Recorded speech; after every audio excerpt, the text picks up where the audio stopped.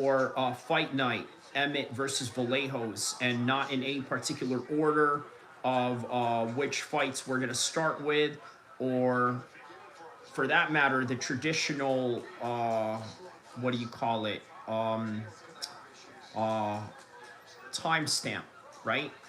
Not necessarily any timestamp. So right now, what do we got going on? We have Sosa taking on Lacerda right now, right? And what are some other matches that have happened so far right now? The matches that have happened so far right now. 261 Love, he says, let's go, bro. Good to see you. Wow. Okay. Quickly, just like that, right? You know what I mean? We got somebody in here right away, man. Appreciate it.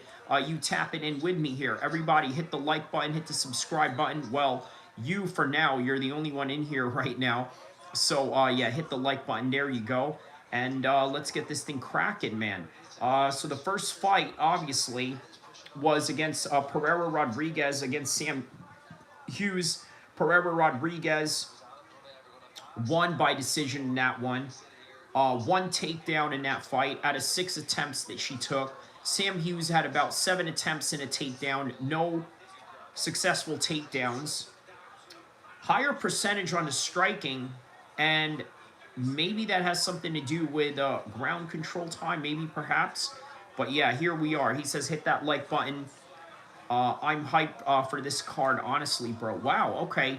I mean, what is it about this card specifically that you're hyped about, right? Considering the fact that, you know, it's not necessarily a card that a lot of people, other than us hardcores, are really into. But if you're into it, then, you know what? I'm into it, man. You know, we're going to rock and roll in this one. I'm actually watching 2 fights right now, the UFC and the Cage Warriors fight that's going on right now as well. So, yeah, man, everybody hit the like button, hit the subscribe button. We are about just 10 away from hitting 1,400 subscribers. So hopefully I can accomplish that goal today. Inshallah. Inshallah, I can accomplish that goal today. It'll be really nice to reach 1,400 today. We're currently sitting at like 130 or something, 140 or something like that. So inshallah, it'll be really good if we can, you know, hit that today, and it'll be worth going into this card. Obviously, I didn't really think about coming into this card. Honestly, I didn't think about doing this or anything like that. I just decided, you know what, I'm going to, you know, just spontaneously come in here and do this. So let's see how it goes, man. Let's see how it goes. So far, we got Lacerda and Rosas right now. 53 seconds left into the first round right now. 216 says, I kind of like Andre Fili. Okay, yeah, hometown guy for me. Obviously, I got 2 Sacramento guys here. So maybe I should really have, you know, thought about doing this card, right? I mean, you got 2 Sacramento guys, okay? And on top of that, you got Andre Fili, Emmett on top of the bill. He says, what time do the early prelims start?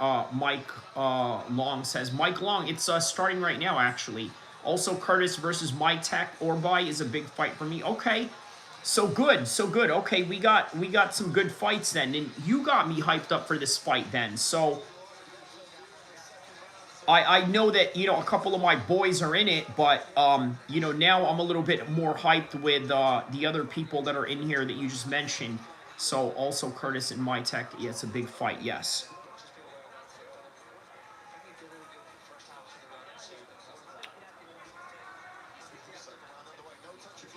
All right, there we go, man. We got the thumbnails up right now. Boom. There we go. He says, haha, thanks, bro. No, thank you, man. You really got me hyped up on this card right here. So, you know, everybody, man, hit the like button, hit the subscribe button. Also, hit the members-only section to where I give you guys some exclusive controversial videos that I will not ever say on a public stream, okay? I think you guys are going to enjoy and get a kick out of the things that I'm going to say in that.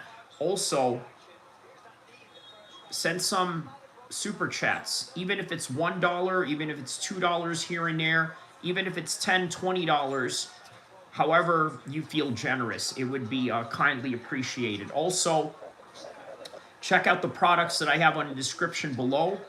Obviously, I got some sponsorships from UFC gloves, also Manchester City, Sacramento Kings jersey, and of course the Atlanta Braves hat. And for those of you that are from California, you know exactly why I'm sporting the Atlanta Braves hat, right? You know, all for the A in that one. So, Marty Miller, shout out to you, my man. You know, we're right here, always here for the big fights and even the small fights. This is the second fight right now, Mike Long.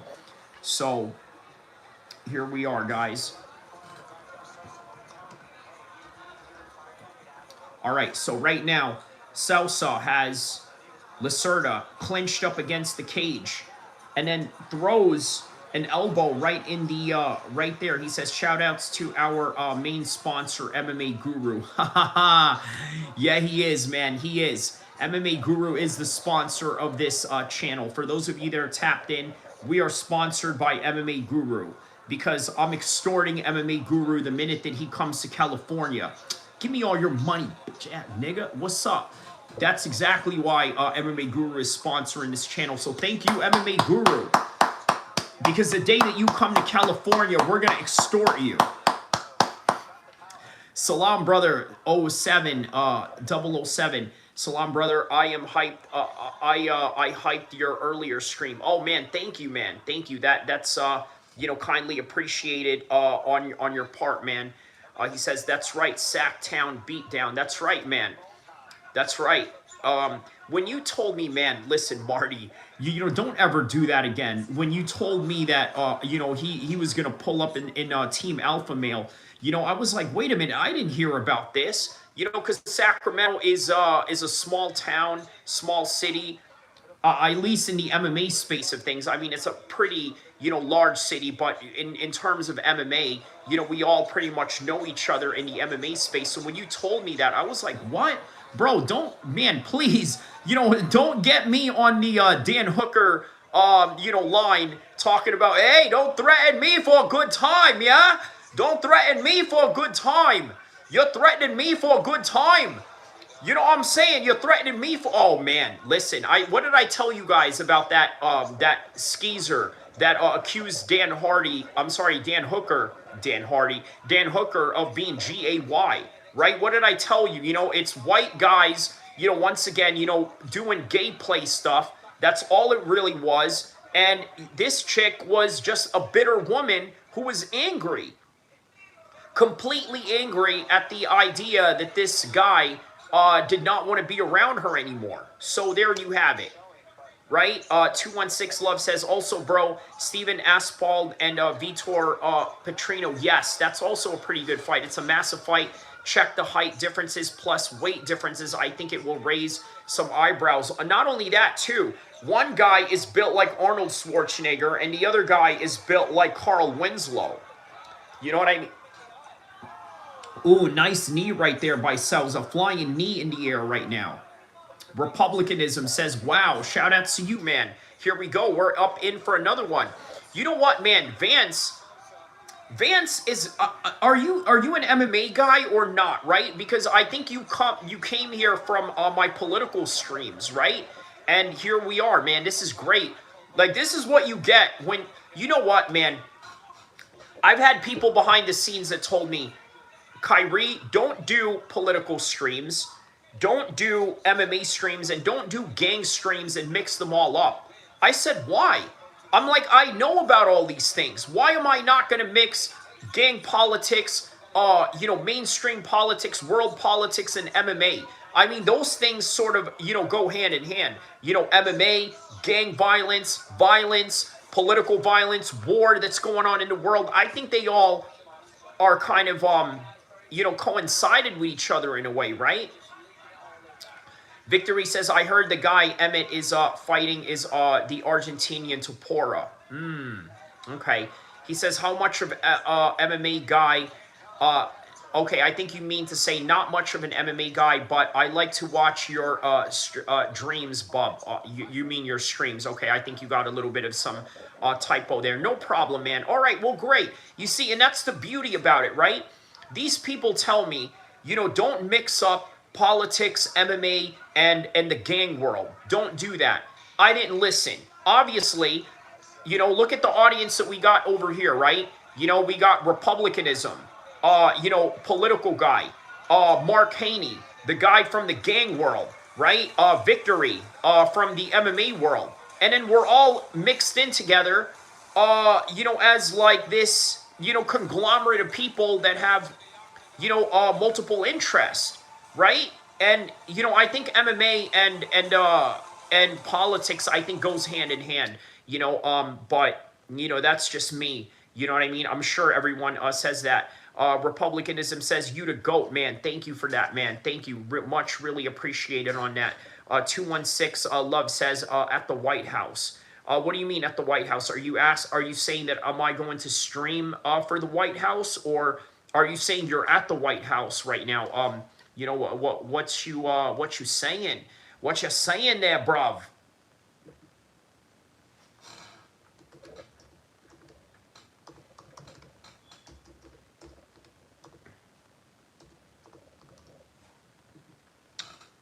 I'm saying it sounds sketchy, not Dana.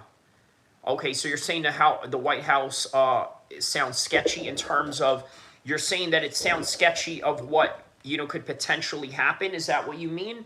And if so, I kind of agree with you. Here it is. Connor BJJ says, I'm 100% done with Paramount. Froze in the Charles fight and now freezes in the second, in the first two fights, right in the middle.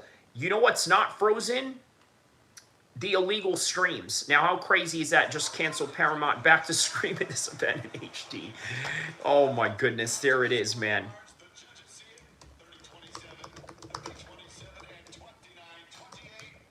All right, let's see who won this one right here.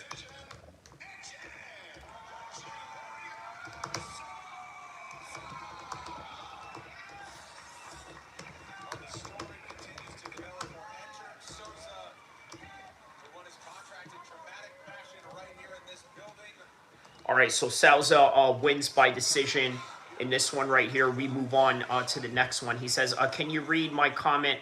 I need your feedback. Which comment is that? Which comment is that you're talking about? I don't see a comment. He says, yeah, great reference.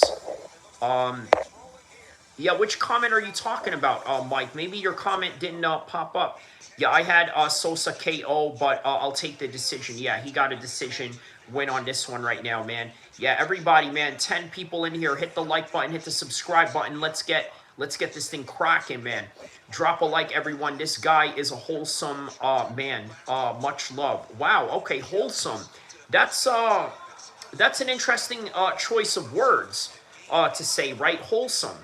Let's look up what the exact definition of wholesome is, right? Because I know what the word means, but conducive or suggestive of good health and physical well-being. Okay. Yeah. All right, I'll take it. I'll take it, man. Wholesome it is, man. He says, not only is he wholesome, he is the GOAT. Oh, my goodness, man. Thank you so much, guys. I really appreciate that. That is some awesome choice of words for you guys, man. You know what? You guys are absolutely awesome. He says, authentic, yes. Wholesome, I don't know. Yeah, conducive of suggestive good health and physical well-being. Yeah, I'd say good, wholesome fun. That's the other word about it. Yeah, I mean, if we're talking about good, wholesome fun, I don't know if I'm good, wholesome fun, but, conducive or to suggestive of good health and well-being, yes, I think so. You know what I mean? So, yeah, can we get an L? Emily, oh, man, her again, man. You know what, bro? She was actually quite nice today. You know what I mean? I will give her that. Look, there's a reason why this woman comes back here. Okay? There's a reason why. That's all I gotta say, to that. And did you guys know, listen, not that this matters, she's black. Did you guys know that? I thought she was a white girl. Who in the chat thought she was a white girl? She's actually a black girl. Says, creepy, speak English. You're not in Guatemala, moron. I'm like, are you talking to me? I'm like, man, I speak like the most perfect English. I know you're not talking to me over there, creepy Larry. You know what I mean? Talking about, oh, speak English. You're not Guatemalan. I'm like, yeah, that's a weird thing to say. He says, a black woman named Emily. Haha. I know. You know, and there's a reason why she comes back. Okay?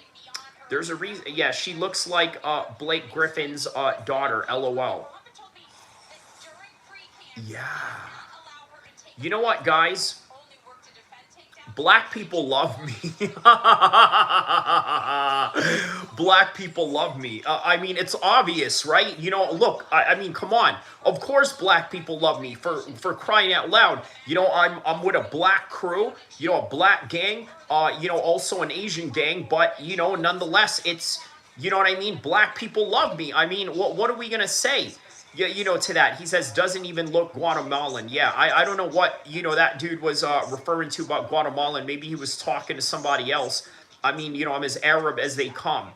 You know what I mean? But listen, guys, black people love me, okay? You know what I mean? And I was like, okay, you know what? This explains a lot. Because he says, of course, you're the race whisperer. Yeah, but dude, you know what? I thought she was coming in here on some, like, you know, Jake Lang, you know, type of thing. Because, you know, when you look at a name like, you know, Smith or something, you know, you just automatically think, you know, all right, you know, maybe, you know, maybe this person just has it out for me because they have, you know, white nationalist Christian views. You know, me, you know, having a very Muslim appearance. You know, maybe that's what it is. He's trying to troll and be racist because he sucks. Yeah, man. You know, there's no place for that in America, man. You know, there's no place for that at all. You know, although I think it's okay to joke about it, right? Joke about, you know, racism here and there, but you know, ultimately, man, it's not good. It's not good. You know what I mean? To do that. You know, so you know, Rocky loves Emily. Rocky loves Emily. Man, who watched you know, Three Ninjas back in the days, man.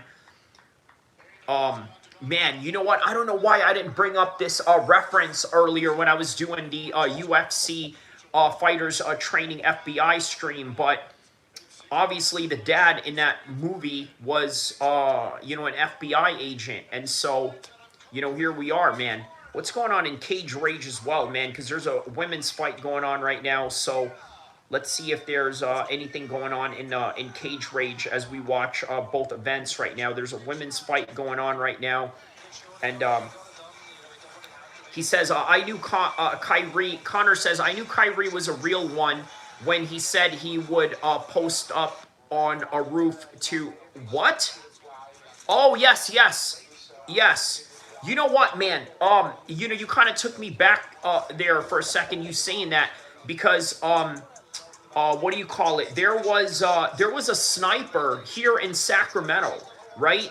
You know, hanging out in Oak Park, just shooting. I don't know what was going on, right? You know, apparently they were, you know, shooting some, you know, some blood gang members or something, or I don't know what's going on there. Like, yeah, I don't know, man, but that's highly unusual right there. You know what I mean? Like a little sniping going on in, you know, in gang neighborhoods. So I don't know what happened with that. 216 says, I think it's okay to dibble and dabble in a racism, but to a certain extent, everyone has a little dark humor to them, and I think deep down. You know what, man? So here's the thing, right? It kind of segues me into my members only section, right? You guys got to join my members section only because, you know what? These are the type of conversations we will absolutely have. Now, obviously, it's very limited to the type of conversation I can have with you guys about these things. Meanwhile, what's going on here? Mosquito is, wow, man, yeah, straight rocking,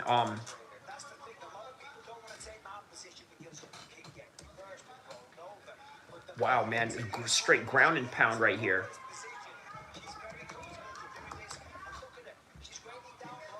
Wow, raining down blows on this one right here.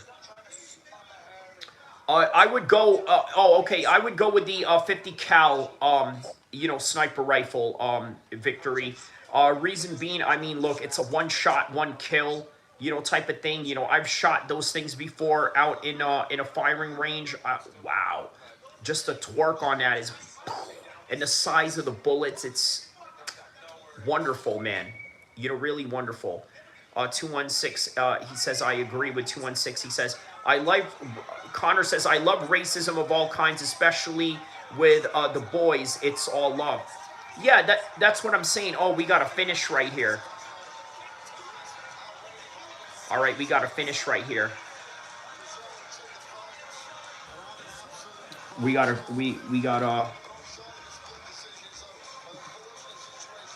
finish right here. Yeah. What did Connor here say? No Creed, more Kyrie? Yeah, of course. I like them all, right? But I'm more of an assault rifle type of guy.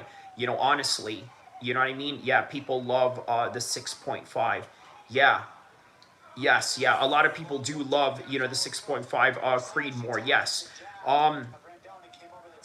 but I prefer assault rifles, honestly, more than anything. I prefer shotguns, handguns as well. The gangbangers special. You know what I mean? But all right, man. Mosquito's got a rear naked choke right here. We got a rear naked choke finish. The first finish of the night right here.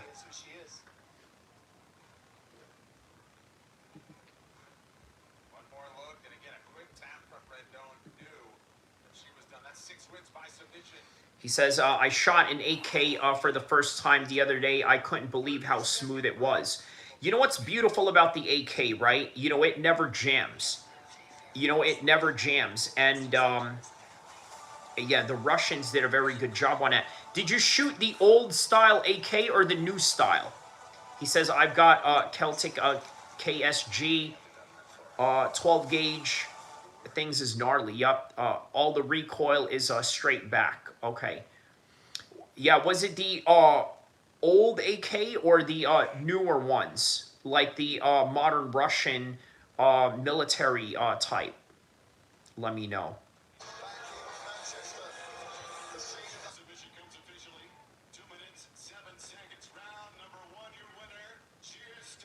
Oh, the old style. Okay. So basically the, what do you call it? The Mujahideen special, as I like to call it, right? Because during the mid-2000s, obviously, the Mujahideen in Iraq, in Afghanistan, that was, like the biggest guns that, were used by the Mujahideen. So,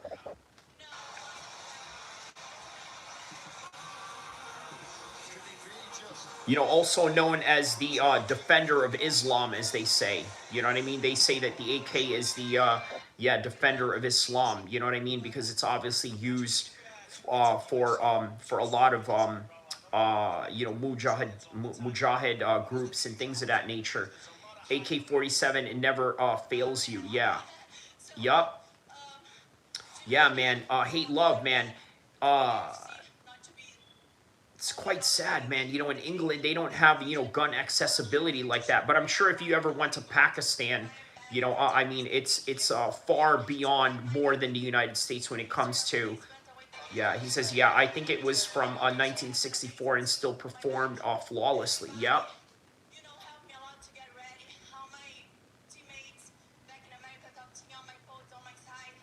Okay, so this lady is from the America Top Team crew.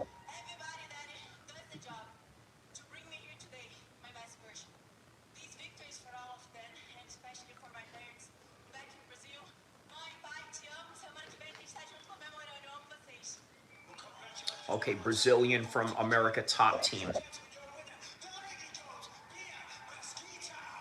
What does he call her? The lady what? Just getting started for the decorated jiu-jitsu practitioner who is now making a name for herself in the UFC. 2.5 years on the mats at American Top Team in Florida, and all systems go. A Lady Goat, Mia Mesquita. Lady Goat, as they call her. Okay. All right, man. Brad Tavares is coming up next right now, man. This is good, man. He says, who's your favorite fighter from America Top Team? My favorite fight. Well, I'm not going to say he's my favorite fighter, but I think he's one of the best fighters in America Top Team right now. I think Bo Nickel, I think Bo Nickel is, yeah, I would say he's one of my favorite fighters out of America Top Team. He says, I'm still here. FYI, I didn't leave. LOL. Yeah, you're good, man. I know you're here, brother. He says, who's your favorite? Yeah, okay, we read that part. None would have been Dustin Poirier is mine. Yeah, Dustin Poirier. I'll go with, a tie between Dustin Poirier and Bo Nickel. Yeah, and Dustin Poirier probably more. I mean, Dustin Poirier has given us a lot, man. He says, you did not just say Bo Nickel. Yeah, bro, we're not talking personality, right? Because, I mean, look, if we're talking personality, I mean, obviously, I'm going to go with Khabib, with Khamzat, the Muslim guys, even just, the fighting in and of itself too, right? But fighting-wise, man, Bo Nickel is quite good, man. Still, a lot to work on, but still good, in my opinion. He says, my cousin back home has a lot. He taught me to shoot. I still go clay pigeon shooting. It's like the only legal way to own a gun, either shotguns or one-shot rifles. But yeah, not much of a choice here. Yeah, man, he says, holy Bo is worse than Jesse on fire. Man. Yeah, I don't know what happened. I think Jesse on Fire got jumped the other day or something, right? He had a video about, where he had like some bruises or something like that. I don't know what happened, but I don't know who would go and jump, Jesse on Fire. I mean, he's such a good dude, man. Marty, you didn't have anything to do with this, did you? You know what I mean? You didn't pull up on homeboy in Texas and like, you know what I mean, and put it on him. I hope not, man. You know what I mean? I'd be really pissed if you went after Jesse on Fire like that. Like, I know you don't like the guy, but dang, bro. You know what I mean? Connor Siller says, Bo is undeniably the best wrestler in the UFC. I don't like him either, but he's very good. Yeah, that's what I'm saying. So, the gentleman asked, who is your favorite fighter on, what do you call it, on America Top Team, so I tossed it up between Bo Nickel and Dustin Poirier, of course. He says, yeah, he can definitely wrestle. I just can't stand him. I wanted to like him. Facts, yeah. Victory says, sounds about right. He's always running his mouth. Really, I don't know about that, man. I mean, does Jesse strike you as a guy that, talks smack to people? He says, yeah, I didn't block anyone. What is that?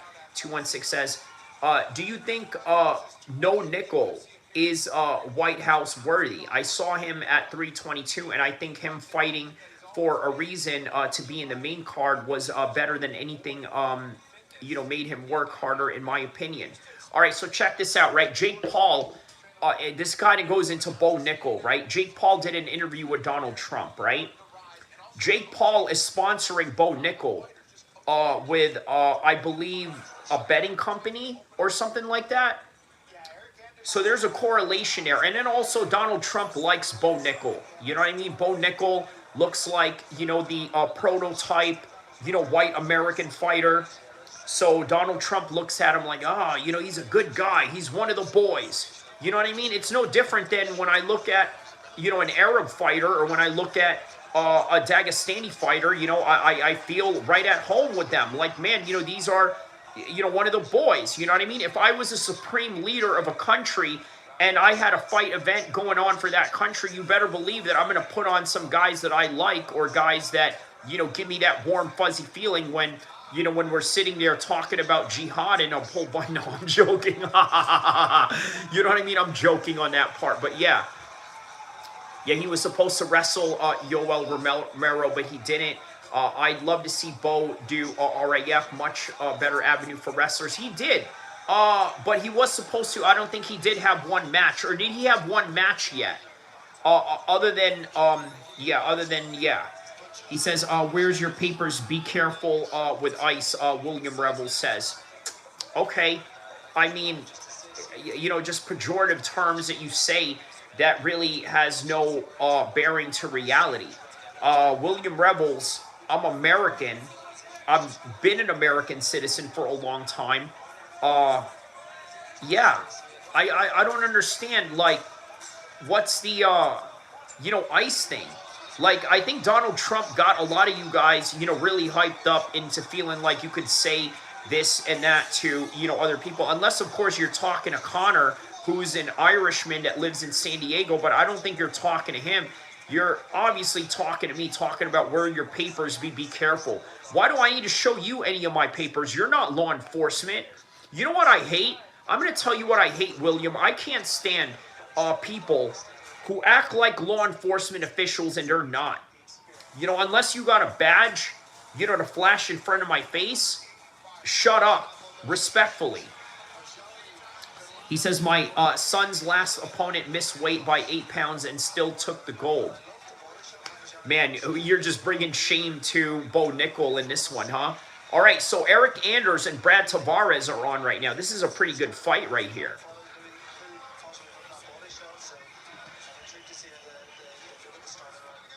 All right, I'm going to turn off Cage Warriors. That event took way too long. I think I'm going to stick with the UFC right now, considering that Eric Anders and Brad Tavares are fighting right now. Let's check this out. Connor says 8 pounds is like 20% off his weight, as well as a so big difference. Okay.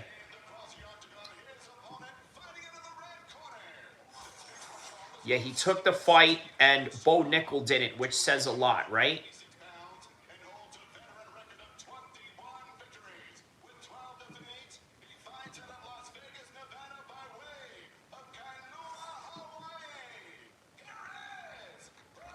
Aloha, Hawaii.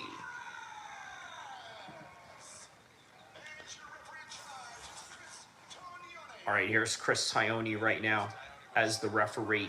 Victory says, didn't Anders fight at light heavyweight? He did, yes. I believe this is a light heavyweight fight as well.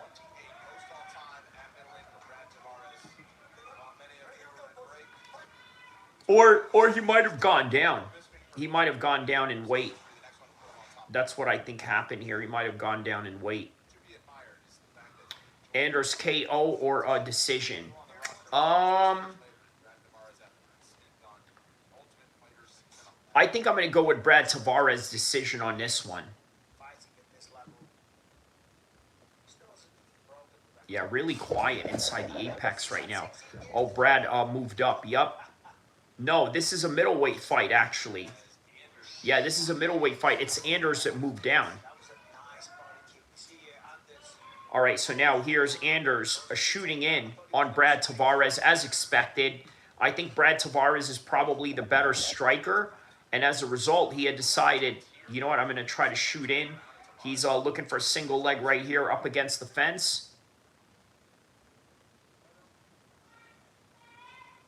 Yeah, no, Brad moved up, Anders moved down. No, Brad stayed, and it was Anders that went down. It's a middleweight fight, officially speaking. Brad used to fight at 170. Facts, he did. Yup. He did. And now he's fighting here in middleweight.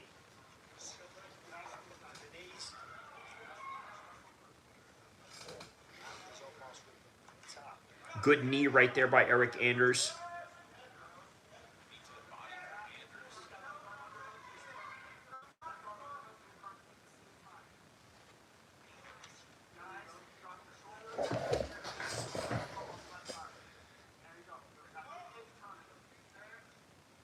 All right, maintaining clinch positions right there.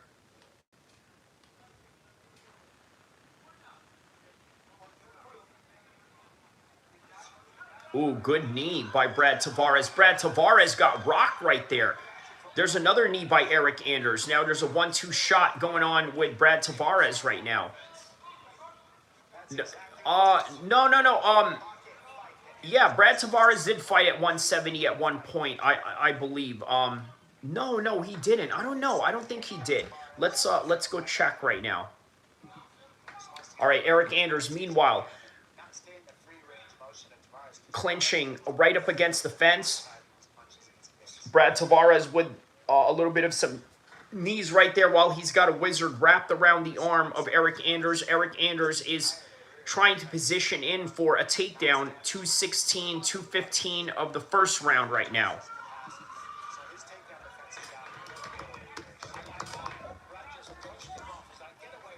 All right, so let's take a look at Brad Tavares' career right here.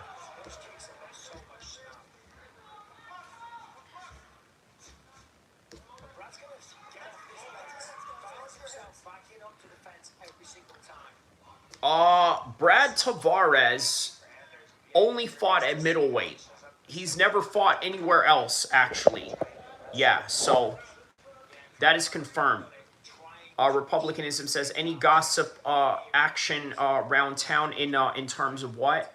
Hate Love says I've been back for like a few weeks now.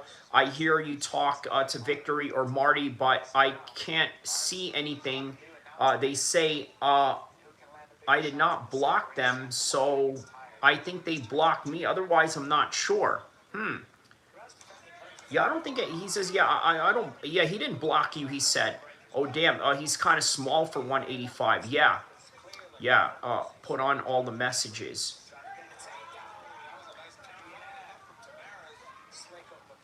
All right, good uppercut shot right here by Brad Tavares.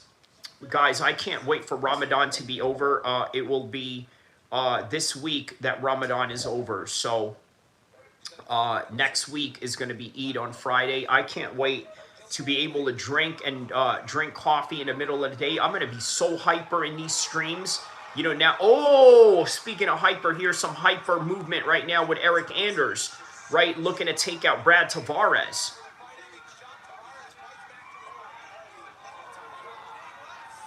Oh, man, Brad Tavares is hurt right now.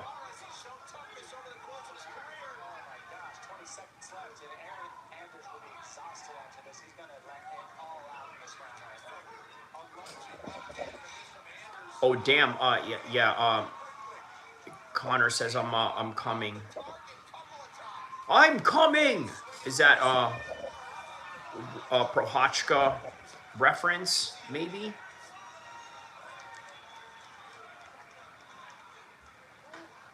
Yeah, what a round. I agree, 216. That is absolutely a crazy round right there. I told you, man, that's why I was like, man, you know what? I'm looking forward to this fight. I had to turn off the Cage Warriors fight just to concentrate on this one. The corner of Brad Tavares is telling him to stick and move. Obviously, Brad Tavares has some really good footwork, so...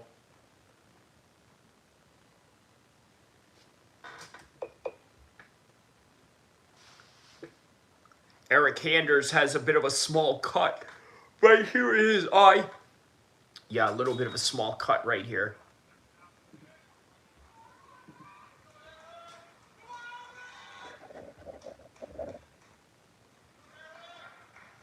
All right, round number 2 coming up right now.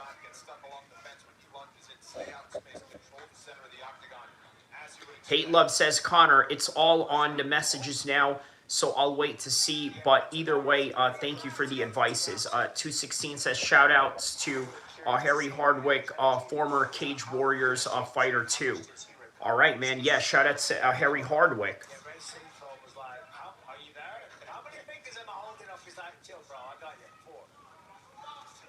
Oh, flying knee attempt right there by Brad Tavares.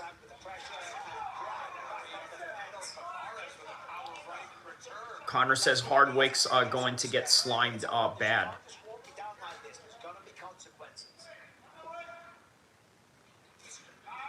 Body kick attempt by Brad Tavares on that one. Now Eric Anders shoots in.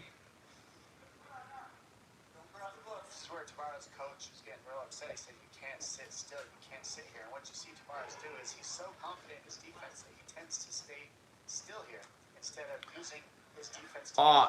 Ahmed Daly says, would you fight Xi Jinping? Of course, I would absolutely fight the president of China. Absolutely. I would absolutely fight him, yes. Then that's where Andy shoots it, gets the clinch, and then from there kind of bullies him a little bit. He's doing a really good job of just swinging anytime he separates the clinch. Tonight's social media post brought to you by Threads for conversations happening inside and outside the octagon. Take it to Threads. Blake Griffin's daughter.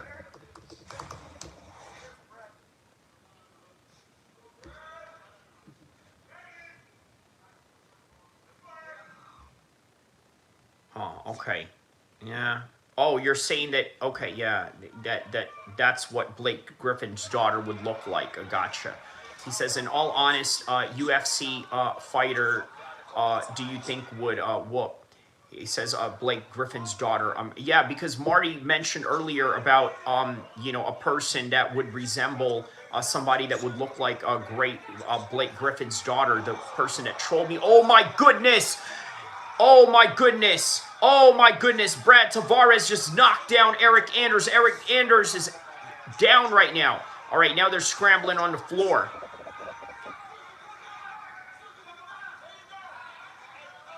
Anders able to get the right arm out and prevent Tavares from taking the back momentarily. Tavares still trying for it. Yeah, Brad's almost got it. Just kind of shuffling to adjust. And now he's high and a scramble by In all honest, which UFC fighter do you think you would whoop? Ahmad Daly says, are you trying to line Kyrie bad trolling? Yeah, I mean, let's see. Who would I...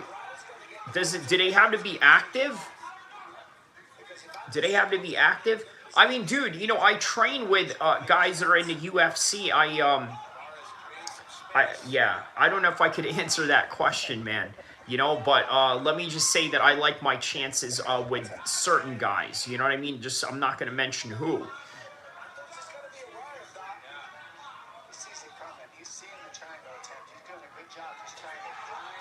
All right, so now Brad Tavares scrambles up out of there as Eric Anders is right on top now.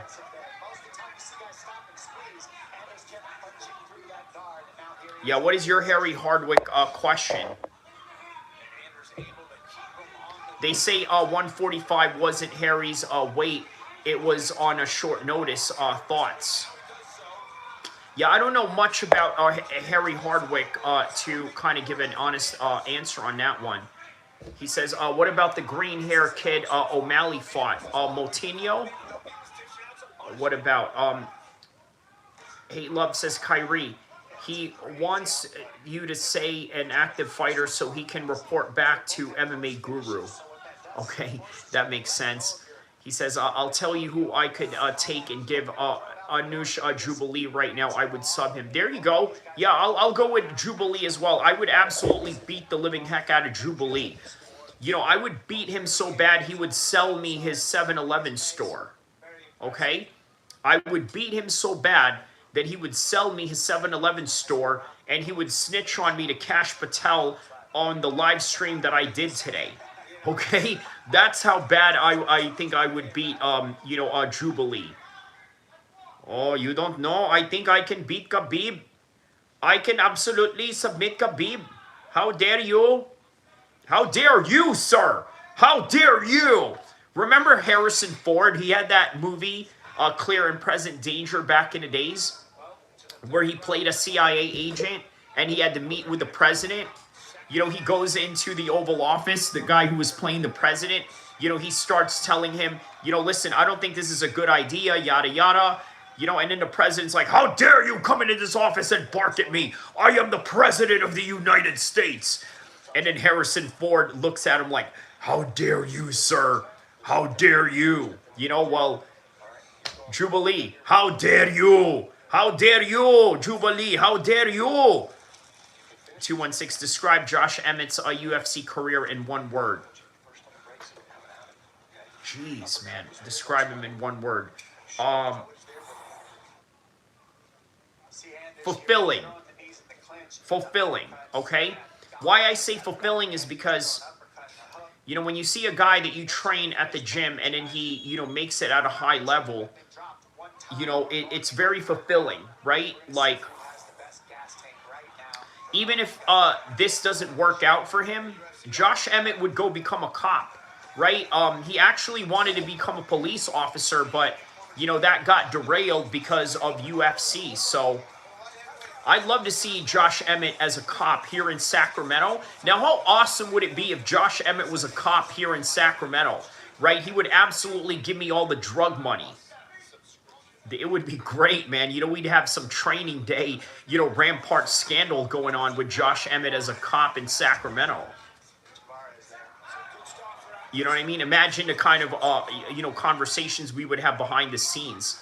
Hey, guys, look, you need to stop doing all the drive-bys around Sacramento, okay? Well, Josh, listen, you need to tell us where the police are going to be, okay? So that this way, you know, we could go ride up on the ops, and this way, you know, you guys won't know, you know what I mean? And look the other way, you know, when we got to go ride up on the ops, you know what I mean? And then tell us where all the drug supplies are with the ops. And I'm completely joking, by the way, guys.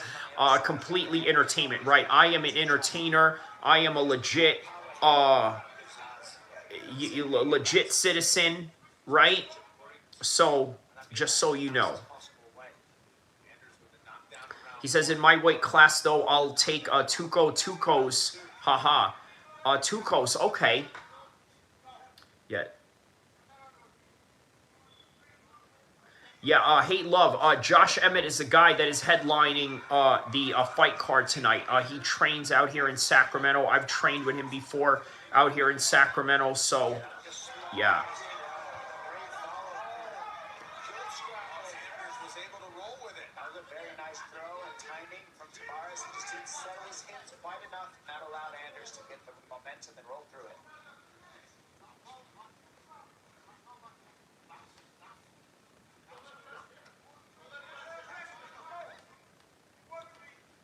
How's the fight going right now? Eric Anders is clinching up against Brad Tavares. After Brad Tavares had that, you know, knockdown of Eric Anders, they're right back in this position right now, just doing the dang thing right now, clinching up, and yeah. Eric Anders in a much dominant position right now. Hate Love was doing McGregor references, I believe. Ah, okay.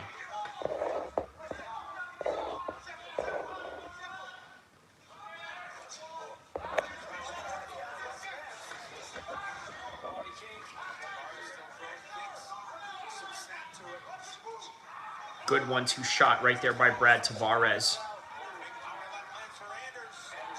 Oh, wow. Eric Anders looking to finish. Okay, he didn't get that one. Oh, now he just took down Brad Tavares. Good takedown by Eric Anders there. He says, no, 216 described his UFC career in one word, and my one word was who the F was. Okay, I was just being silly. Got it, okay.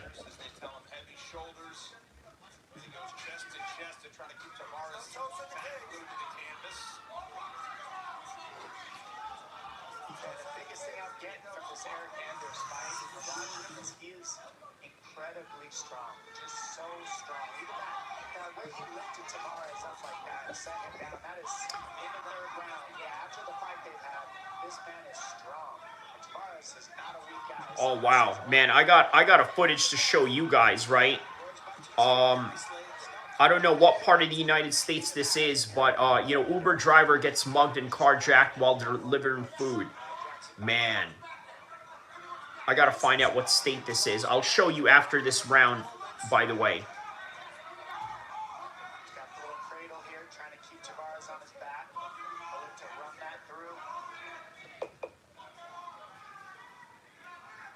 All right, so Eric Anders is looking to cradle roll, wrestle cradle roll Tavares right now. All right, now they're in a front position right now, front sprawl position, looking for a front lock choke.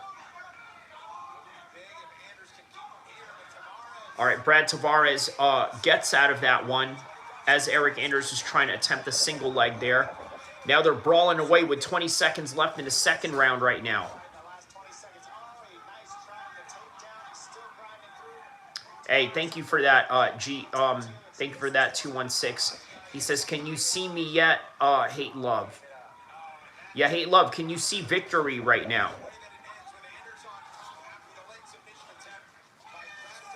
All right, and that is the end of the second round. All right, guys, let me show you this, right? 30-second clip right here. Uber driver gets robbed and mugged. This is... They stole his car. They got his car. They stole his car. They got right. Oh! Oh, shit! Oh, shit! What are we talking about?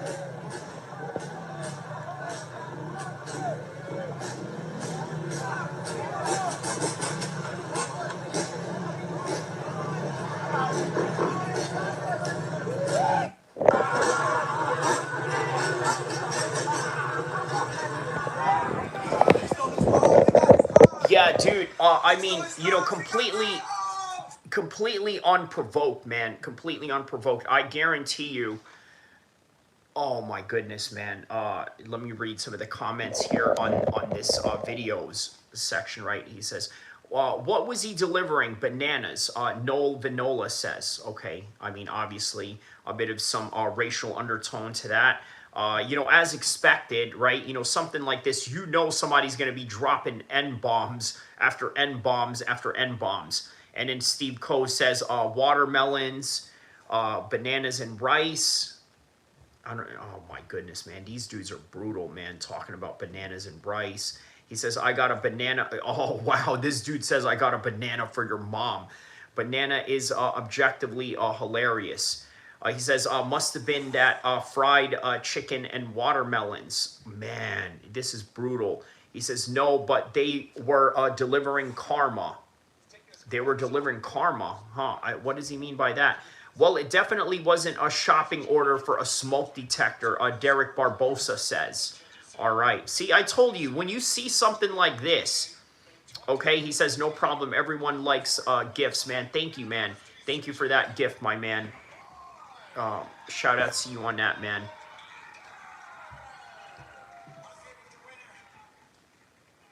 All right, so Eric Anders wins by decision. Wow, Connor, did you not call that? He says, would you fight Brock Lesnar? No, bro. Brock Lesnar is actually one of my heroes, bro. You know, I would never, you know what I mean? I would not have the motivation to fight somebody that I like. You know what I mean? Yeah, I love Brock Lesnar, bro. He was one of my favorite fighters in the 2010s. Yeah, Connor called it. That's right, man. Good job, Connor. You called that one, man. You know, I tell you what, man. I don't always get the right predictions, but you know who does? You guys in the chat, right? Like, remember that David Dong guy, right? Or that John Dong guy. He predicted Bo Nickel and Kyle Dawkins as a fight in the White House. Well, he didn't predict the fight in the White House, but he predicted that was going to be the next fight. And then, you know, it went to proceed to become a White House card. He says, no debate in my opinion. DC destroys Brock Lesnar. Oh, yeah, I remember when Brock Lesnar pushed him. I was like, that was great. And then DC was like, ooh, you're going to pay for that later. He says, easiest money of all time. I don't know if it would have been that easy, bro, because maybe on the striking department, obviously DC is a much more proficient striker than Brock. But what if Brock could actually take DC down? You see what I'm saying? Like, what if he could actually take him down? John Jones was going to fight Brock Lesnar at one point, you know, but, you know, obviously that never happened. All right, man. So that is it for Eric Anders and Brad Tavares. Brock wasn't that great of a wrestler, though. DC is an Olympian. You know what? Brock could have been an Olympian, right? But he just, you know, had decided to go to the WWE. He was NCAA champion. And then he, you know what? You know why I like Brock Lesnar so much? All right. When I was in middle school, I believe it was like right around, just late 90s, early 2000s. I asked my wrestling coach, right? In Union, New Jersey. Shout out to Todd Hibbert, by the way, right? Todd Hibbert wrestled in Rutgers University, right? He was also, I believe, a teammate of Kurt Angle at one point. But yeah, not to brag, these are the kind of wrestling coaches I had. So I asked Todd Hibbert. I was like, "Hey, Todd." Well, okay, I didn't call him Todd. Obviously, I called him Mr. Hibbert, right? He would have probably whooped my butt in the in the training room for calling him Todd. But when we were adults, when I became an adult, I obviously started calling him Todd. Well, anyways, I asked Todd, right? I was like, Mr. Hibbert, who's the baddest wrestler, right? Well, what do you mean the baddest? Well, who's the heavyweight champion of wrestling right now? He said to me, there's this kid in Minnesota named Brock Lesnar. And then a year later, guess where I see Brock Lesnar? I see him in the WWE. I was like, wow. And then instantly I became a fan. He says, Victory says, I'm in Akron, Canton area, 216. 216 says, Stipe just was horrible on the mic. That's why I think the press conferences would have been great. Yeah, dude, oh my God, man. Stipe's like, world champ. World champ. I'm going to fight DC. I got my eye poked. That's how Stipe talks. You know what I mean? Yeah. So I don't know if it's an accent. I don't know if it's an Ohio accent. Or maybe it's an Ohio accent mixed with his Croatian accent. There's a lot going on there. 216 says, I think Brock versus John Jones would have been an even bigger than Stipe versus John. I'm from Cleveland, a massive Stipe fan here. Yeah, man, Stipe is a legend, bro. No doubt about it. Victory, heck yeah. Connor says, my wrestling coach is a wrestling coach for Pao Ye High School now. Sure, you've heard of him. Pao Ye High School? Huh. No? You care to elaborate? Or is there a joke there that I'm sort of missing out there? Yeah. All right, next fight is coming up. Guys, listen. Bear with me, okay? I'm going. I gotta pray real quick, okay? Yeah, I'll be back. I gotta pray real quick. Afternoon prayers.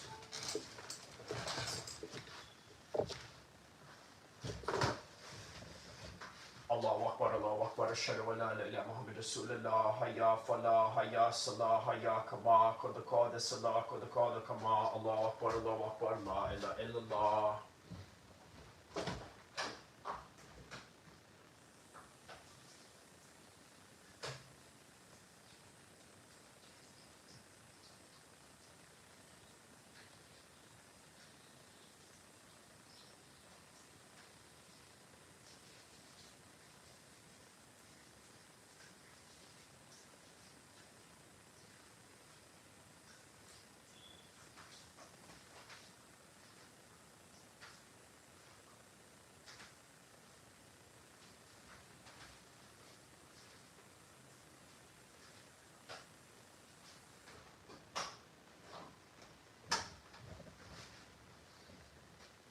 Allahu Akbar.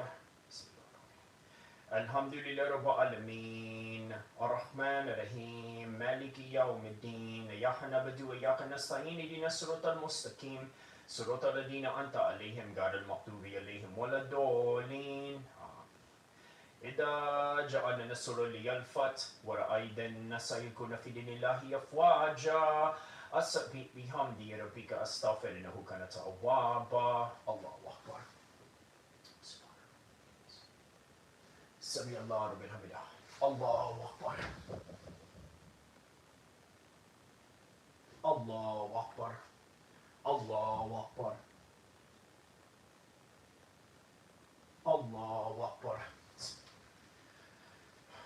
الحمد لله رب العالمين الرحمن الرحيم مالك يوم الدين إياك نعبد وإياك نستعين اهدنا الصراط المستقيم صراط الذين أنعمت عليهم غير المغضوب عليهم ولا الضالين آمين قل هو الله الواحد الله الصمد لم يلد ولم يولد ولم يكن له كفوا أحد الله أكبر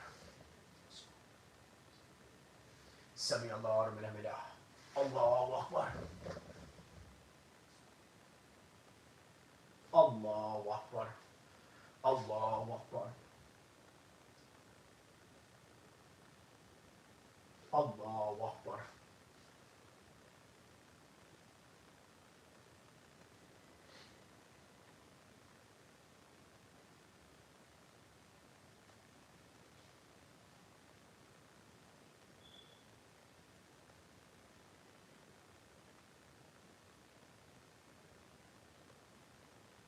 الله أكبر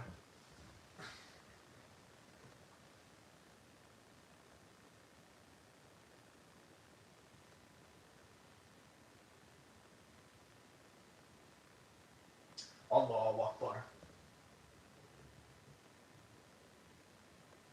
سمع الله لمن حمده الله أكبر الله أكبر الله أكبر الله أكبر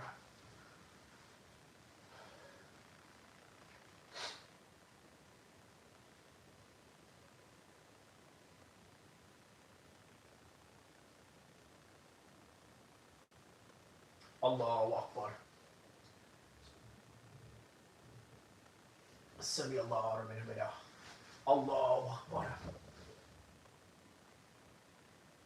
الله أكبر الله أكبر الله أكبر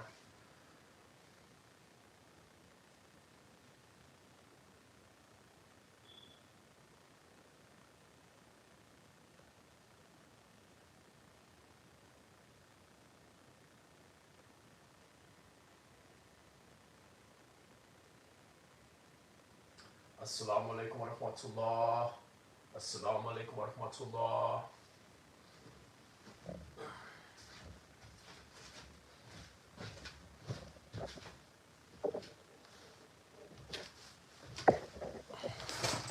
All right, there we go. Let's see here. Okay, recently changed coaches though, but my coach was Wayne Brandsetter. Okay, absolute fucking legend of a man, yeah? Absolute legend of a man. 216 says, you got some Ohio love in here, bro. No wonder I enjoy your streams. Yeah, dude, you know what it is, bro? Ohio people are really into mixed martial arts, right? Or just, you know, combat sports, period. And I think, you know, I think that is where all of that comes from, honestly. So, you know, so yeah, man. What else we got here?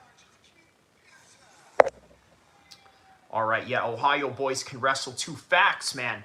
And you know what? There's this page called Ohio Runs Boxing, right? You know, apparently, you know, they also go into a lot of like a lot of history with, you know, Ohio and boxing. You know, obviously, Kelly Pavlik is also, you know, like an Ohio guy.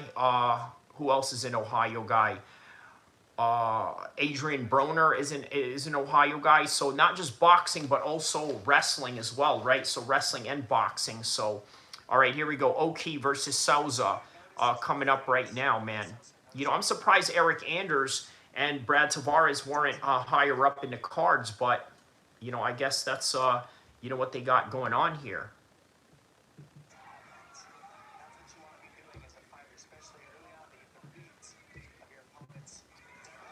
Oh! Oh! Souza just knocked him down right now. Oh! Oh! He's looking to finish him.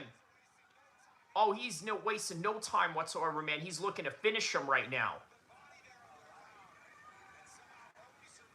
El-Kheer survived that one. Wow, man. Yeah, he's looking to finish him in this one right here.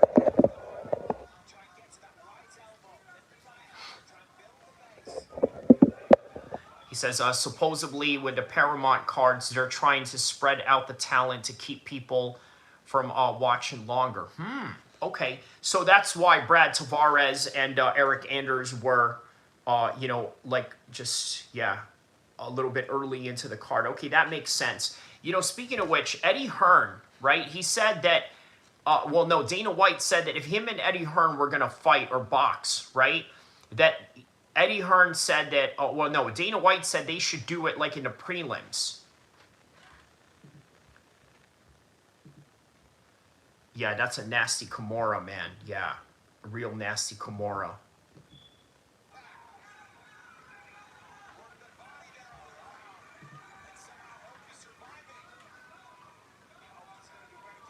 Yeah, Oki surviving this one. Yeah, that would actually be a big fight with Eddie Hearn and Dana White. Dana White said that they should fight in the prelims because they want to respect the formidable fighters that are going to be in that card. I think Dana White is just saying he wants to fight in the prelims because he wants to get it over with.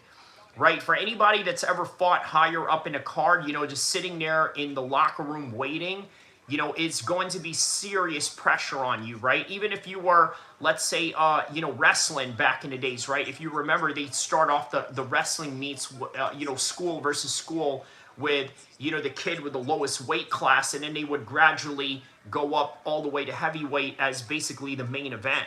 You know, that's how it would go. And yeah, the heavyweights had a lot of pressure in the wrestling mat. He says, yeah, it sucks. Hurry up and wait. Yup. Yeah, wow, big time fumble on Oki there. Yeah. Oh wow, man. Yeah, pounding away right here.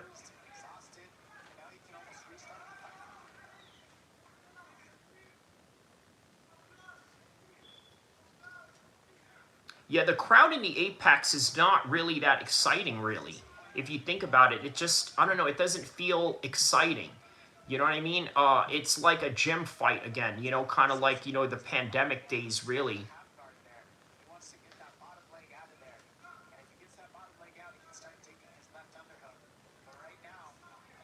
Yeah, keeping half guard while trying to get up makes zero sense.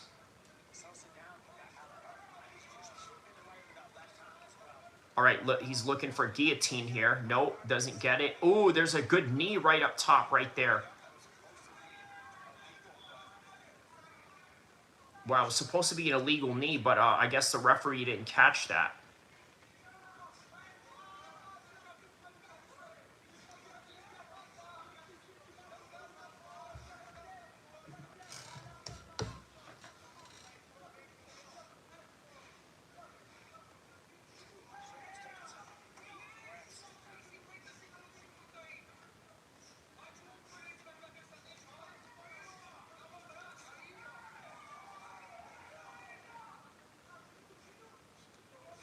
Oh, good elbow right in those exchanges right there.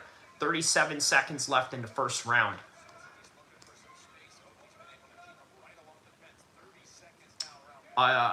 Hate Love says, I think it's from Fear, the half guard. Okay. You're saying that it's out of fear that he's keeping it in a half guard, or what you saying? So what you saying, bruv?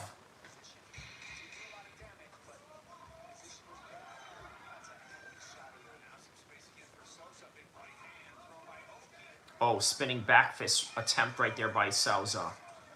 All right, and that is the end of the first round right there.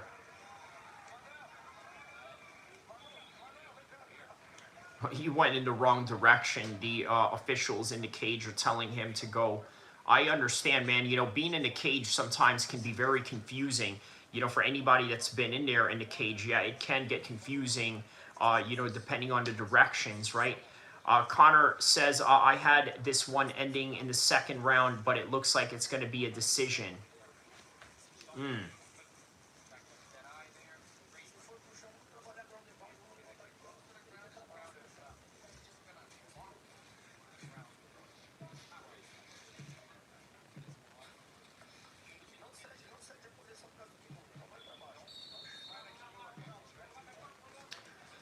Hate Love says, I meant in fear and sense of not getting trapped. LOL, I'm so tired. I can't speak properly. Yeah, no problem, dude. What is it like time in the UK right now? Like, we're talking,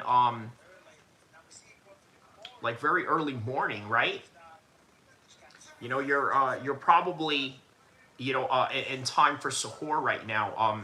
Yeah, right. There's a high kick attempt right there by Oki. Oh, nearly midnight. Okay, okay. So you're still, yeah, you're still in the eating phase right now. Like you're allowed to eat right now. You know, so okay, gotcha. Yeah, obviously, as you can see, it's like daylight time over here right now. 11:49 p.m. It is, okay.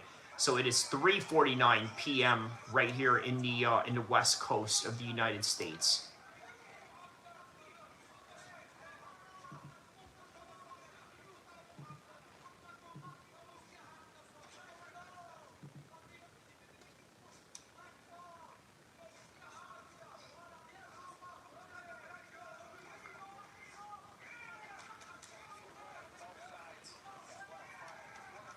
Yeah, I'm in Cali. I just know. Of course, you know, you keep up with your people, you know, overseas, you know. So, you know what I mean? Man, that's so interesting, bro. Like uh an Irishman that lives in San Diego. Like that is so awesome, bro. You know what I mean? That really is awesome, man.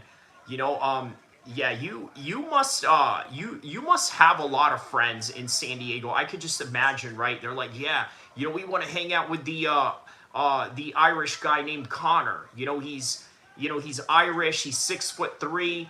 On top of that, he's from Ireland and he's in San Diego. You know what I mean? Like, yeah, dude, you're what do you call it? You're the trophy in you know, in a lot of people's eyes down there. You're like eye candy to a lot of people down there probably. So, you know, he says, but I meant 10:49. LOL. It's 10:50 now in Ireland. Got it. Okay. Hate Love says, yeah, I'm hungry, but my stomach shrinks, so I don't eat a lot, though I want to. You know how it is, bro. Yeah, yeah, I definitely know, man. Yeah, you know, the thing is, though, the fasting here in the West Coast right now, it's not that tough, man. You know, like 12 hours is not a lot. Like, I could go on 16 hours without eating, right? Like, you know, I'll eat the night before and then, you know, I won't eat till like afternoon time. You know what I mean? Like, that's like 16-hour range. But what we do here is like for Ramadan fasting, it's only 12 hours, right? So it's not a lot. It's not very, um, yeah, it's not very tough. It's not a very tough fasting, you know, at least in comparison to, you know, other regions. All right, so here's Oki right now, banging away on the knees. Uh, Haroon Walker says in Melbourne, Australia, it is 15 to 16 hours. There you go, man. Yeah, there you go. That's tough. That's real. I mean, we've had 16-hour days of fasting before, and again, you know, Ramadan falls in different months in the year, right? Because we go by an Islamic calendar, so it's a little bit different. Hate Love says, and you got so much heat here, it's cool as usual. Yeah.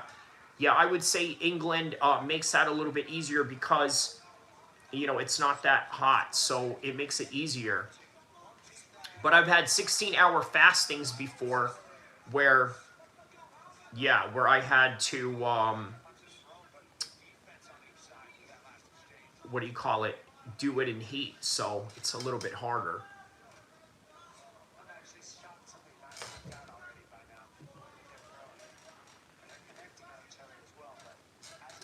Haroon says, every 20 years, Ramadan switches between summer and winter due to the 13-day difference and between the lunar calendar and the Gregorian calendar. Okay, so that's an important information right there, right? Let me read that again. Every 20 years, Ramadan switches between summer and winter due to a 13-day difference between the lunar and calendar and Gregorian calendar.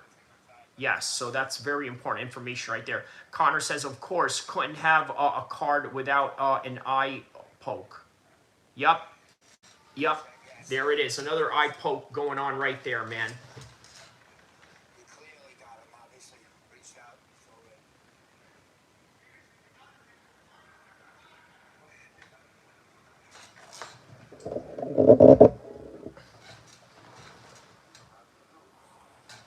So let's see what they're saying right now.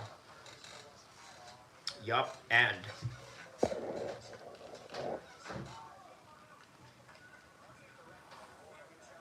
yeah, that was deep. That eye poke right there was really deep. Yeah, Oki kind of resembles one of the Charlo brothers from boxing. 50 seconds left in the second round. Haroon says, who you got? Chimaev versus Strickland. Obviously, Chimaev. Have you ever used Pride gloves, Kyrie? They have a built-in curve. Yes, I've used similar gloves like that. Not necessarily the exact Pride gloves, but yes. You know, hard to fully extend your fingers. Yup. Connor says, hey, imagine how many eye pokes in John Jones versus Cyril Gane. Yeah, man. And you know what? Gladly it ended a whole lot quicker because we would have seen a lot of it. He says, obviously Kyrie is going with his cousin Kamzat. Yeah. Yeah, that is a given, right? You know what I mean?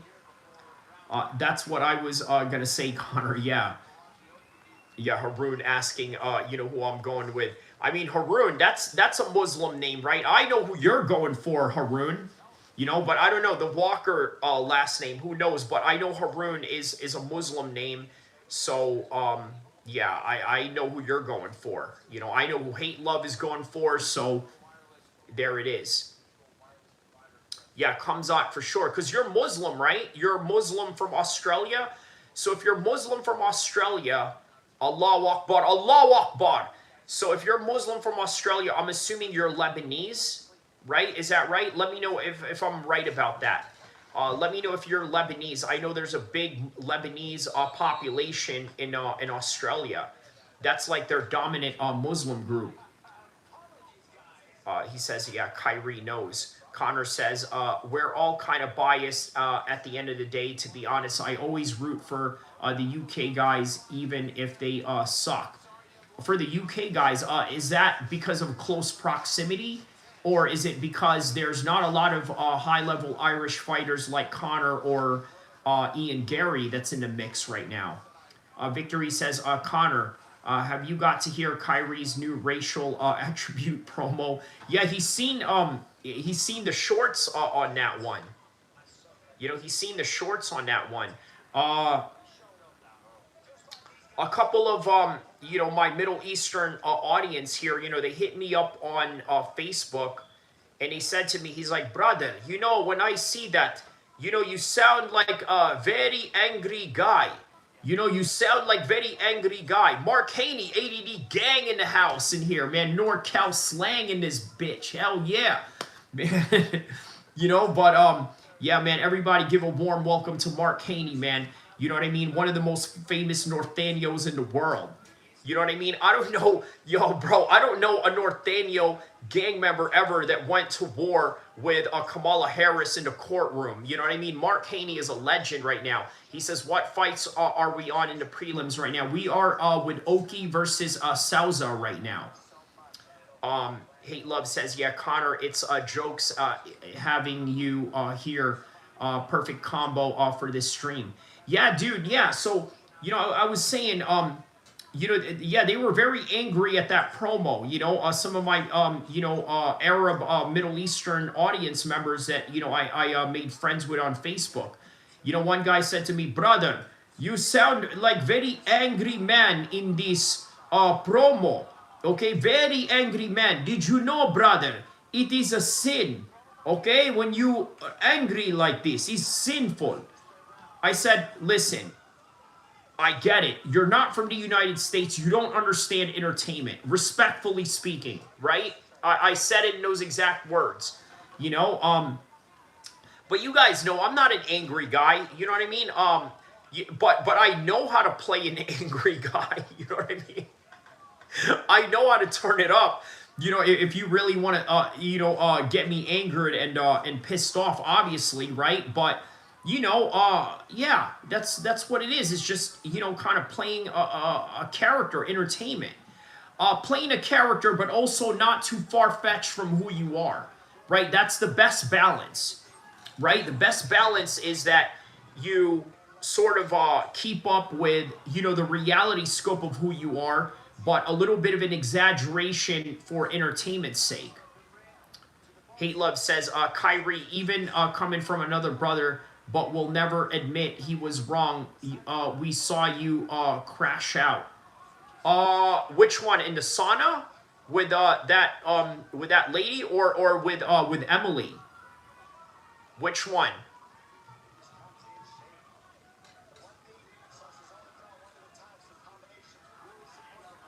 Okay, there's a good jab right there by Souza. Now jabbing up Oki.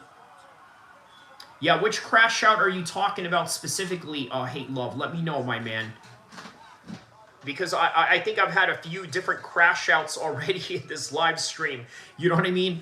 I always said to myself, man, you know, every time I see a content creator crash out, you know, I always say to myself, like, man, you know, I would never be those guys, man, you know, just crashing out like that on camera. And then here I am, now it's on camera, you know, crashing out a few times, and it's like, oh, goodness. Yeah, this is a great third round for sure. You know, the back and forth that they both got going on right now. Now South is trying to clinch him up. Oh, man, just trying to throw a hook right there in the breaking off the exchange. Now they're going back and forth right now. Hate Love says, no, I mean when they think you crashed out and you were not even that mad at Eric, a.k.a. Emily. Yeah. Oh! Oh! Oh! Oki is knocked out. Oh, my goodness. Oh, my goodness. Oh, my goodness. Wow, man. He knocked out the Charlo lookalike. He looks like the dark-skinned Charlo. Yeah, that's crazy, bro. For real. Yeah, glad you turned off, you know, Cage Warriors. For real. Yeah, for real. I'm definitely glad I turned off. Why, it's still going on? Cage Warriors is still going on? Oh, my goodness, man. I can't keep up. Oh, man, it went with that left hand right there. He caught him with that left hand. Boom. Yeah, he was out, man. Toes curling and everything. You know, he goes like this, you know, and then as he's walking back, he sort of pushes his arm down, boom, goes over, and then, you know, just gets laid out, right? He was holding his arm, too. The lead hand was down.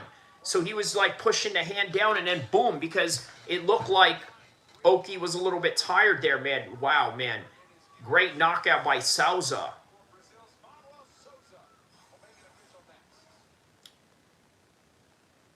Wow. Wow, crazy knockout, man. Crazy, crazy knockout.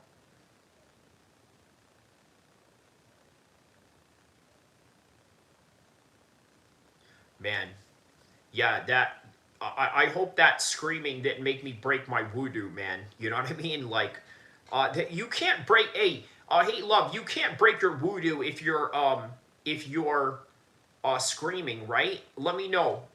Because obviously, you know, the Asr prayer for me is probably going to be popping up now in like, you know, 20 minutes. So, you know, it would be good that I maintain my voodoo so I don't got to go and wash again, you know. But the screaming make you break your voodoo. He says, yeah, your reactions are great. I would love to see you on commentary with DC even on the stream. It would be epic. Yeah, man. Thanks, bro. Yeah, does screaming make you break your voodoo? Answer me that, right? Let me know. You know, a legit Islamic question. Does screaming make you break your voodoo? Let me know. All right, man. So yeah, the fights are moving on fast. He says, Kyrie, no, you don't break your voodoo unless it was real anger, not screaming like you did. Okay. So yeah, definitely wasn't out of anger, more like a surprise or excitement. So okay. Victory says, speaking of commentary, I think I heard Dominic Cruz commentating today. I love when he argues with Joe Rogan. Oh my goodness, yeah. Yeah, he was telling Joe Rogan in the Conor McGregor-Khabib fight, yeah, I think he's trying to make him waste his energy. And then Joe Rogan's like, no, I think he's just getting his ass kicked. You know? You guys remember that fight? You know, I remember that fight so vividly. I could literally recite the commentary word for word. That's how much I remember that fight with Conor and Khabib.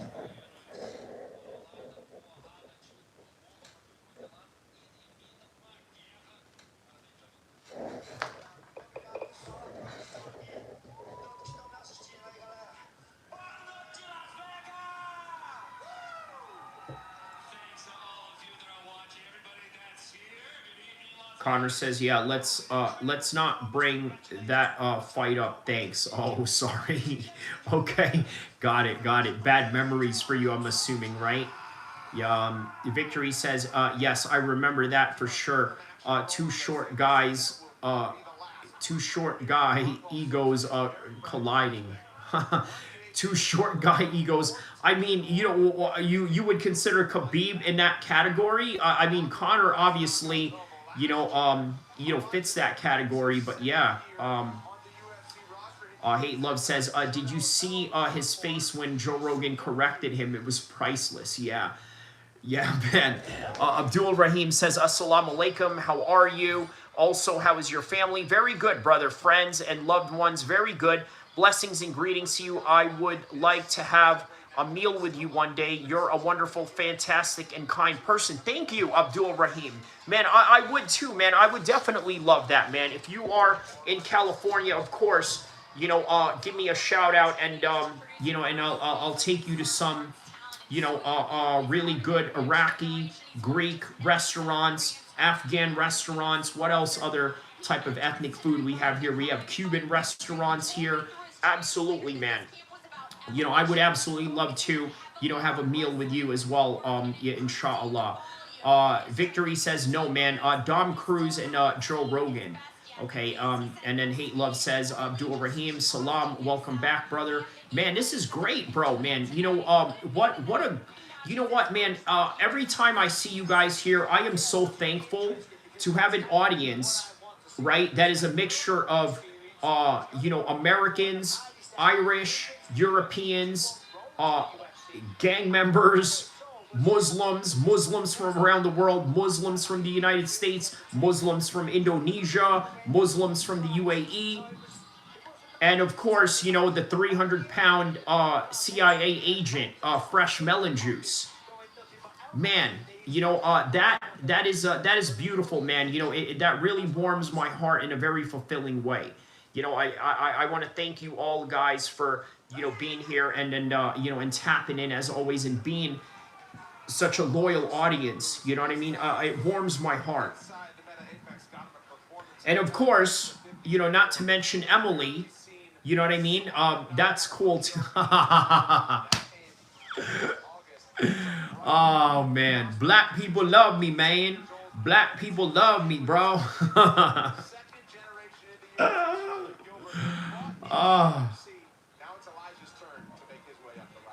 They do, bro. They do.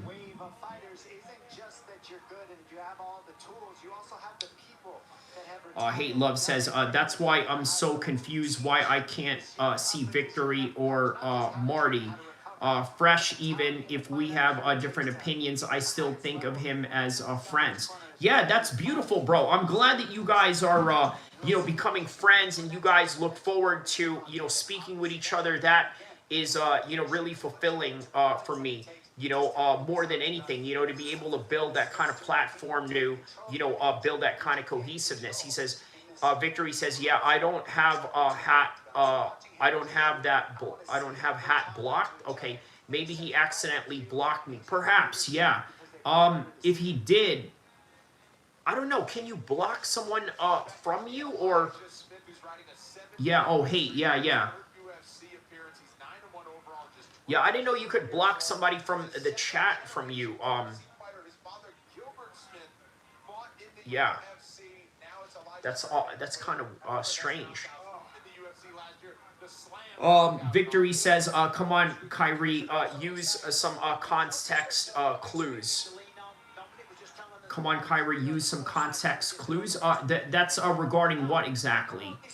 Are you, what is that in context of? Right? Like, what specifically were you talking about? He says, never mind. Are you talking about Hate Love or are you talking about Emily? Smith is the youngest fighter on the card. He's 7 years younger than South Korea's Soo Young-yu. We highlight the discrepancy in height. Smith 3 inches taller. He has a giant edge in reach of 6 inches. The -280 betting fate. Here's Joe Martinez for the introduction. NJ, shout out to NJ, man. One of my members only section. Yo, my boy, shout out to NJ, man. How are you, my man? How are you, my dude? How's everything in New Jersey, bro? He weighed in officially 136 pounds and holds a record of 16 victories, 3 defeats, with 2 no contests. All right, Soo Young Yu. Hate Love says, if I blocked you, it would show your name. It would say message hidden as we are mods. So we should be able to see each other. Sorry if not asked again if it makes a problem. Says, hi, NJ, welcome. Yeah, it's good, brother. How you doing? Very good, man. You know, just, going through Ramadan right now, fasting for Ramadan. You know, having the time of my life streaming with you guys. You know what I mean? What could get better than that? You know what I mean? All right, so here's Herb Dean. Herb Dean, the referee. Round number 1 right here.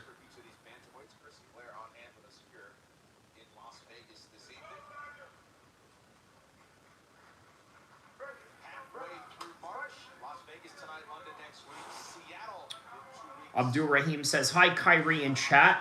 How are you? What's your go-to iftar Sahiri food to eat? Are you healthy, unhealthy food eater? You're a wonderful person. May Allah subhanahu wa ta'ala bless you. Thank you. You're welcome. I like Mediterranean food. I like chicken. I like, I like to eat it with kale. I like to eat it with some broccoli, some cauliflowers. I like eating mangoes as well. Dates, obviously. Sometimes some tuna. Sometimes I'll have some sushi. Hummus. Obviously, yeah, he loved hummus. Yes, hummus is great. So, yeah, a little bit of that. 216 says, Steven versus Victor next, bro. He says, I'm ready. Okay, Steven versus Victor. Yeah, yeah, that's an exciting fight. That's one of the most highly anticipated fights in this one. But yeah, Victory, I do love some hummus as well, with some pita bread. But yeah, Abdul Rahim, as you said, right, you want to come eat with me one day. The one go-to restaurant I think I would take you is Greek Kebab in Sacramento. Look up Greek Kebab in Sacramento. My goodness, they have the best Mediterranean food ever, right? It's owned by a guy who's half Greek and Lebanese. So when he's half Greek and Lebanese, oh my goodness, man. Those people can cook, man. He says, do you like curry? I like Thai curry, not Pajit curry. Yeah. I like Thai curry. I like the red curry, green curry by Thais. Because I like Thai food as well. Really love Thai food. It says, do you like mushrooms? Yes. And I hope you're not talking about the drug mushrooms. But as far as food mushrooms, oh my goodness, yes. I love it with a sandwich. I love it with a little bit of rice. I love it with some potatoes. No drugs. Yes, of course. Just joking. Victory says, probably like Italian from growing up in Jersey. Yup. Yeah, Italian. You know what, man? I've been to Italy before, right? The food in Italy is way different than it is in New Jersey, right? I think New Jersey Italian food is a little bit processed, maybe watered down. But yeah, Italian food, there are a lot of really authentic Italian food in New Jersey. Olive Garden, they have some, pretty authentic Italian food as well. The breadstick that they have going on. So, yeah, man, Italian food is great, man. All right, so Yu is right on top of Smith right now. Looking for a body lock position as he is right on the back of Mr. Smith right now. Hate Love says, real question. Do you like Maramite? Tell me you hate it. Marmite? energy to keep the back here like this. Let me see here.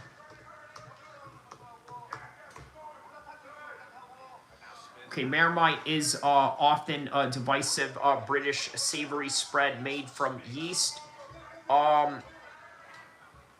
Okay. Yeah, this is a British thing that you have going on. Yeah, it's all right. It's okay. You know what I mean? A little spread that tastes kind of salty, savory, right? Often described as meaty and tangy. Yeah, it's all right. It's okay. You know, some good you know, vitamin B into it. Sure. Yeah. Thinking that where he is. Back in 50-50 up on the fence. All right, now they're in a 50-50 position right up against the fence right now with you. Now in the submissive position as Smith is in the dominant position right now. Yu has a body lock right on Smith while they are clinch fighting. So this clearly sends the message though for Smith. He's got to avoid these clinch situations as we man to. Very fast, explosive. He's got great strides in. But none of that matters if Yu has a hold of you. He's clinching, he's smothering you, he's taking you down. So Smith is going to rely on the All right, so Yu's looking for a trip. He gets the trip right there. but we'll see what he can do. Gets the takedown. He's right on side control right now with just 4 seconds left. All right, and that is the end of the round right there.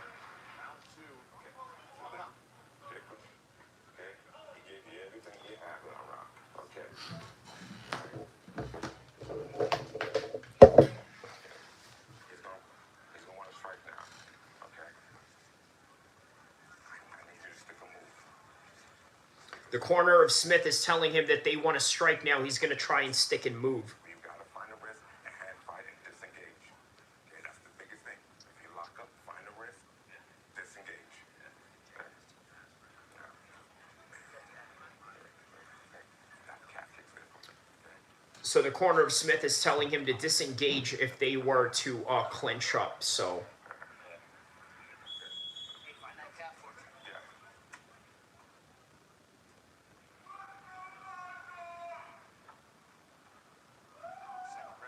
all right, we got round number 2 coming up right now. Elijah's father, Gilbert Smith.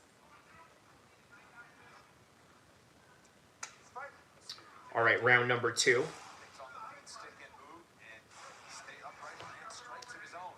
See if that 1-2 down the pipe is going to land now that you see Yu has a little bit of energy spent from all those takedowns, 4 takedown attempts. Or if he's fresh, just normal as ever, we'll see. I mean, that's how Yu fights every single time. Oh, good uppercut right there by Smith. Now the problem is, it puts a little bit of hesitation in the mind of Smith. I think it's part of the game plan they had is they knew he was going to have to weather those early takedown storms. All right, takedown attempt by Yu right here. Gets stuffed. Oh my goodness, Yu got knocked down. Oh my goodness. Oh my goodness, he's covering up right now. He's balling up. Now it is Smith that is right on the back. He's looking for a rear naked choke. He's going to get it. He's going to get it. He's going to get the rear naked choke. He's going to get the rear naked choke. He got it. Oh! He got it. There it is, guys. He got the rear naked choke right there. What a fight, man.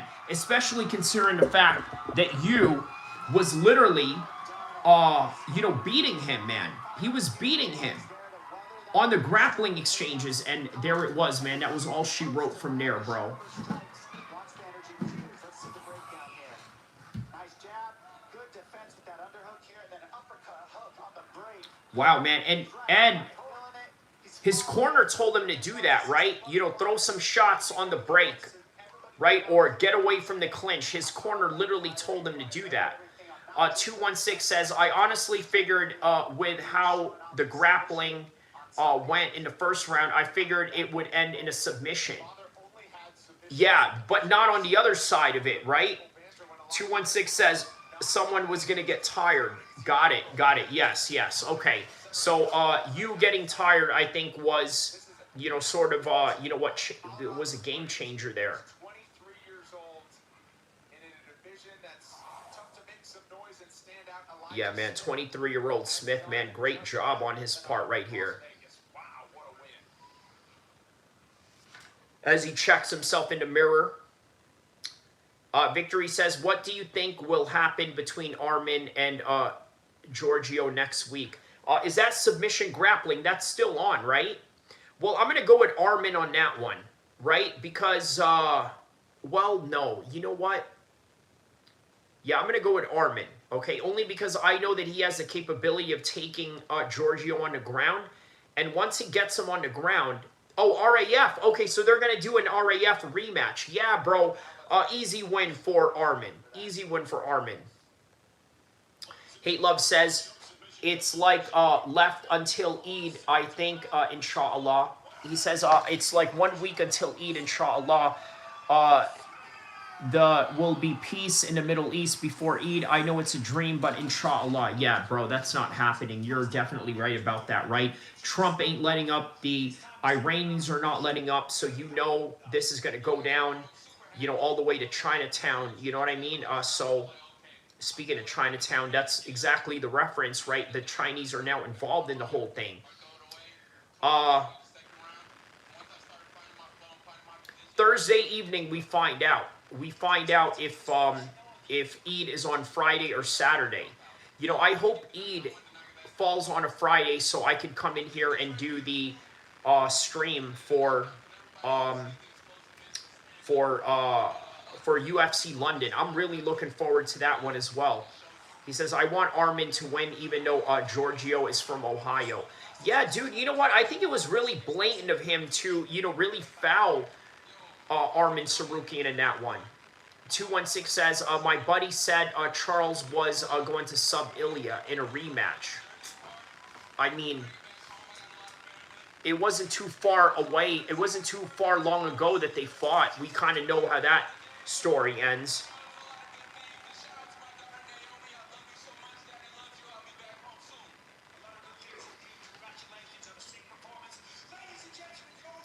Yeah, man, Smith with a real 6 performance on that one. Yeah, he says anything is possible but unlikely, for sure.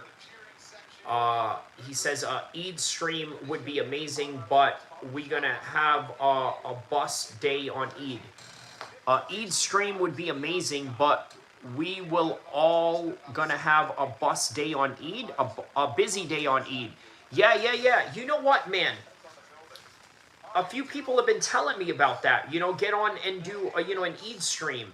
But imagine, right? Imagine if it is UFC London on the same day as Eid, because, you know, for those of you that don't know, right, we're trying to figure out whether Eid is going to be on Saturday or Friday, and that is all dependent on whether we see the moon on Thursday evening.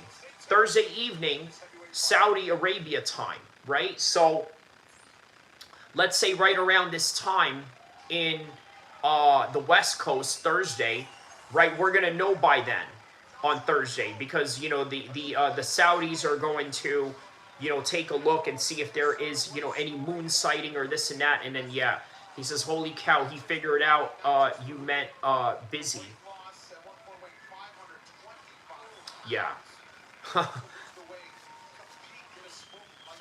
Yeah, because I mean, you know, I just put it two together, right? You know, like bus, like it's, you know, yeah, he didn't mean bus, he meant busy, you know, especially on, you know, yeah, Eid. But we'll see how it goes, you know? All right, so it is the bodybuilder versus the not-so bodybuilder, right? The guy that just basically came off of the, you know, weight loss challenge program versus the seasoned bodybuilder in Petrino. Kind of reminds me of when Todd Duffy fought that fat dude, if you remember back in the days. Let me see who Todd Duffy fought back in the days to kind of give a context in that. Todd Duffy.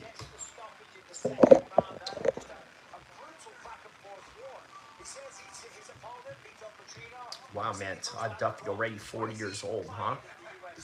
Let's see here. What was that fight that he... Mike Rusko. Yeah, UFC 114. I remember that. Yeah, 2010. And then he went to Dynamite, got knocked out by Alistair Overeem. And then he came back to the UFC. Yeah, and then he lost to Phil DeFries in KSW. All right, here's Victor Petrino right here.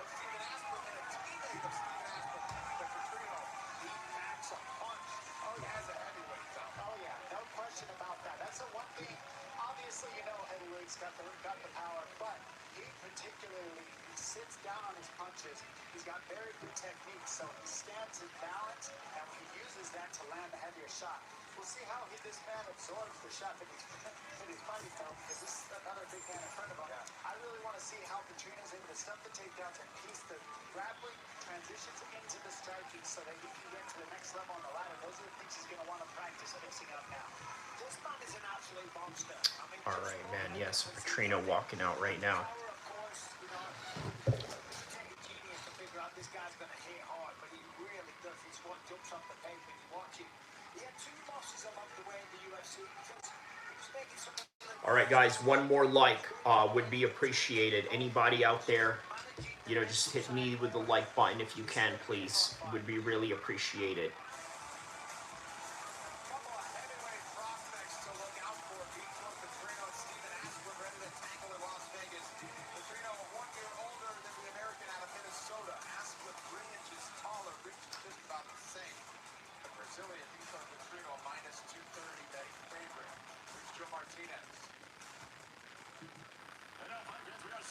Oh my God, I didn't even turn on the monetization button on this one. I've been like, okay, so we gotta put on the monetization button on this. Oh my goodness. Didn't even have the monetization button on. What is going on here?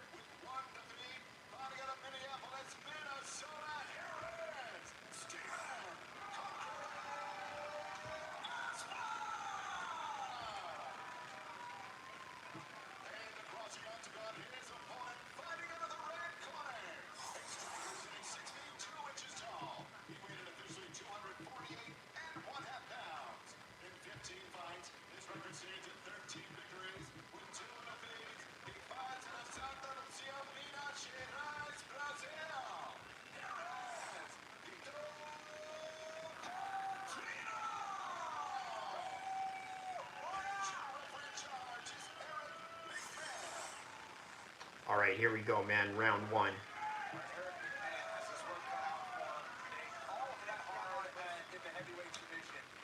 This is very much a volume striking from Stephen Asplen and power that just takes one. All right. Round 1. Victor is 2-30 favorite. Minus 230 favorite. Yeah, I could see why.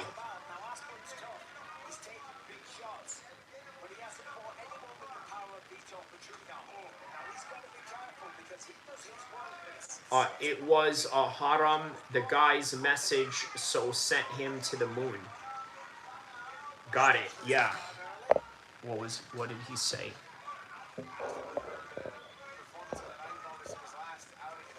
Many men wish I came upon me in all my eyes, dog. Now I can see. Yeah. Yeah, well, weird comments. Yeah, the crowd yelling USA for Aspalm right now.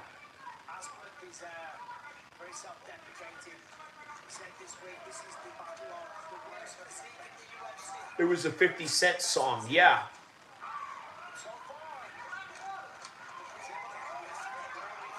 Oh, wow, he's trying to take him down right here. Aspalm doing a very good job of stuffing these takedowns.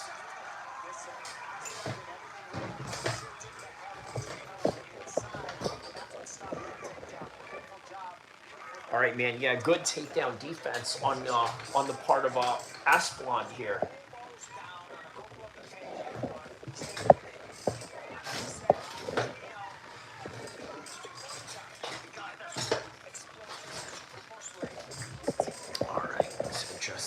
Right here. Yeah, that was impressive.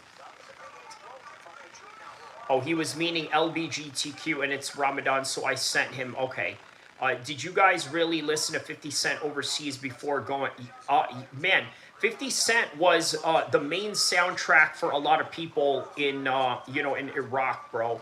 You know, he was absolutely the soundtrack during that time. Ali Khan says, so all of a sudden you're MMA Joey.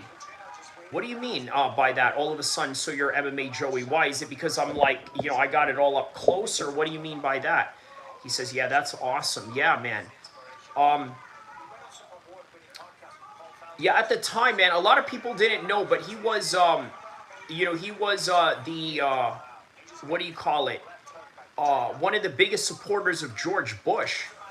Yeah, 50 Cent loved George Bush, bro. A lot of people didn't know that. You know, but if you listen to the game, Jake Sean Taylor back in the days, he says, oh, the commentary, live fight angle, etc. Okay, got it, okay. Steven cut pretty bad. Oh, yeah, he's cut very badly right now, man.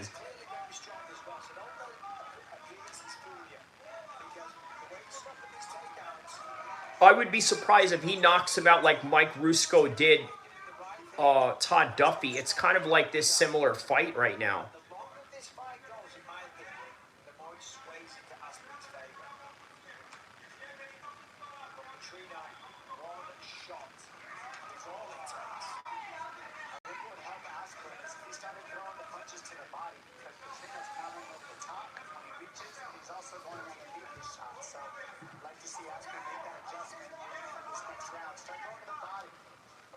Yeah, 216's eye is cut. Yeah, it's cut very badly right now, man. Real bad cut right now. Oh, but he rocked Petrino. Look at this. He's going to upset Petrino. He's going to finish Petrino. I can't believe it. I can't believe it. I can't believe it, man. Petrino's going to get finished. Oh, he hit him again. He hit him again. What a rocky story right here. He pulled his pants down in front of him. What is that?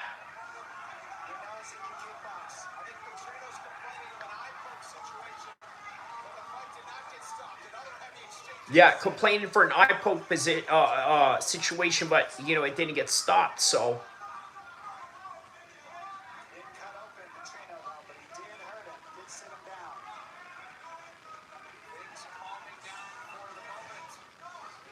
He says, you're right, man. Kyrie is fun to watch. Thank you, man. Victory says, I didn't like Bisping back in the days. Then I started liking him. Now I'm back to not liking him because he's so annoying sometimes. Yeah, dude. Michael Bisping is a classic narcissist. You know, he said that, you know what, man? My son has been living in the United States for 10 years now. He's now in the wrestling program, and he's a very accomplished wrestler.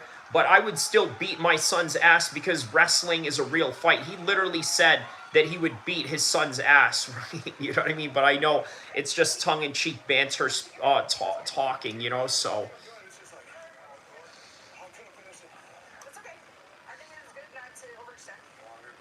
Yeah, the corner of Asplan is telling him that it's good that to not overextend, right? He was very close to finishing him.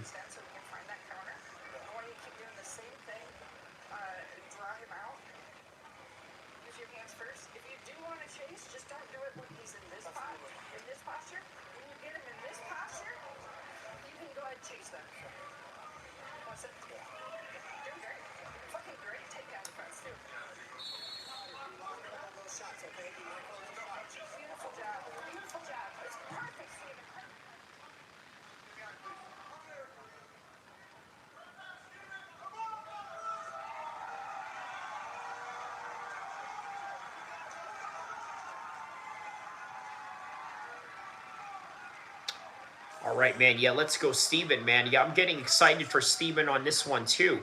Is there a female in the corner? Yeah, on Steven's side, yes. Okay, good leg kick right there by Vitor.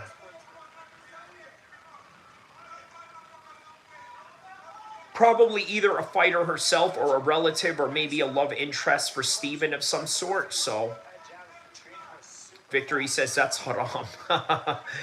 You know what?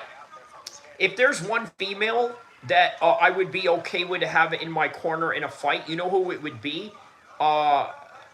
it would be Laura Sanko. I think I would probably feel safe having Laura Sanko in the corner of not just myself, but any fighter that I know, or any fighter that that's on my team. Yeah, I would feel safe with. Oh, okay.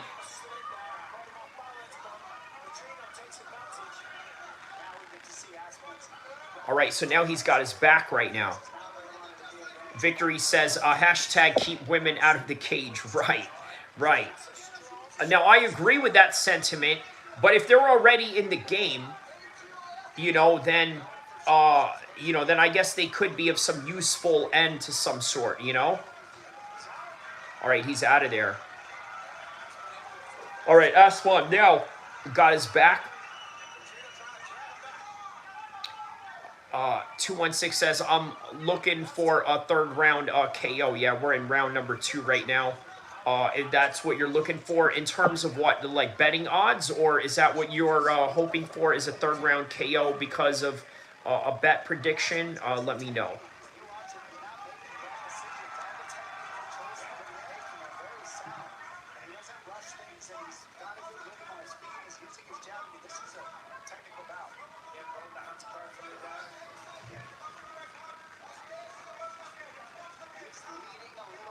Reaching a little bit. 216 says, do you know Chase Archulendo? He says, no, I don't bet. Haha, okay.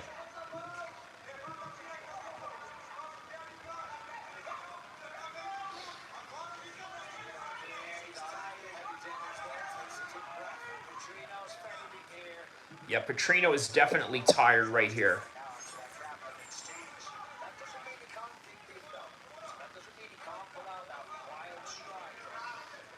Oh, the MMA fighter, Chase Angelo.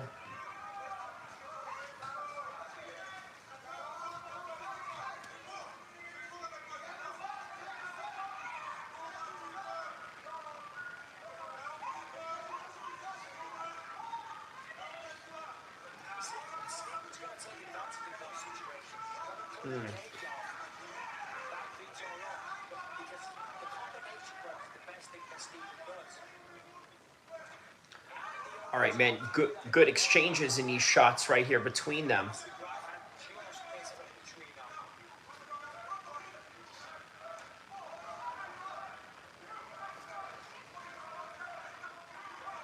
Not a crowd yelling USA in favor of Steven. Oh, good 1-2 shots, man. He took that like a champ.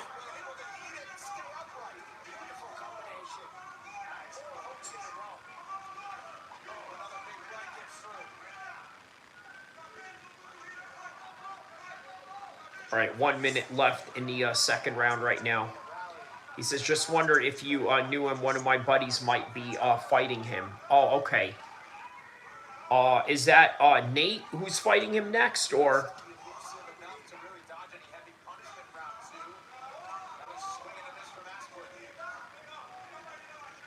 All right, 50 seconds left in the second round.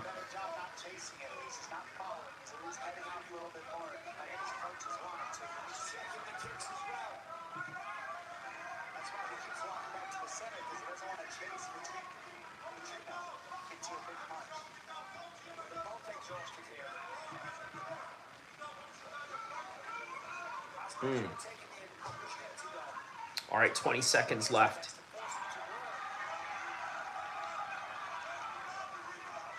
$15 seconds left in the second round.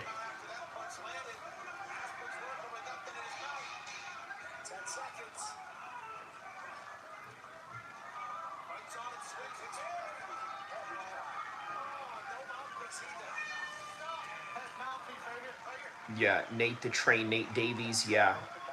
Oh, man, yeah, that was a good round, man. Last round to go. Hold on, let me splash some water in my face, getting a little sleepy there for a second.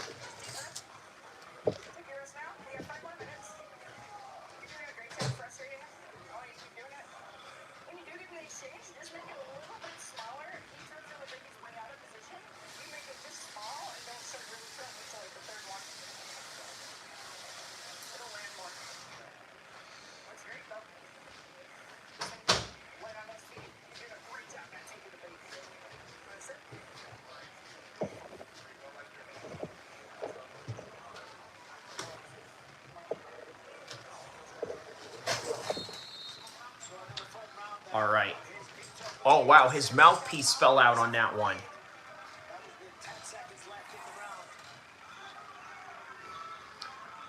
Yeah, his mouthpiece fell out on that one, man.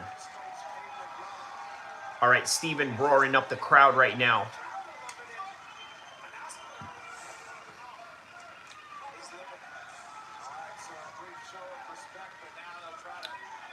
All right, let's see who wins this one right here. Leg kick by Steven. 216 says, I think it's close. I think the last round determines who's the better fighter. Yes. Yes. Overall, yes. Last round. These guys are going to see each other again in a rematch if this goes to a decision. I promise you right now.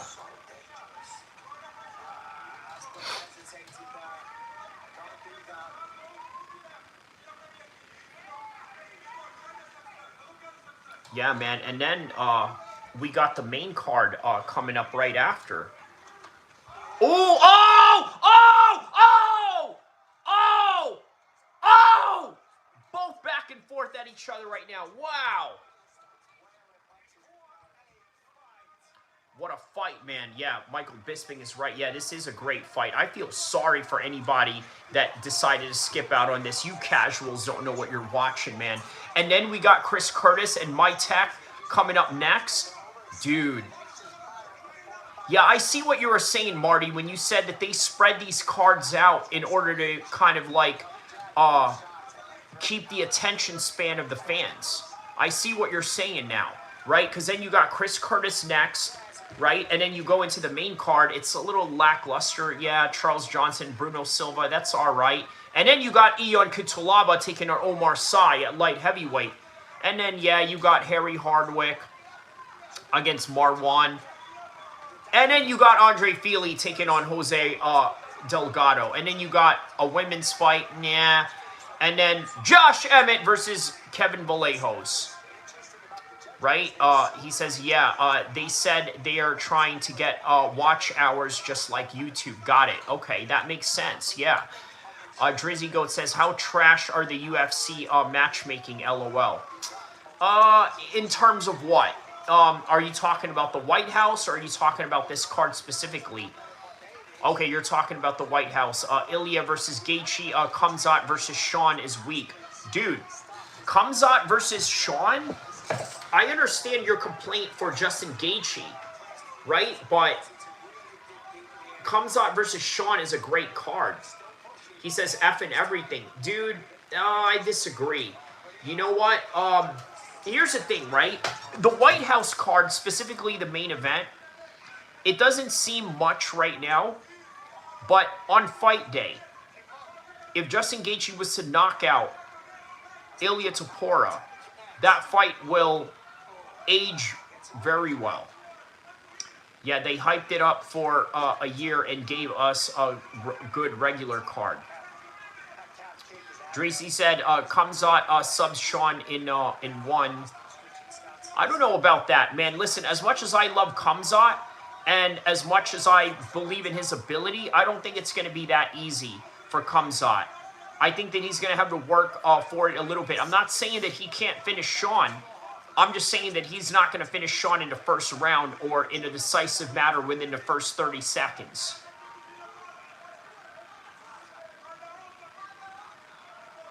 Says, what the F are you talking about? Sean lost to DDP twice. He says, yeah, Khamzat's a monster at 185. Stop tripping. Sean doesn't make round two. Yeah, I disagree, man. I think Sean is a lot better than what people had expected him to be. Although, you know what? Khamzat right now is asking all of his training partners to put a bounty on his head. Meaning that if you can knock out Khamzat as a training partner, he's going to pay you. So he's really looking for some challenges. And then he's training with Sam Kavia. So I think they'll give it to Victor because of the significant damage. I think so too. Victory says, I think he's going to be a different animal, Kyrie. He heard all the criticisms from Drickus' fight. He's going to come out on fire. Talking about Khamzat. Yes. We'll see. We'll see. I mean, I believe in Kamzat, but I also believe in reality. All right, 10 seconds left. We're going to determine this one.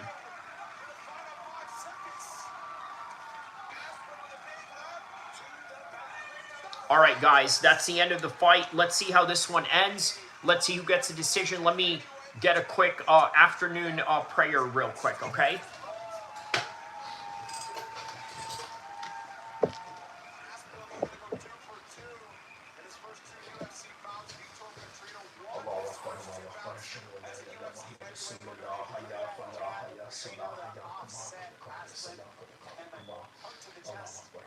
Uppercut to the chest, left hook to land and set Trino down right there. Again, that fiery jab from Trino was like a piston. I mean, he throws it hard and fast. Look at these counters. How did Aspen eat that many shots back to back throughout the fight? Now he's flying across the octagon. Giant heavyweight taking every shot. And the kitchen sink drops Trino again. I mean, Aspen dropped Trino multiple times, like 2-3 times. But when you look at Aspen's face, you can't tell. We'll get the decision in just a moment.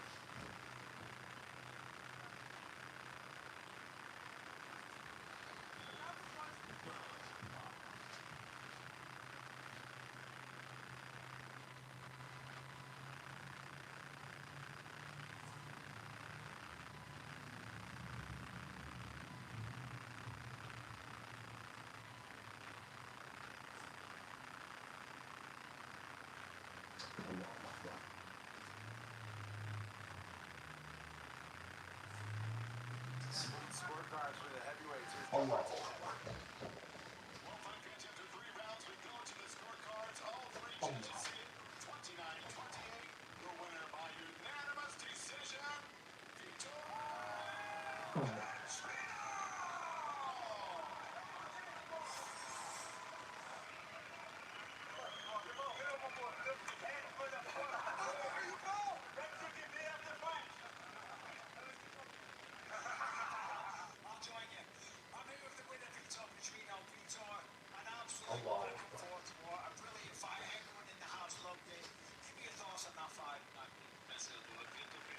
Tremenda de uma guerra, pau a pau, leve trai a porrada, tá todo mundo aqui de pé, cara. É isso que o peso pesado tem que fazer. O volume o tempo todo, bater, é se entregar. E eu combinei com o Steve. A gente veio pra trazer o bloco, 16 segundos é nosso. Primeira luta da noite. E é isso aí, vamos com tudo. That's what heavyweights need to do. They came here to deliver on the promise. We came here to destroy and listen. I have every bit when stated that we were going to be going for it, and that's what we did. We put on a show for everybody. Certainly put on a show. That was a heavyweight performance. Ladies and gents, we got a winner.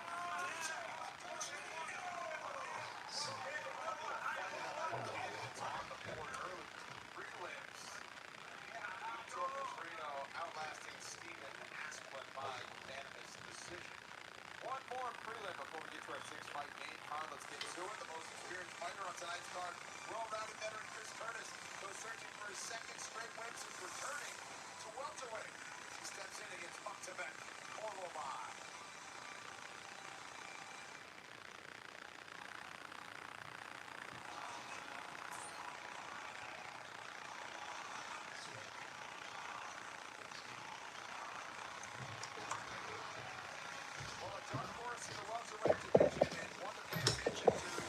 All right, so obviously, obviously, Vitor won that one. No surprise to anybody. Anybody surprised by that? Obviously not. Drizzy says Drixlin's a bum compared to DDP, and I think Kamzat will get his neck and it's over. Okay. 2-1 Love says not surprised. Good fight. Drizzy Goat says 2 rounds max for Ilya and Kamzat. I have a feeling that these UFC bums are going to try to pull off that this BS with Islam versus Snoozman matchup. LOL. It'll probably be Gary, though, which is a good fight. Yeah, I agree. Gary's not a bad fight, bro. I mean, Gary sort of deserves that fight. You know, honestly, Gary definitely deserves that fight.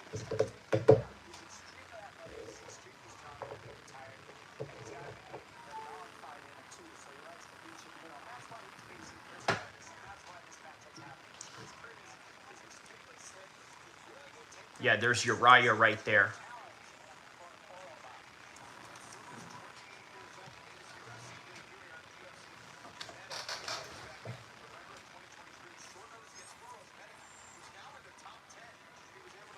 Uriah with the hat on.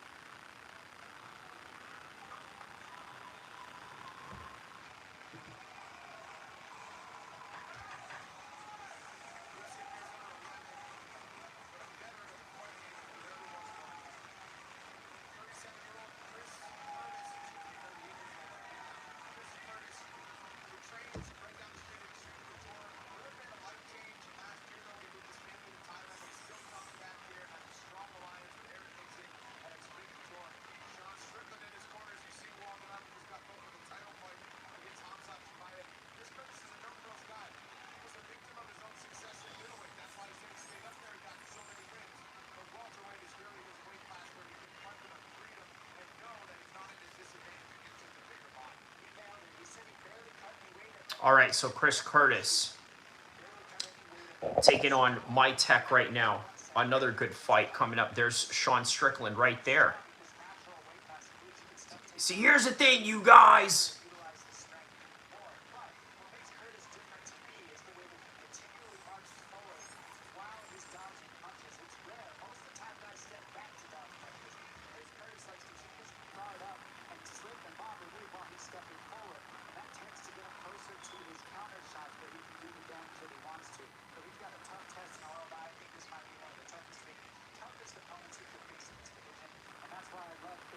All right, guys, before this fight, I'm going to show you something, right? An Australian tourist in the United States.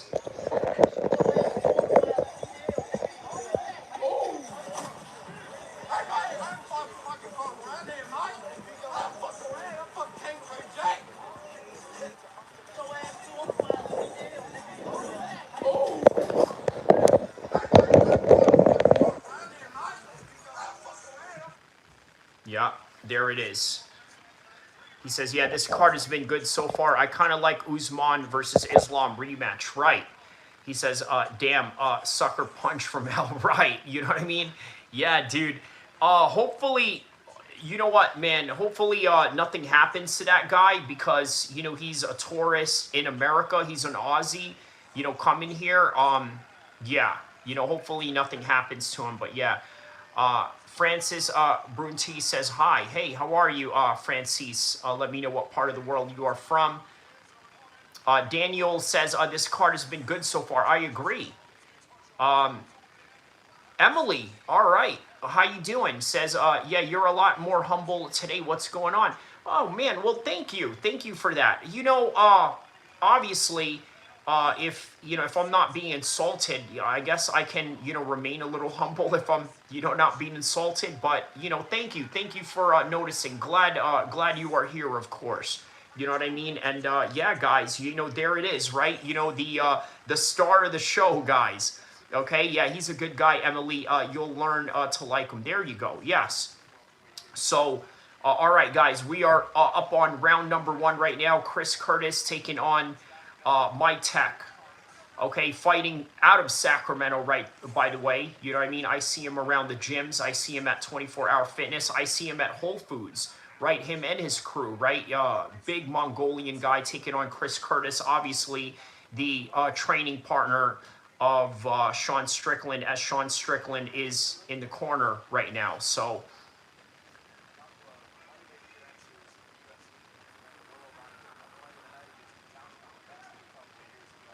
and by the way, we spoke about you earlier, right? But in trust me, in much more, here's Kate Love right here, you know, just ready to, you know, bark at you. But yeah, you know, we spoke about you in very positive terms. You know what I mean? And I was explaining to the chat how much, well, you know, how much black people love me. You know what I mean? I am that one Arab guy that loves what do you call it? That gets invited to all the black barbecues. They say. Hate Love says, Emily, just chill, enjoy the stream, don't push your luck. Victory says, is Blake Griffin your father, Emily? Oh, man, here we go, man. Blake Griffin's daughter thing that you guys got going on here. All right, so now, Burtek, my tech has a body lock right on Curtis Blades. I'm sorry, not Curtis Blades, Chris Curtis right now. Oh, wow, he slams Chris Curtis right down on the ground with that body lock position right now, maintaining that body lock position as he is looking to trip him down once again.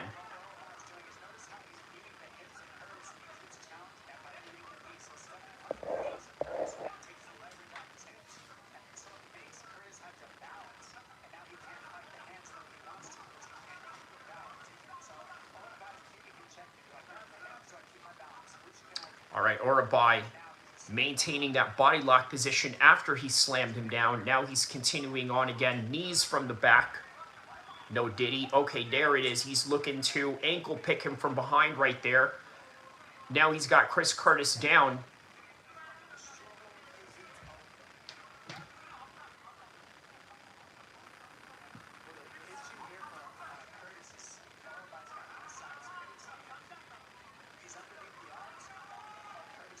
All right, so Orabai now has another body lock position. Once again, picks his ankle once again, takes him down again.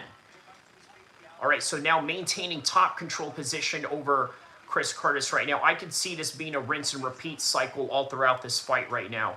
He says, let's order some in and out at sundown, Kyrie. I'm actually being brought some food later on. What am I having later on? I think I'm going to have some Vietnamese food, right? A mixture of Vietnamese food and Thai food. So I'm going to have Vietnamese soup, but I'm also going to have a Thai food plate, right? So red and green curry, as indicative of the conversation that we had earlier about, you know, having red or green curry. So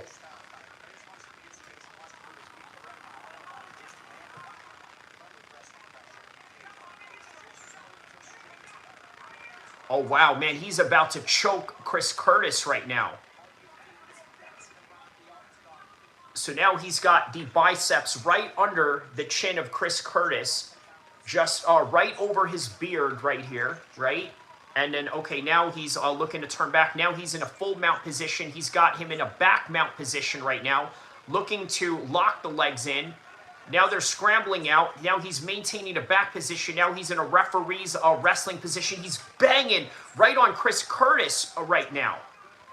Chris Curtis has no answer to this. He's trying to move his head from the bottom. Mark Haney says, I'm just getting home to watch these. Okay.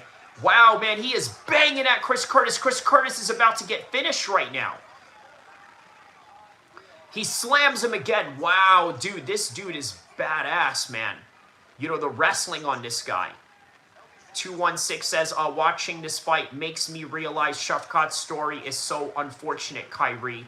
Yeah, bro. You know what? Because you know that Shafkat could absolutely beat a lot of these guys. Drizzy says, you got Poatan or Gun? I got Gun on that one. I know a lot of people are going for Poatan, but dude, he's so small compared to, Cyril Gane. Cyril Gane is a real heavyweight. You know, so you got to think, what kind of heavyweight is he going to come in here as? You know what I mean? Like,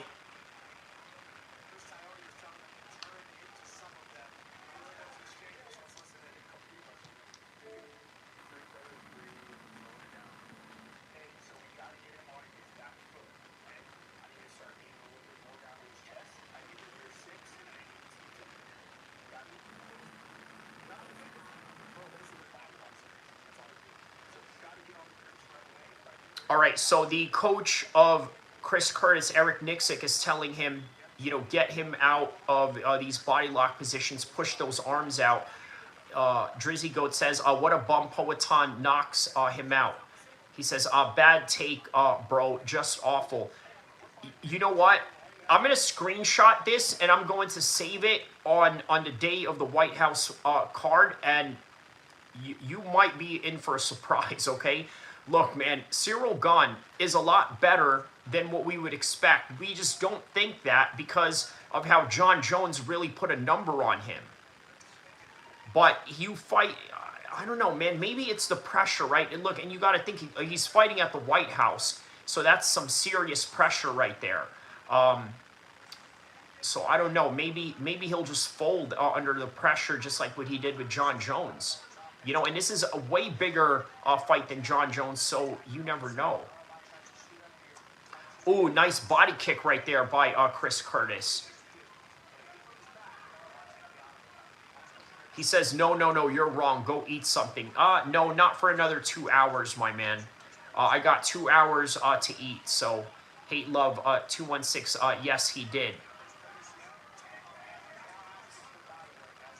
Yeah, I have 2 hours left before I can break my fast. So...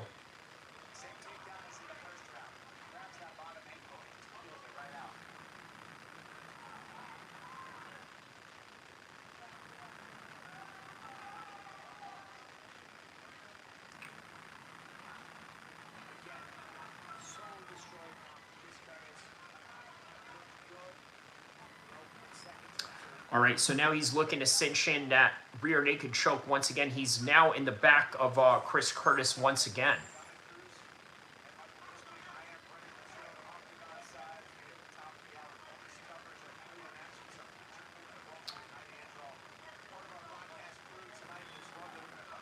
And Hate Love says hi, even though he's been here for quite some few hours with us. But he says hi again. All right.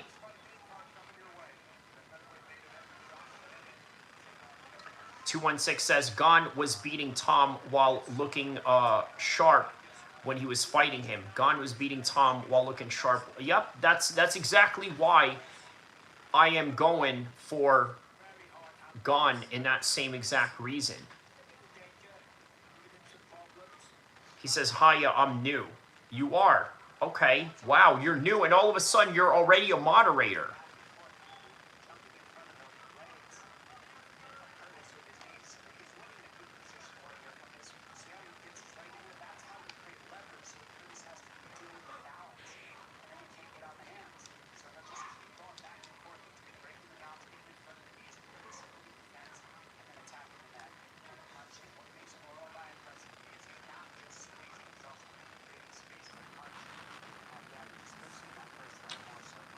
All right, Hate Love sends a high five, man. Shout out to you on that one. Right there, man. You know, on the gang. High five, bro. Yup. Yup. Just keep chat algo on point. Oh, okay. You're just keeping the chat out. Okay, good. Thank you for that, man. Thank you for that. He says, got Jerry or Ulberg. I'm going to go with Ulberg on that one. Yeah, I got Ulberg on that one, man. What do you think? I think this is Ulberg's time to shine.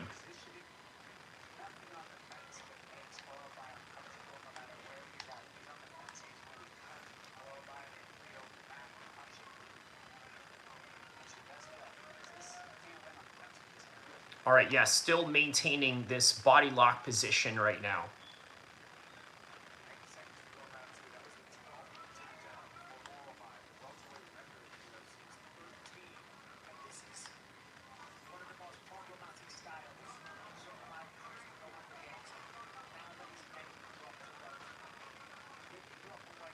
Yes, we can agree with that. He says, nice. I got Ulberg by KO. I agree. Now, I don't know if he KOs him. I think that he'll have to go 5 rounds with Yuri. I think it's going to be a tough 5-round fight. I think Yuri gets it done with his unorthodox style, but he will be, but we'll be here to watch it together. Yes, inshallah, that'll be awesome. Yes, of course. Hate Love says, you know, I think Jerry, but I can't think why. Just, I got a feeling that I got. Let's see when we get the results right. Yeah, I think I got. I'm pretty confident about that. About Ulberg. I think this is his time to shine. He has the right team behind him. All right, and Urabai is maintaining this top control position over him right now.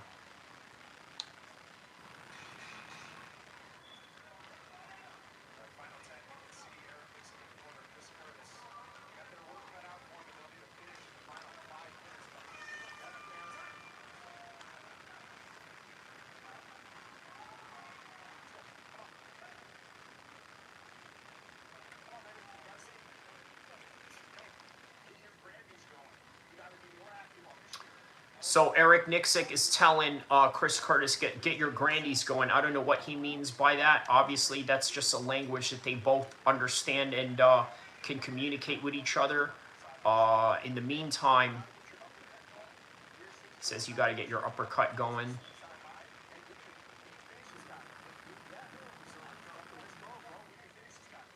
He's saying that you could finish this guy. Okay.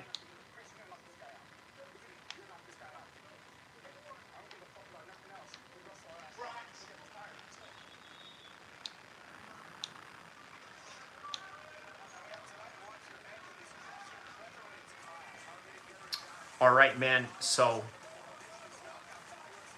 216 says, you might be right, Kyrie. Those Aussies are tough as nails. Yeah.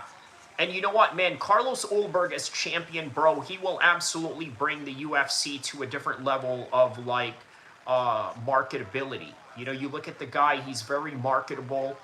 You know, very much a marketable entity. You know what I mean? Like, the guy has the look. You know, he's got the swag about him. He trains with Izzy. So, you know, nothing but things looking up for him for sure. All right, so let's see if Urabai is going to maintain a rinse and repeat situation here, which I think he will.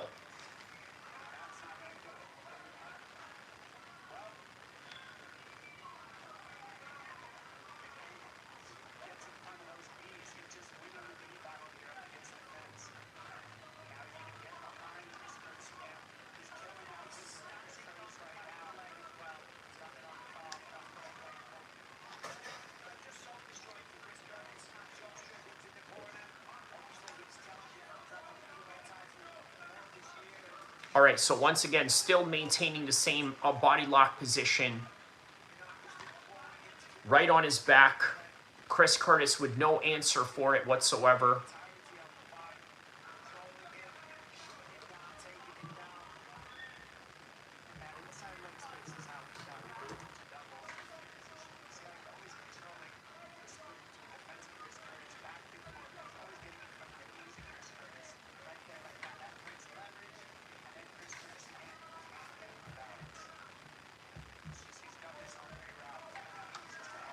Oh, man, he slams him again.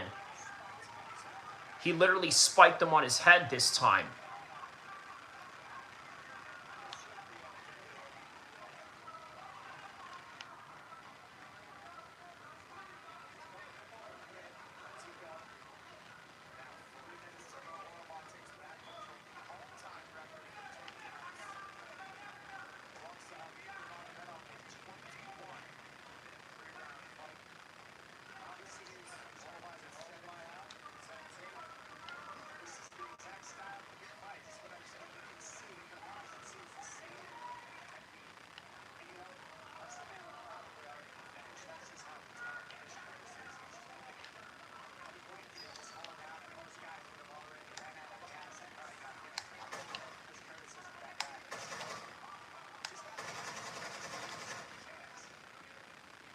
All right, so still maintaining top control position yet. Chris Curtis has no way of winning this fight.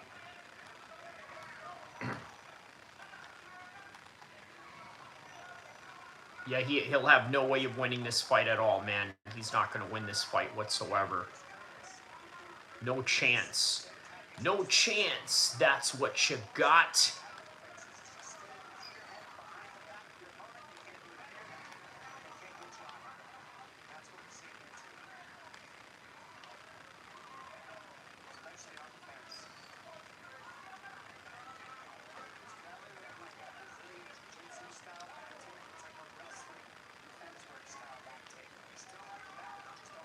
All right, still maintaining this top control position right now. Yeah, Chris Curtis lost this fight, man. There's no way he's winning this fight. No chance of winning whatsoever. He lost it. No way of winning, and that is it.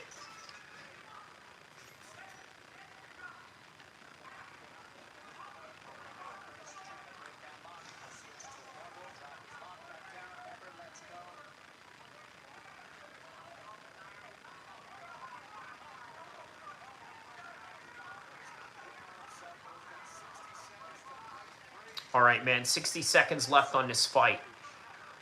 Victory says, you think Strickland will punch his opponent afterwards? No. No, because if he does, Uriah will probably jump on Sean Strickland's back. You know what I mean? Yeah, so, you know, and then a whole bunch of other guys that's with Orbai right now. You know, Orbai rolls deep, bro. I've seen him around Sacramento, you know, walking around Whole Foods, you know, Trader Joe's. Oh, yeah, that's right. You guys saw me walk around Trader Joe's the other day on live stream. You know, so kind of showed you guys, you know, a little bit of, you know, the taste of Sacramento and stuff, so.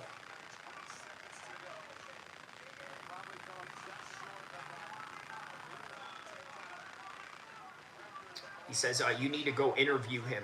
Yeah, man, inshallah. You know what? I've been meaning to try and get some of these fighter interviews, man, but, man, you know, I'm busy with my other life outside of YouTube as well, so, you know, I gotta find a way to fit that in there, you know what I mean? Like, yeah, I just gotta, you know, try to be, you know, disciplined about it. The last time I did a fighter interview was with Eugene Carrera, right? You know, a homeboy of mine that fought for Uriah Faber's A1 Promotions. He's a Long Beach homie of mine. And, you know, when I did an interview with him, you know, one of my tooth was knocked out, you know, from sparring a couple of days prior. Yeah, and then after that interview, he got, I believe, a 40-second submission. So, but yeah, Orbai is going to be a problem in the 170 division, bro. Like, just, you know, straight Mongolian-looking warrior for sure, man. You know, absolute straight Mongolian warrior. So, yeah.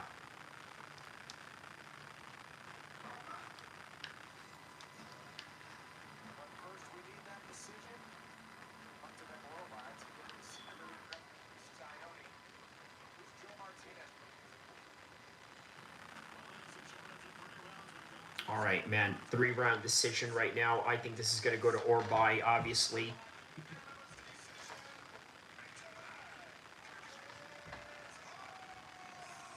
Yup, obvious win for Orbai right there.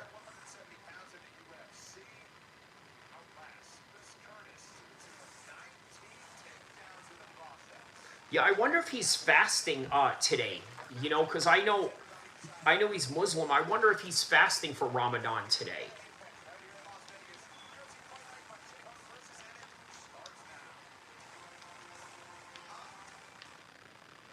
All right, well, we're finally on to the main card right now.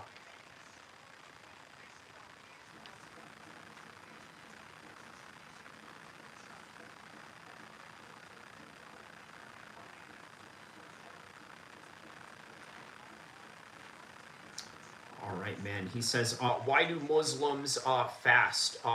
Emily says. You know, that's a very good question, right? So the reason why we fast is for multitudes of reasons, right?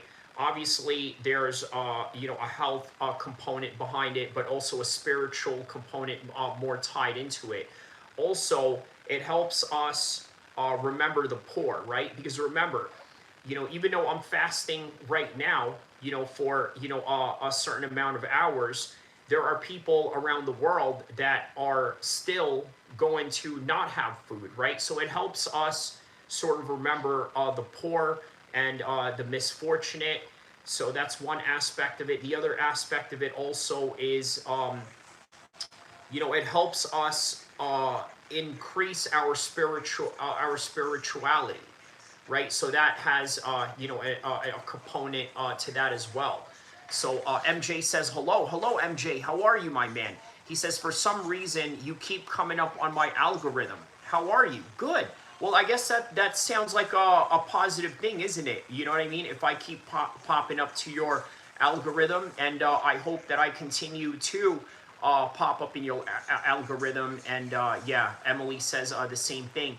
Well, yeah, I appreciate that, guys. I hope yeah, I hope that you guys do, you know, come back and you know, and remain here, because yes, obviously it helps with the channel. And you know what, you know, if you have a channel yourself and you need help, or you know, yeah, I have no problem in you know, in sending people your way as well. So you know, that's and I'm sure that, you know, people in here have already known who you are, you know, based on, you know, a little bit of our well, mishaps that we had going on. But you know, I'm glad that we can, you know, clear some differences, and of course, you know, remain in a very peaceful discourse, because you know, by the end of the day, remember, you know, I am in my Ramadan, just like if you were to be in your Christmas. I'm sure that you would have less probability of becoming hostile or combative towards people. You would want to maintain a certain level of peace or a certain level of cordiality with people as a result of that. So, you know, and then MJ says, "How are you?" So, okay, that's obviously for you to respond. But yes, you know, yeah. So, all right, guys. So we're now in the main card, man, with my boy Josh Emmett in the main event. Man, 40 years old, taking on a very young contender at 24 years old, right? They say that he is the Argentinian Ilia Topuria. Well, you know, that remains to be seen. It's a very serious, you know, jacket to put on someone very early on in their career. MJ says, you know, can I ask you a question? Sure, yeah, you can ask me a question. Says, what is your fight record? I have a one no contest in MMA, and I'm undefeated in amateur kickboxing.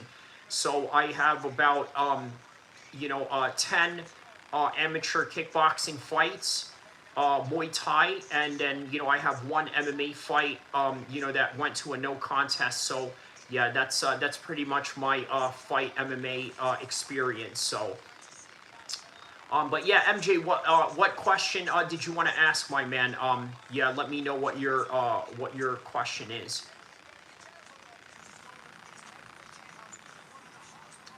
Yeah, man, Vallejos, they say, as the hottest prospects. They call him the El Chino. That's a very interesting name, right? El Chino. Usually, when they call you El Chino, in you know, in the he says undefeated in the streets, Emily. Right. Okay. I forgot that record right there. Right. Undefeated in the streets. Yeah. That's yeah. That's certainly true. In you know, in the most rarest cases. Yes, that's definitely true. MJ says, why do Muslims only fast once a year? Why not during the whole year? Well, obviously, your body can only maintain, you know, a certain amount of fasting. Look, do I fast during the year? Yes. Like if we're talking about like 16-hour fast, where let's say if I'm just, you know, if I'm just like drinking coffee, or I'm drinking like, you know, broth or something like that, you know, then yeah, I mean, I still fast, right? Like I don't, first off, I don't even like eating in the morning, right? You know, I'm not a big morning eater. You know, unless of course it's Ramadan, then I'd have to, you know, kind of eat. And you know, he says I also fast a lot. But here's the thing, the kind of fasting that we do in Ramadan, you can't even drink water. So when you see me do all those training sessions, right, while I'm fasting, I'm not even drinking water. You know, keep that in mind, right? So that's way tougher. That's a much tougher, yeah, that's way tougher to do. You know, rather than like just fasting, you know, with coffee. I mean, or water, and you know, and everything else. Mark Haney says $100 on Vallejos with those odds. That's big money. Oh, is that what you place on that? Yeah, man. Wow. Wow, you put 100 on Vallejos. Wow. I don't blame you, bro. I don't blame you. Look, I said in a preview show to this fight, I don't like this fight for Josh Emmett. You know, I don't like this fight for Josh Emmett, but by the end of the day, you know, yeah. He says Emmett will win. Oh, you got it on Emmett, or do you have it on what on Vallejos? MJ says, do you like kickboxer? You like kickboxer? Are you talking about them? Okay, kickboxing. Yes, yes. That's the sport that I came from. Yes. Now to watch it, I probably prefer more MMA and boxing than I do watching kickboxing. But I do love watching Muay Thai fights, right? There's this bare knuckle Muay Thai organization called the Thai League or Thai Fight. You see it on YouTube. They usually have these shows. It's quite a remarkable show, honestly. Yeah. Mark Haney says I think Emmett will win, but 100 on Vallejos wins you 100. Okay. Emily says boxing is amazing. Okay. Yeah, I love boxing too. Especially with what's going on right now with what do you call it? With Turkey Al-Sheikh, the Saudis promoting boxing and all these big boxing fights that they have going on. I mean, it's amazing, man. They're having a fight in front of the pyramids in Egypt, right? That's going to be fun, right? With Rico Verhoeven and Alexander Usyk. Yeah, that's going to be a fun fight, man. Google the diamond. The diamond what? In terms of what? He says, are you familiar with the diamond? Well, there's a lot of people named the diamond. Obviously, there's Dustin the Diamond Poirier. There's Diamond, the guy who played Screech in Saved by the Bell. There's a lot of diamonds. You're going to have to be specific which diamond you are talking about. Is it a gym? Is it, he says, only one, brother. The diamond. Well, there's a lot of diamonds, and I'm sure a lot of Africans in Sierra Leone can vouch for that. So, yeah, man. Ramon Decker. Okay, yes. Very familiar with Ramon Decker. Yes. Okay, yes. I didn't know you were still in the subject of kickboxing, and within that context, that makes perfect sense. Okay, yes. Very familiar with Ramon Deckers. Yes. What about Ramon Deckers? All right, here's Charles Johnson right now with a bit of a horseshoe haircut going on, man. I tell you what. Look, if I ever have to be this bald, I think I'm just gonna like shave the whole thing. You know what I mean? I'm probably getting there anyway. You know what I mean? At 40 years old. So look at this. He's got cornrows with his horseshoe. You know what I mean? It is a crazy crazy thing. Emily says MMA is boring. Too much hugging. You know what? That's actually surprising that you say that. Only because, well, it seems that the old timers, people my age and probably a little bit older, seem to, be more for boxing than they are for MMA. Whereas the younger crowd seems to, really be, in line with boxing. I'm sorry, with MMA, right? The younger crowd seems to like MMA more. I don't know if it's because of the way that it's promoted. Maybe it's a lot more young, fresh, and hip. So, it is quite surprising, that you would say that you like boxing more. You know what I mean? But yeah, boxing is obviously a lot more dynamic, being that there's a lot more action going on in comparison to MMA. And yes, I think the grappling aspect of MMA, I think, is really for just a few niche group of people that can actually appreciate it or understand it or have watched the sport long enough to, sort of appreciate that part of, the fighting. MJS, are you in Fighting Emily? Okay, so Charles Johnson, 5'9", 126. 5'4", 126 pounds from Bruno Silva. Here we go. Here's Joe Martinez, the former ring announcer for the WEC organization, if you guys remember WEC from back in the days.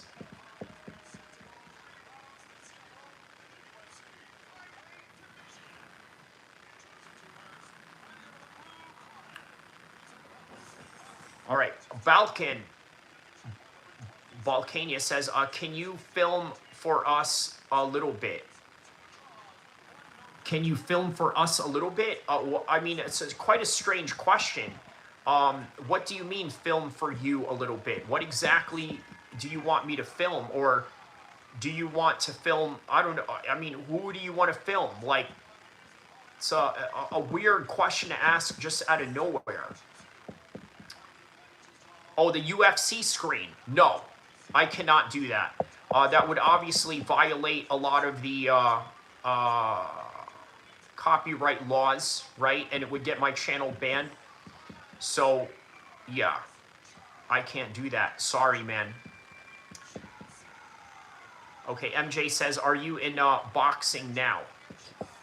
Okay, I think that is a question specifically for Emily.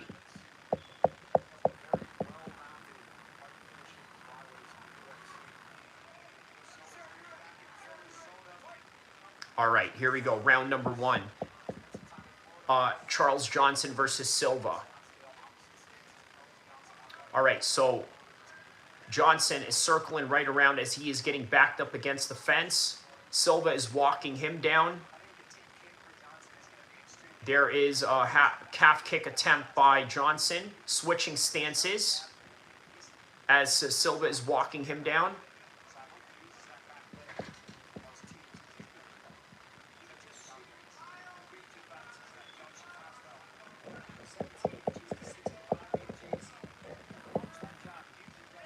Oh, good straight shot right there by Johnson. Now they clinch up.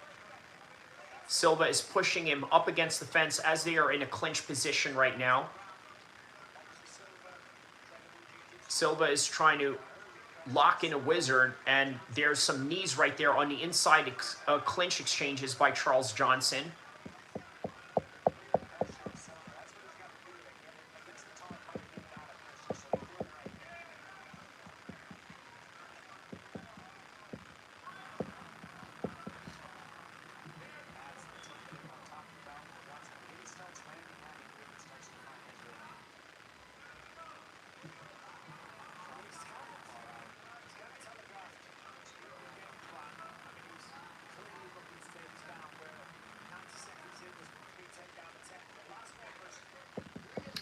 All right, so still back in a clinch position once again.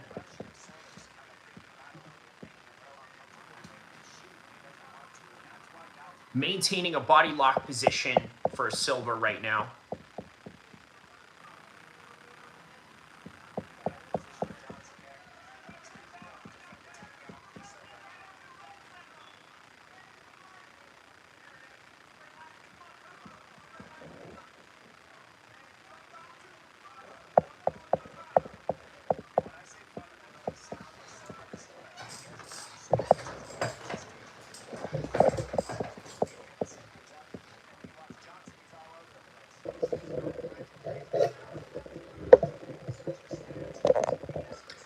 Yeah, very good stance switching on the part of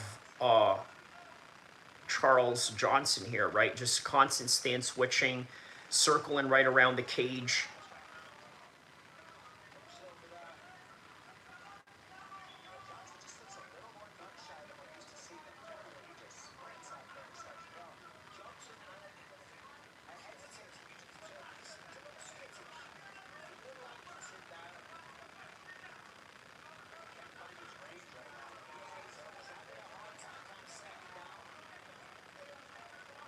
All right, so now maintaining the body lock position on Charles Johnson right now.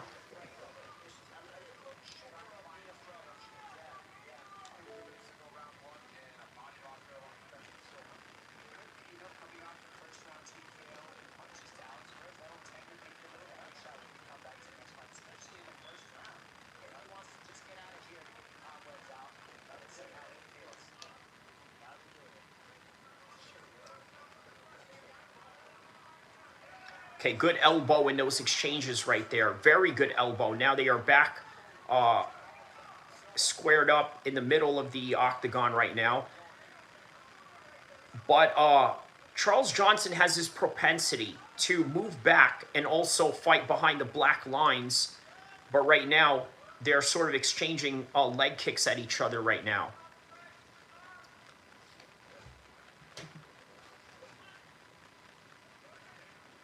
One minute left in the first round.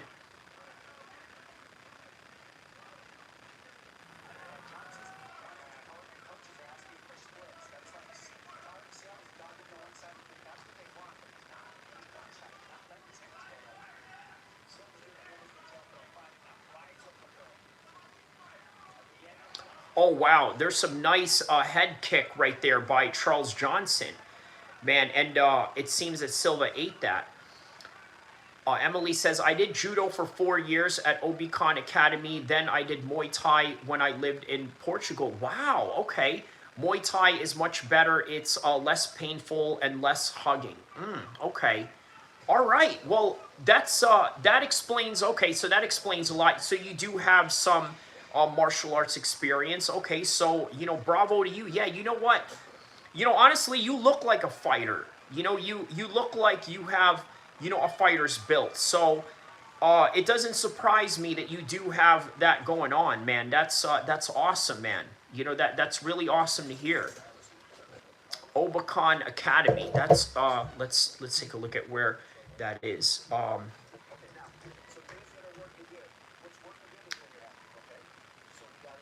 Obukan.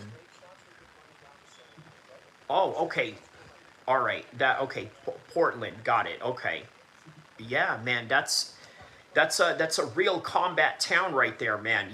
Portland, Oregon. That's a real combat town. Everybody up there is heavily invested in combat sports. It's a big wrestling town, obviously.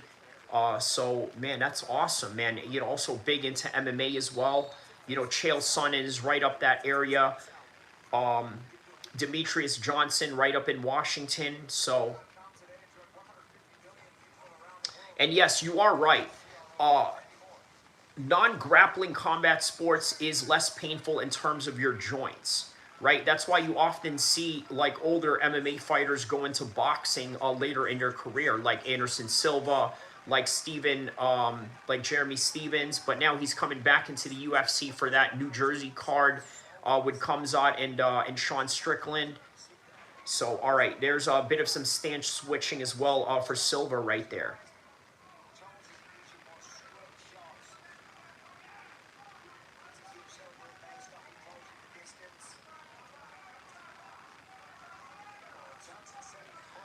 Body kick by Charles Johnson. Now he gets pushed up against the fence.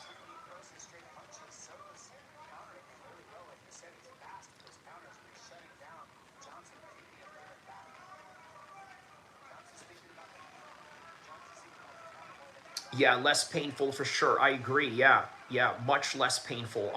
Because the thing is, man, having another human being on you for, a certain amount of time, I think does kind of put stress on your joints. And yeah, oftentimes you see that with wrestlers also. You don't see a lot of wrestlers that, wrestle for a very long time. Yeah, judo destroyed my fingers. Wow. Yes. Obviously, because there's a lot of, finger locking going on there and things of that nature. So, yeah, I could see that. Yeah. All right, so more clinching going on with Silva right now. Whereas Charles Johnson has a wizard locked right against the arms of Silva right now. Now he's trying to break away from this position. Okay, he breaks away from that position, throws a head kick in the process.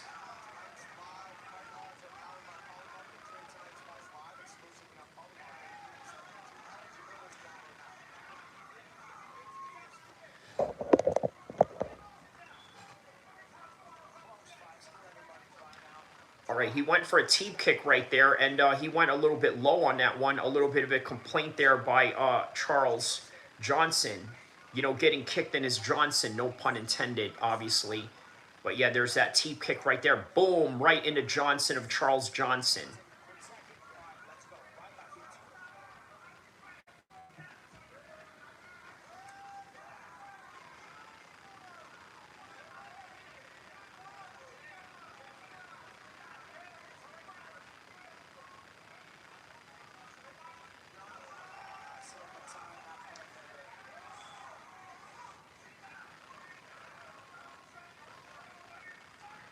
All right, so there's Silva shooting in right now. As he's shooting in, he has him pushed up against the fence. Johnson doing a very good job of defending this, keeping a wizard lock right against the arm of Silva right there, while throwing knees at the same time. 206, 205, 204 in the second round we are in right now. Yes, we are in the second round right now. Okay, good counter punching by Silva right there.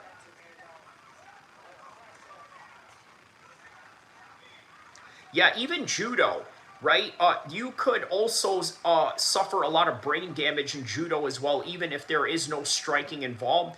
Ronda Rousey has sort of mentioned how much brain damage she has taken from just judo competitions alone and judo training alone, right? So this can obviously, really affect your your head. I guess depending on your experience. I mean, obviously her own anecdotal experience in judo sort of lended her to, dealing with a lot of brain damage. So yeah.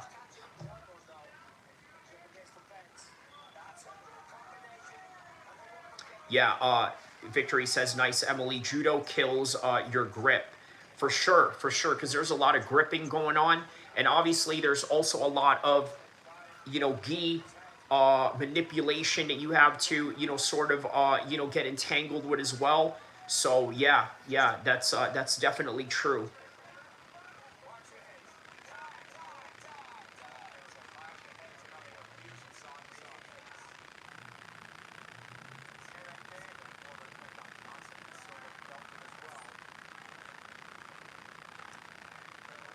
Oh wow, man. Yeah, some clash of heads right there. Yeah, that is bad right there. Real bad clashing of heads right there.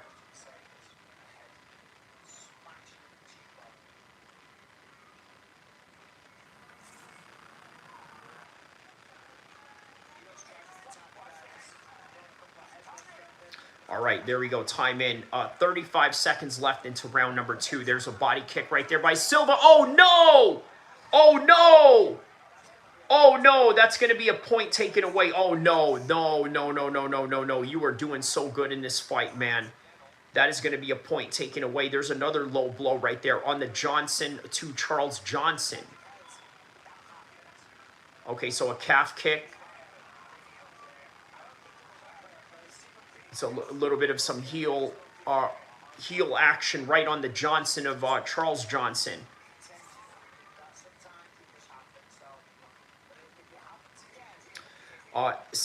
Emily says, I'm sorry I blocked some people here on the other day. I can't see what some people are saying. It's okay. I'll read. I usually, I usually read as much comments as I can here. So yeah, I'll be able to read the comments for you if you are not able to do that. Yeah, no problem. I gotcha. All right, so now we are 10 seconds left into the second round. 9, 7, 6, 5. Ooh, there's a body kick right there by Silva. That time a little bit higher, right into the torso. Really trying to be careful not to, hit him in the family jewels again. But yeah, prior to your comment, that's what Victory, one of my moderators here, said. Yeah, judo does kill your grip, and then that's when I had mentioned, the aspect of doing a lot of gripping and a lot of pulling from the gi and things of that nature, right? A lot of these manipulations, that you have to try to get yourself entangled with. So MJ says, you blocked me as well. I don't think you were here that day when, we had a little bit of,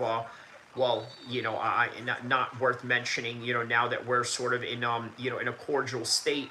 But, obviously, I don't think you were here, were you? Were you here for that? Or maybe you were, maybe you weren't, but yeah.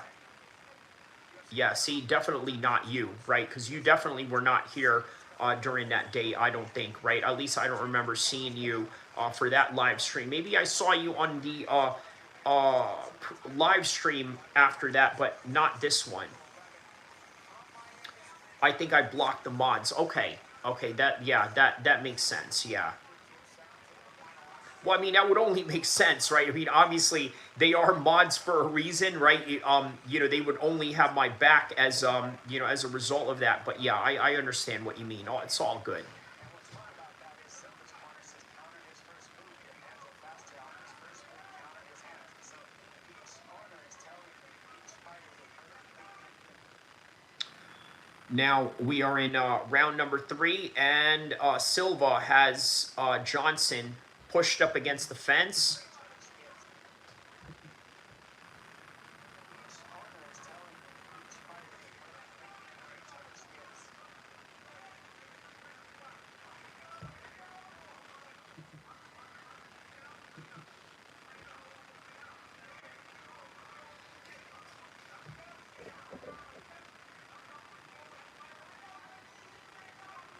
All right, still maintaining this body lock position right here. MJ says, you lived in Portugal, you said? Yeah, man, that is a beautiful place, man. Very beautiful place. Beautiful part of the world, right? I love the Mediterranean part of the world. Obviously being in Egypt, spending some time in Italy, that's beautiful. Greece, I have not been to yet, surprisingly, right? It's a region that, yeah, my father is Portuguese. I go there every blue moon. Oh, wow, okay. All right. Is that where the videos came from? Was that in that part of the world, or was that in in another island, maybe in Hawaii or something like that? Or was that also in Portugal or Spain? I know those places have beautiful, like magnificent beaches like that over there. So yeah, yeah, let me know. Depends on where you are in Portugal. MJ says where about.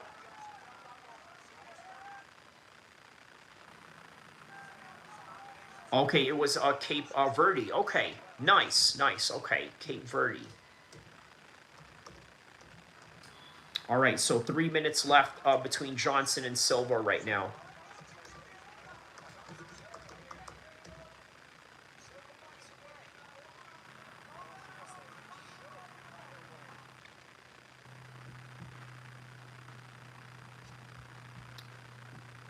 So would that make your mom West African?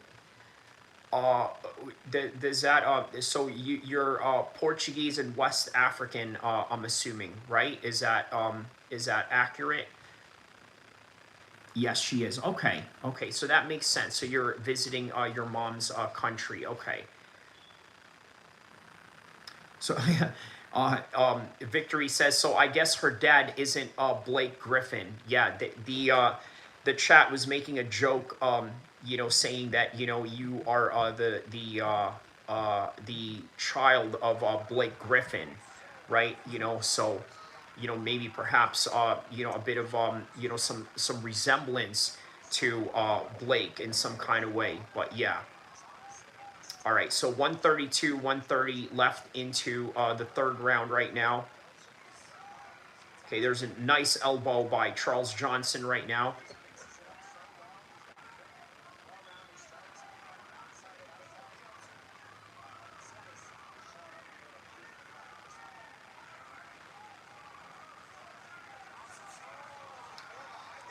Emily says, that's funny. My brother looks exactly like Blake. There you go.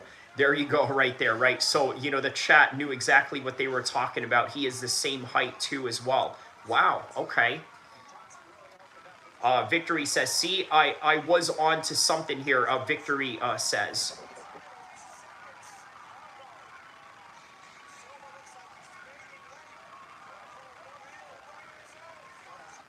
So, a bit of a word of advice on how you can see the chat from the people that you block. What you can do is open this live stream to a private tab, and then you'll probably be able to see it because you're probably signed on to your computer screen or your YouTube, apps, chat. But if you were to go on, let's say, a separate tab, yeah, you would probably be able to see the chat as well. So yeah, that's one way of sort of, getting around that. All right, so that is the end of the third round right there, man. Yeah, we are just awaiting the decision on this one right here.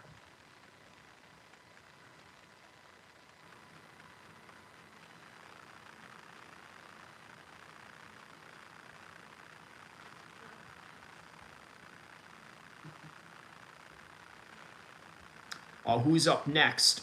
Victory says. So, okay. After Charles Johnson, the next fight is. Are you home, by the way, Marty, or are you watching this, or are you just hearing me react to this? It's Ion Cutelaba and Omar Sy coming up next right now.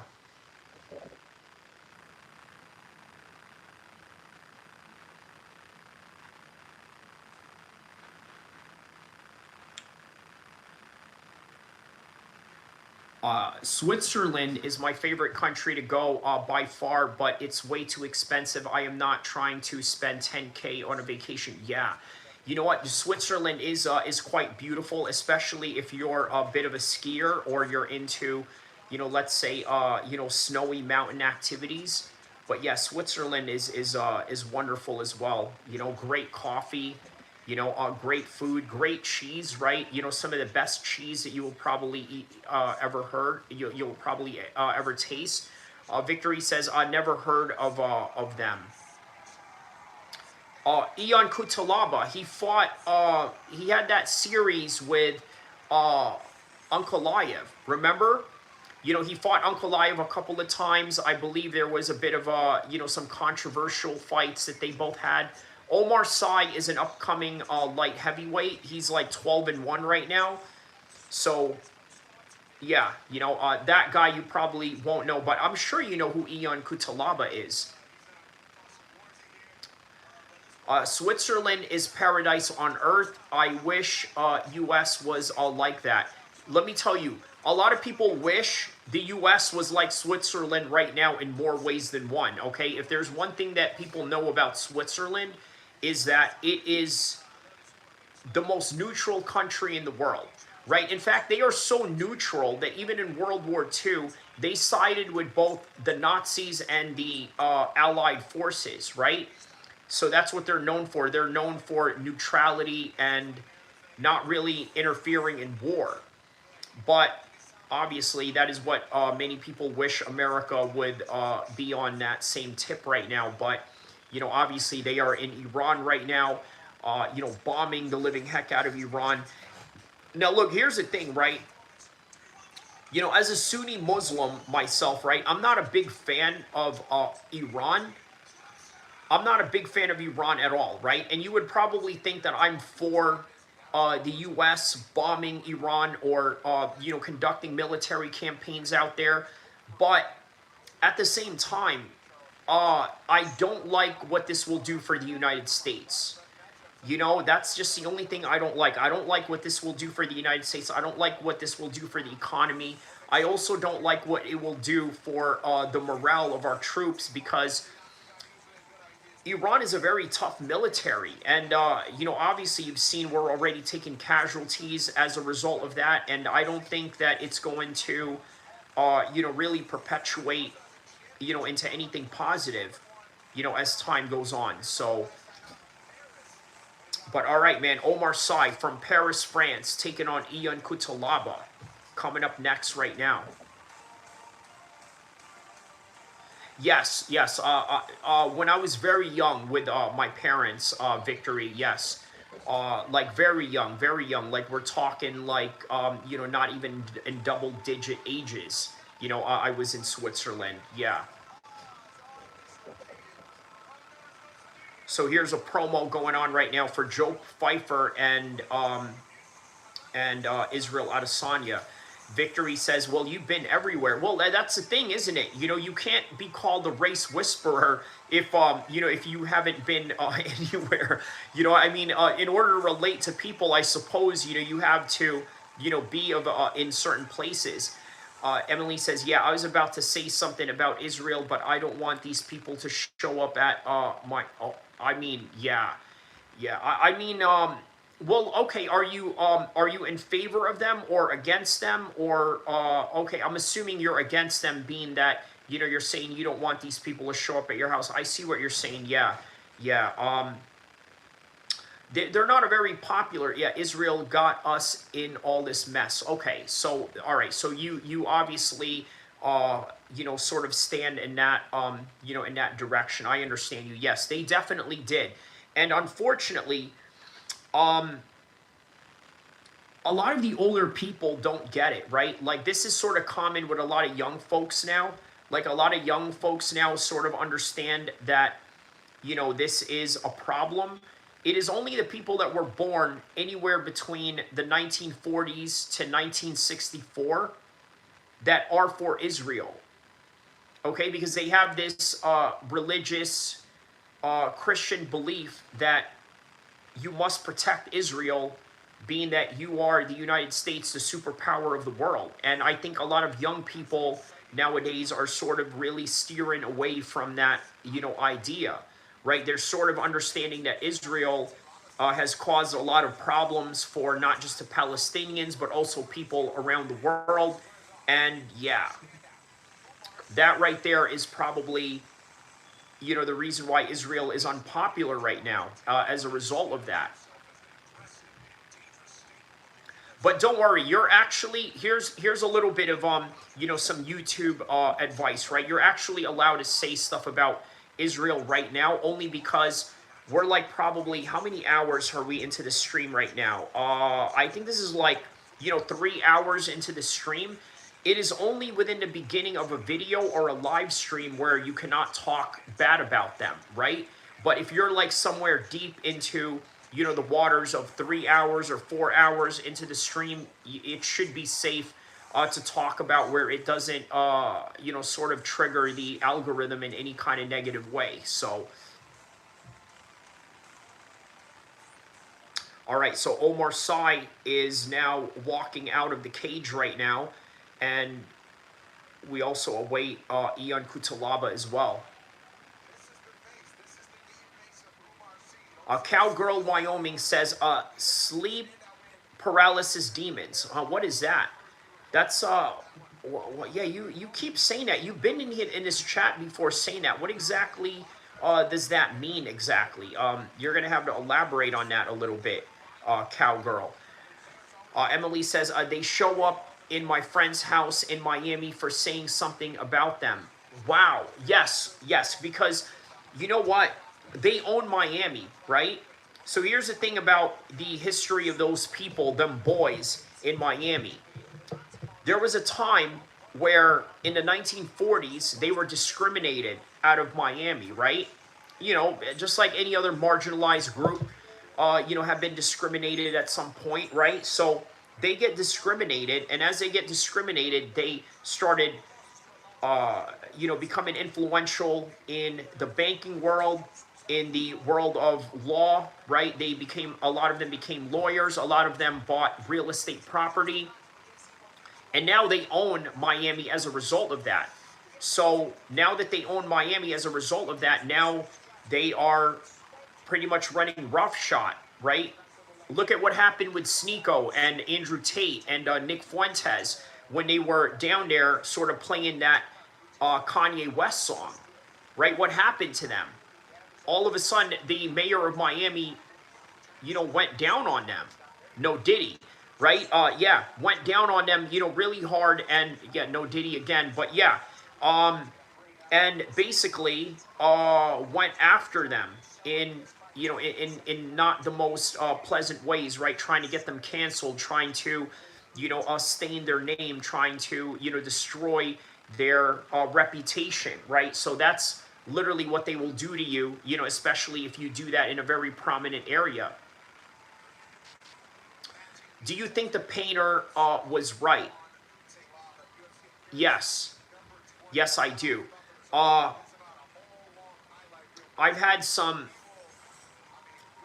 I mean, now that I know what you mean, and you know what I mean, and we're speaking the same language. I've had family members that have fought alongside him in in the 1940s because, as you know, the painter was very much sympathetic to the Palestinian plight. Right, he was affiliated with the Grand Mufti of Palestine at the time. So yeah, I would say that he was. And you know what? Here's the thing, right? What a lot of people don't understand also is that he had nothing against black people or any other minorities. The only people that he was against was one particular group, and even a lot of people don't know there was a lot of soldiers in Germany who were Jewish that served under the German regime.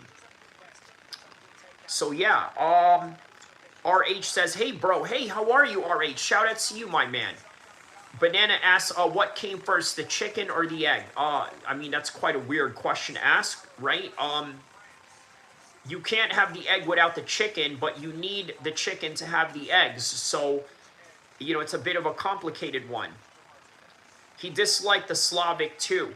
Probably because of their affiliation with that religion. You know what I mean? That's probably why. Probably indicative of that, but yeah. Victory says he probably was, Emily. Most of history we've been taught was a lie. That is why they came really down on Bryce Mitchell. They really came down on Bryce Mitchell. And then here's Dave Portnoy, the biggest cuck of them all, right? Just sitting there, watching him beat John Silva, waving the Israeli flag like, hello, you're rooting for a Brazilian fighter. He's not Israeli, even though John Silva could pass for an Israeli. But yeah. Yeah, straight super cuck for sure. Absolutely. Yup. All right, so here's Ion Kutalaba taking on Omar Sy right now, right? This is, yeah, this is going to be an explosive fight as well right here. Yeah, man. So shout outs to all the 300 people in the world that have tapped in to the live stream right now. Yeah, we're about to get this thing cracking right now, man. Already in the main card, 3 hours in. And then next we got Hardwick versus Raki. And then, of course, my boy, my Sacramento homie, Andre Fili taking on Jose Delgado coming up. And then Josh, yeah. So we got about 4 or 5 fights coming up right now. All right, there's a leg kick right there by Sy. He says, you see GSP stream with Aiden? No, I didn't see that one. Okay, sounds like a fun one. GSP with Aiden Ross. I mean, obviously, I don't really care too much for Aiden Ross, but of course, any stream that involves GSP, I'm sure, is going to be awesome. Oh, nice front kick right there by Kutalaba.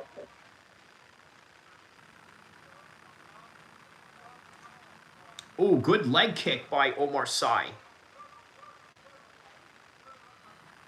Victory says, yeah, he was on Aiden Ross's stream. Why are all these legends going on the beta stream? I hate it. Well, not just the legends, obviously the young active guys right now like Armin Sarukian. Because, bro, he is a necessary evil, right, for their promotion. And obviously you've seen how positive it was for Armin Sarukian. You've seen, the positive outcome that it did for, multitudes of people, even Rampage as well, right? I'm sure Rampage blew up a little bit more going there. If I went to Aiden, look, if I got offered to go to Aiden Ross's stream, I would go. In all honesty, I would go. Because look, I don't have anything, against Aiden Ross. I mean, look, he is what he is. He's, a beta male, as you say, or this and that, I mean, not my type of guy that I would hang out with, or who knows, maybe he's a cool guy.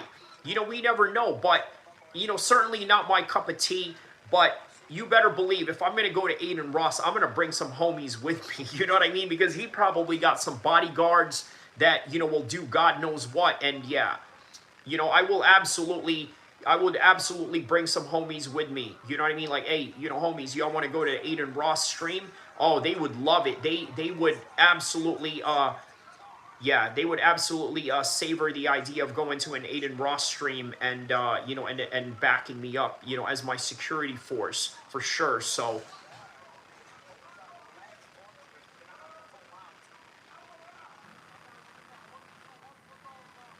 Emily says he is a very weak man indeed. Yeah. Yeah, and that's kind of the thing that a lot of people like nowadays, right? Especially within American streaming culture, they like that, right? They like the quintessential soft beta male or this and that. Because look, a lot of guys are like that, right? Uh, like what I told Victory and Marty before, right? I told them, look, not every guy, is like us. Like not every guy is out there, training mixed martial arts or involving themselves in mixed martial arts. Not every guy is out there yet, doing X, Y, and Z. And Victory says, yeah, Emily is pretty smart for being so young. I agree. I agree. Yes. Yes, very smart young lady indeed. Yes, I'm actually very impressed, by her, and her, understanding of the world.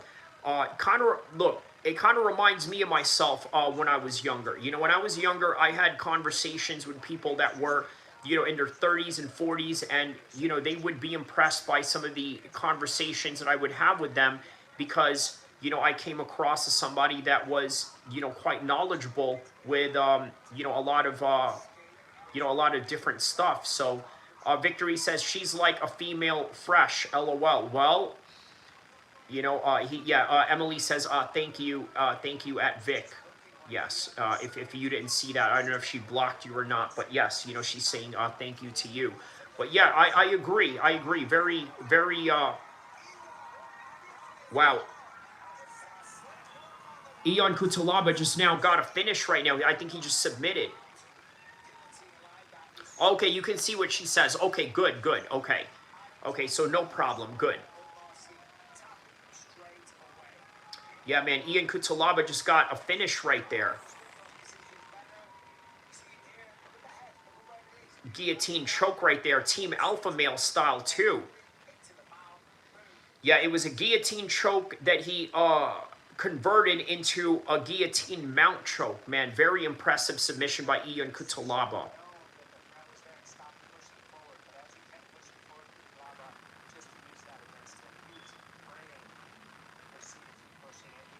Yeah, patented alpha male guillotine. Yup.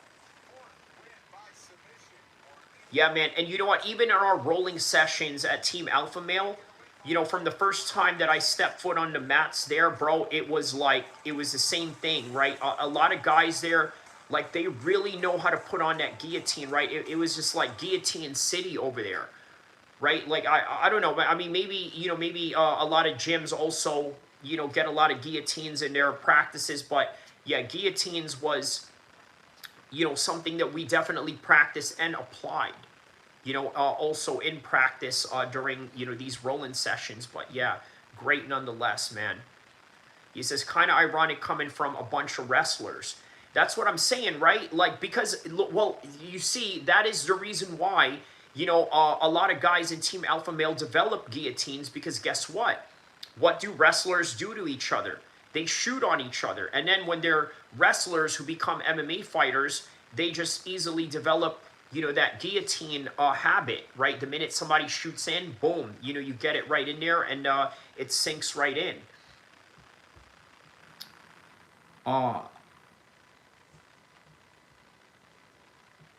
Yeah, man. So on to a commercial right now. So anyways, for next week, this is a fight I'm really excited by. Two undefeated guys. Check out Evloev right here, getting some stretch in, getting ready for next week right here, man. Some footage of Evloev right here. Yeah, going against wrestlers all the time makes sense. Yep. That's exactly why the guillotine is is such a common thing in Team Alpha Male, because Team Alpha Male was born out of recruiting a lot of wrestlers.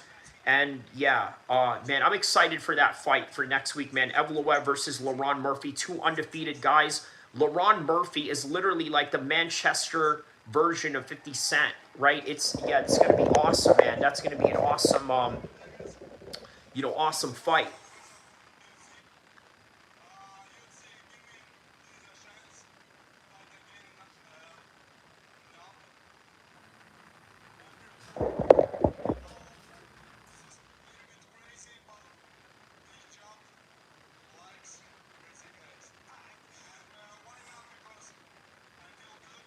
He says that he's asking for a fight next week.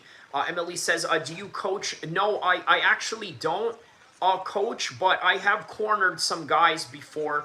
Like, if a few buddies of mine have a fight and they needed a guy to, corner them with, then, I would come along. But as an official coach of like, one or, one specific fighter or group of fighters, no.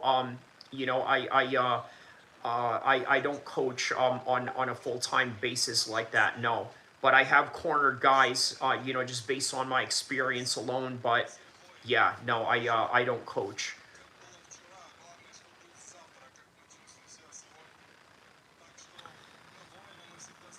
Connor Siller BJJ says the fastest tap I've seen. I didn't even begin to defend it. The fastest tap I've seen didn't even begin to defend it. Yeah, yeah, man. Yeah, like he really had that cinched in, and it was like he couldn't do anything about it. Victory says it's hard to defend from the mount. Yeah, and he had the wits and all to understand that, which is why he was able to sort of get him in that mounted position as soon as he cinched in that guillotine. Connor Siller BJJ says, not as hard as you think. It just shows Sai has zero grappling. Well, understand also, he comes from France, right? They have very limited grappling over there. I mean, look at Cyril Gahn, for crying out loud, right? Look at his performance against John Jones at the highest level. So, yeah. All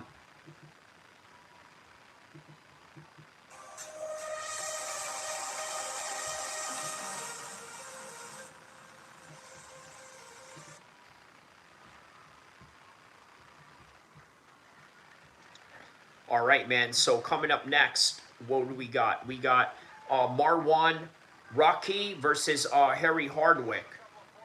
And then there's Marab and Aljamain Sterling in the front row seats right now.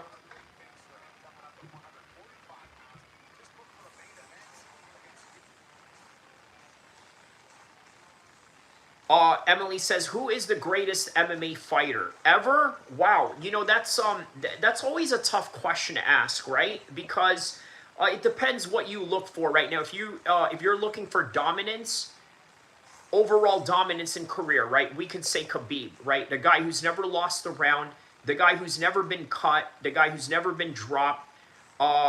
You could say Khabib in that aspect, right? When it comes to longevity, you could say John Jones. Oh no, Victor, you did not just say Daniel Hamid on the question of who is the greatest boxer of all time. So the greatest boxer of all time in my opinion, I'm going to go with Terrence Crawford.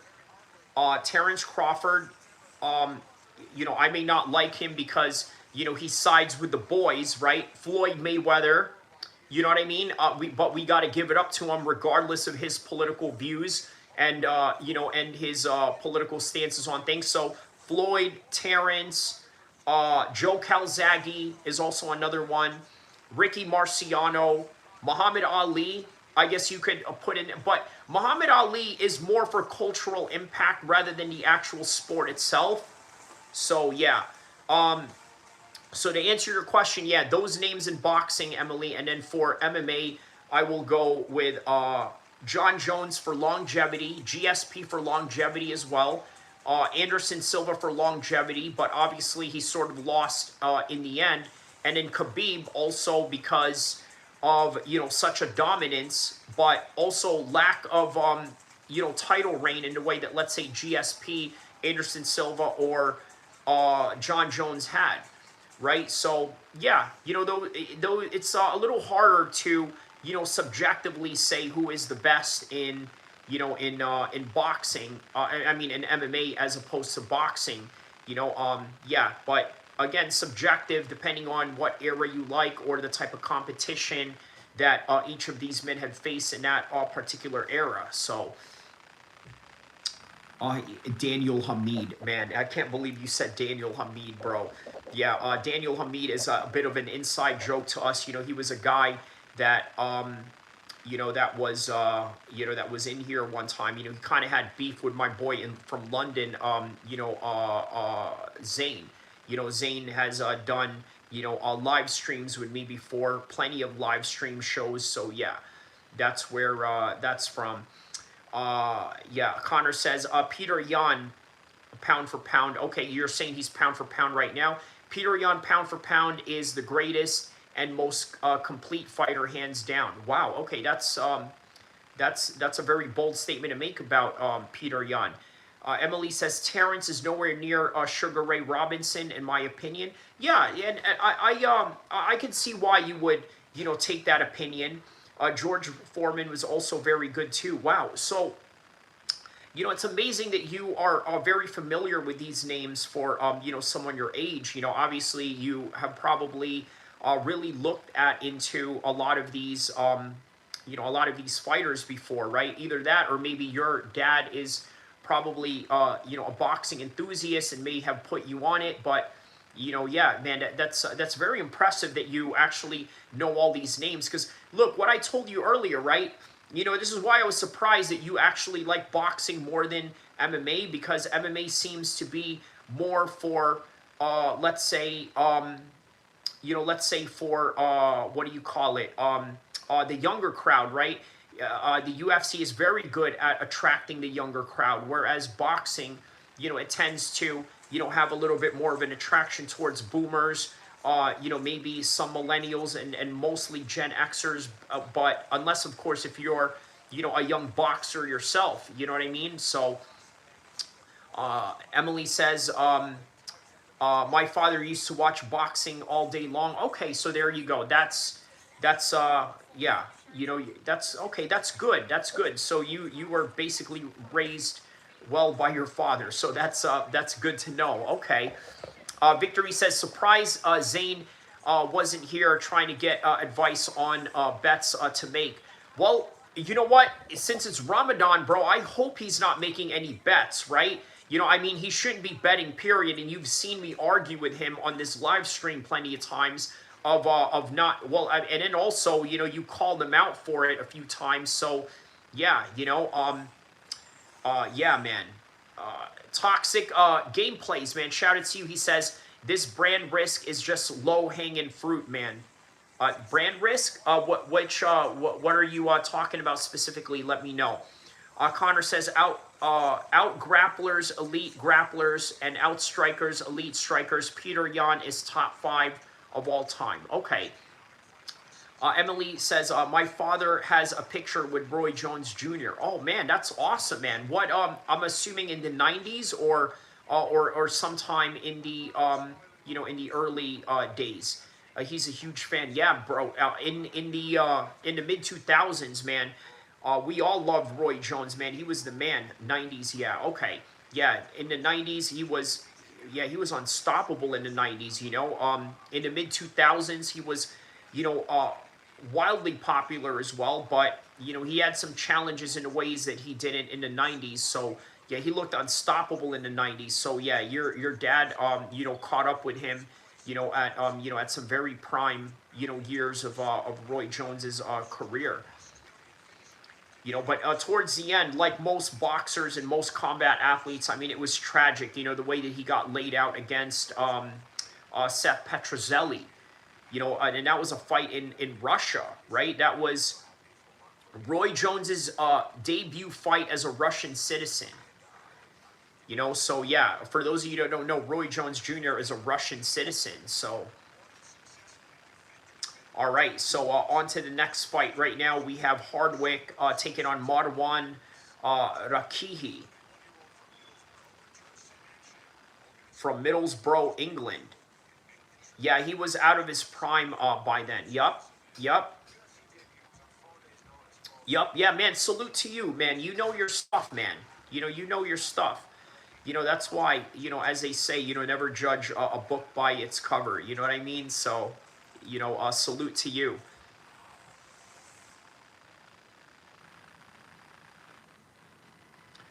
Victory says, I loved playing Fight Night Round 4. Yeah, that was, that was Roy Jones, in there. He says, sometimes we got to listen to our body and leave our pride to the side.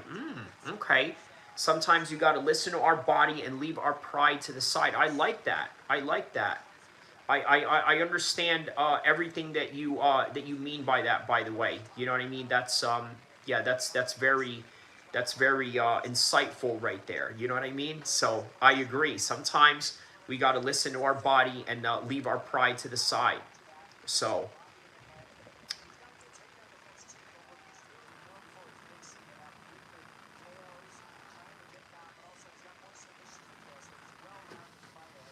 All right, so now Hardwick is walking out right now to the prep point, getting the Vass in his face, and yeah.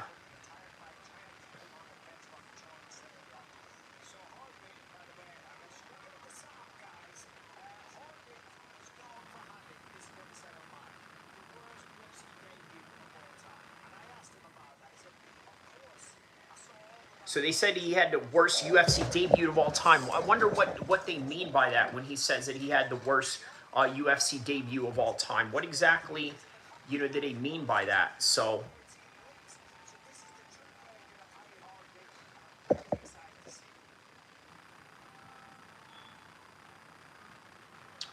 all right, so here's Marwan right now walking out. Canelo is not listening to his body. He should have stopped years ago. You know what? He didn't look too bad in the Terrence Crawford fight. I just think that Terrence Crawford was, just far more way advanced than him that night. Just way far more advanced. So, yeah, he's not the same. True. True. And you know what? Turkey El-Sheikh is going to exploit him, all the way till the end. He's going to exploit him all the way till the end. And as a result of that, I could see I could see Canelo getting a fight with Hamza Shiraz. By the way, the guy Zane that people are talking about in the chat, he's a co-host of mine in this show, and he's embedded with Hamza Shiraz. So yeah, Hamza Shiraz, I think, is going to be one of the next guys to fight, him. He says that Canelo fought against Triple G would beat Terrence easily. The Canelo that would fought against Triple G would beat Terrence easily. Yeah, you know what? At that time, I would say so, because at the time, Terrence was a lot smaller. He didn't put on the weight that he did for the Canelo fight. That strength factor that sort of helped him, show his attributes and prowess of strength. But yeah, yeah, I think that's, yeah.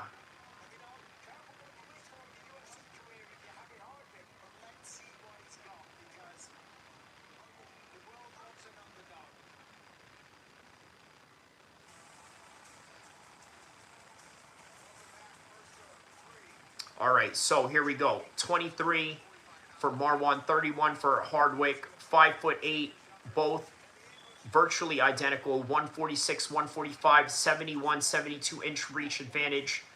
Not really a reach advantage for any of them, honestly. So here we go, man. Wow, and just like that, man, I got about less than an hour left for my time to break my fast. So this is great, man. You know what I mean? Can't wait to, yeah. You don't even think about it. It just goes by rather quickly like that. So,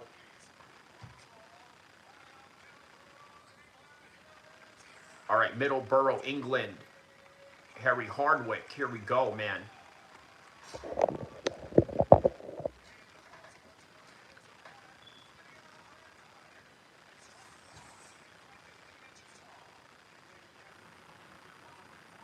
All right, undefeated 7-0.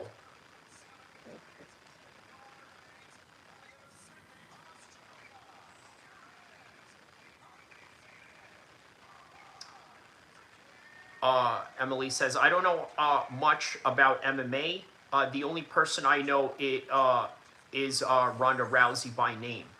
Okay. Well, yeah, Ronda Rousey, I mean, is a very impactful fighter. Obviously, as you know, what do you think about her matchup coming up with Gina Carano? Now for us older heads, we knew about Gina Carano from back in the days, and yeah, man, Gina Carano was the man in that in the women's division, way before Ronda Rousey, and then Ronda Rousey came in 2013 and blew everyone out the water, and then she had a run for quite some time, and yeah, but yeah, Ronda Rousey coming back is great for MMA. Yeah, I didn't know she is still fighting. Oh no, she's coming back to fight. Maybe for a one-time thing. It's under Jake Paul's Netflix deal, by the way. So it's under MVP MMA, right? Which is Jake Paul's debut as an MMA promoter, right? So she's gonna fight under Jake Paul's promotion, and she's going to fight another MMA legend. So that's gonna be great. Yeah, she hasn't fought in like 12 years.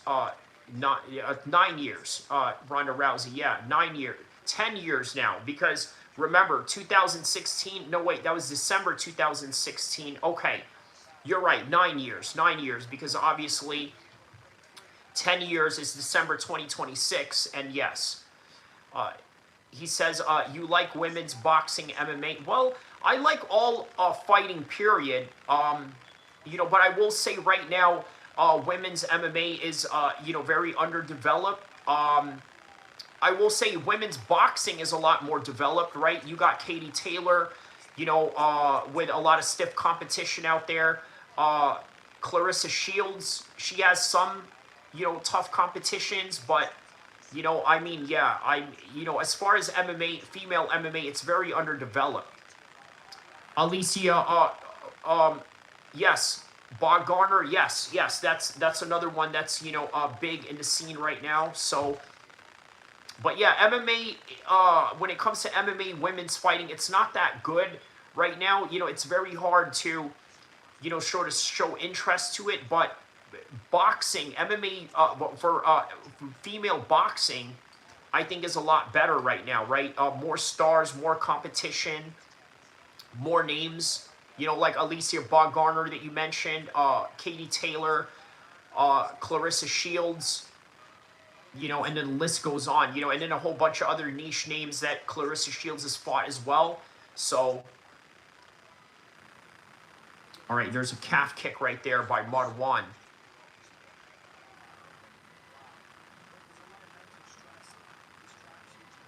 Yeah, man. So they got a few Muslim fighters that are fighting in this card, right? So I wonder if they are fasting for this fight, or if they had just decided, hey, you know what? I'm going to just, lay off fasting for a day, as sort of like a traveler's excuse. Because, there are ways that you can exempt yourself from fasting, right? Like, for example, if you're a pregnant woman, you cannot fast. That's quite obvious. If you are a child that is not of mature age, you can't fast. If you're traveling. Now, this is the clause that a lot of fighters are sort of using as, the traveler's clause of, not fasting. But, I've driven from Sacramento to LA plenty of times while fasting during Ramadan. So, yeah, I continued to fast. I didn't really see the problem because of the fact that, well, I'm sitting in a air-conditioned car, right? So I didn't really see any problem of, breaking my fast for traveling to LA. Sacramento to LA is like maybe 4 to 5 hours or something like that. So, yeah. All right, so Marwan is putting it on Hardwick right now, right? These straight shots that are coming in right now. Oh!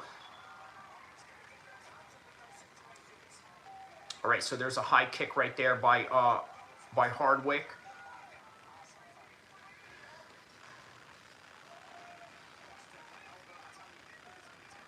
Oh, wow, man.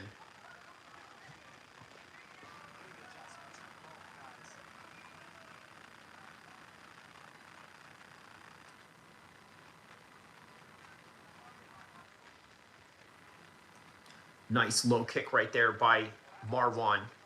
Hardwick follows up with his own calf kick right there. Switching stances by Marwan. Oh, wow. Nice hook right there by Marwan.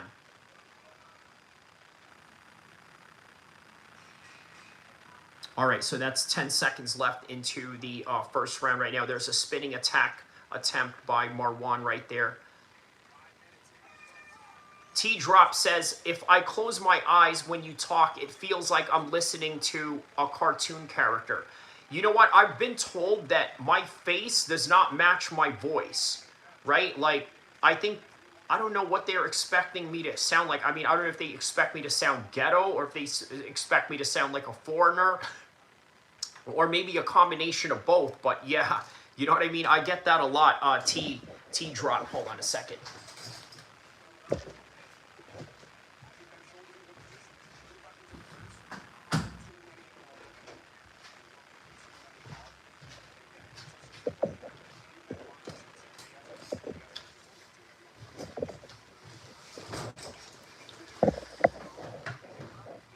All right.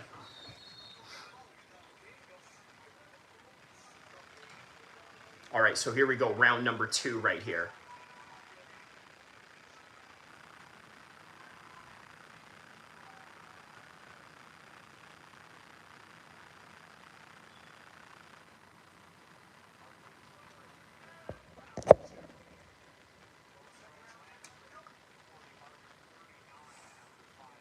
All right. Nice body kick right there by Hardwick. Marwan sort of catches that with his elbow right there. Now, Marwan is sort of walking him down right here as Hardwick is backing up against the black line, behind the black line of the cage. Marwan sort of pawing his striking hand right up top right there with his hands low. Okay, boom. See, that's the price you pay right there with your hands low in a very close range position like that. High kick by Marwan. Oh, wow, he just rocked Hardwick right now. Hardwick is hurt. Oh, my goodness, he is hurt. Oh, 1-2 shot. There's another one. Now he is pouring it on him right now. He's got him cornered up against the fence right now.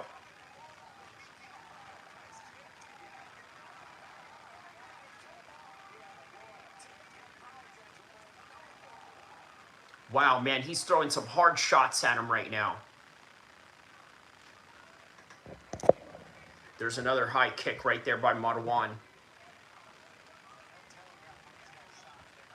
Yeah, no telegraphing at all, man. You know, just straight shots right there. Oh, my goodness! He just rocked him.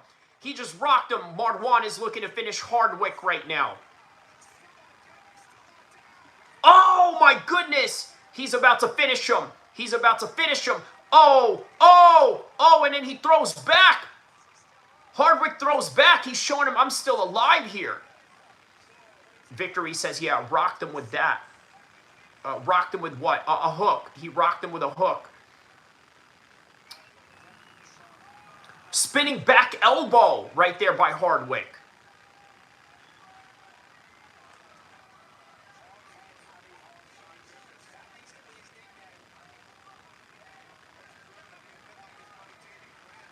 Oh, wow. Now there's a nice elbow right there.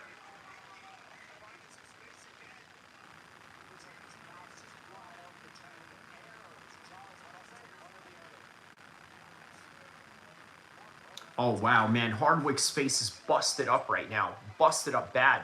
He says, yeah, I've been hitting the Gaethje overhand where you walk forward as you throw.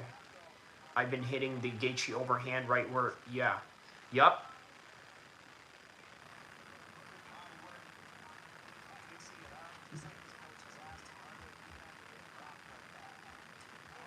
Ooh. Oh, step with that left hook, step right hand. Oh, wow. Now he's got him down on the ground right now. Now he's got him on top mount position. Now they are in full guard position right now.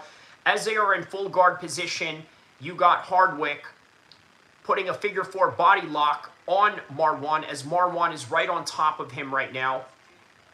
And Marwan is looking to sort of posture up in this position. but Hardwick is preventing him from posturing up.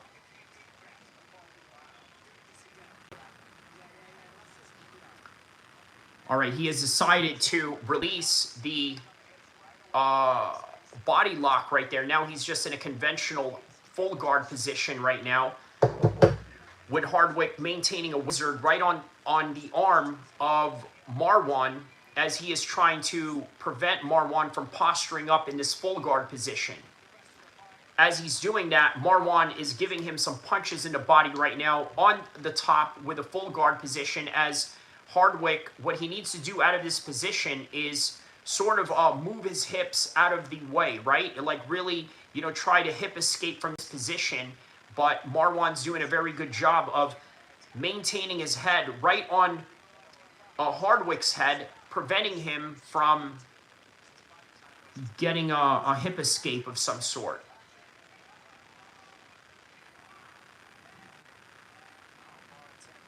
All right, so there it is. Now he's looking for that hip escape.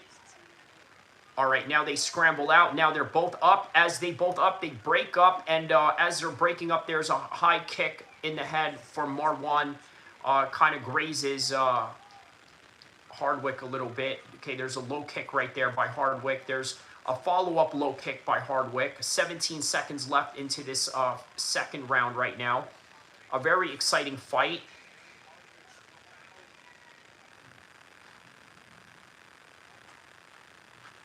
A bit of a lazy kick attempt right there by Hardwick, followed up with a side kick.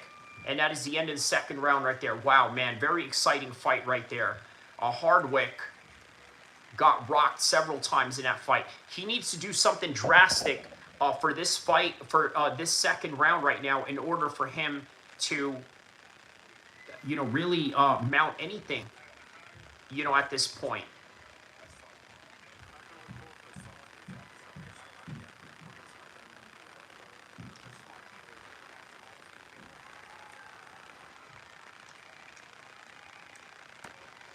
How many countries have you been to, and what is your favorite? Wow, man. So, I'm gonna say, well, I'm gonna say England, right? England, France, England, France. Yeah, I'll say England, France. The Philippines is all right, you know, but it's one of those places where, you know, I don't know. I mean, the heat, you know, is kind of exhausting. You know, although the place is fun, but the heat. Yeah, I'll say England, right? England, France, I think is, you know, the top two, I would say. Yeah, you know, other Arab countries as well, of course, you know, but yeah, I'll say England, you know. He says, not a big fan of Asia. Okay, why not? Is it, yeah, you know what, I can see why. I can see why. It's different, you know, it's different.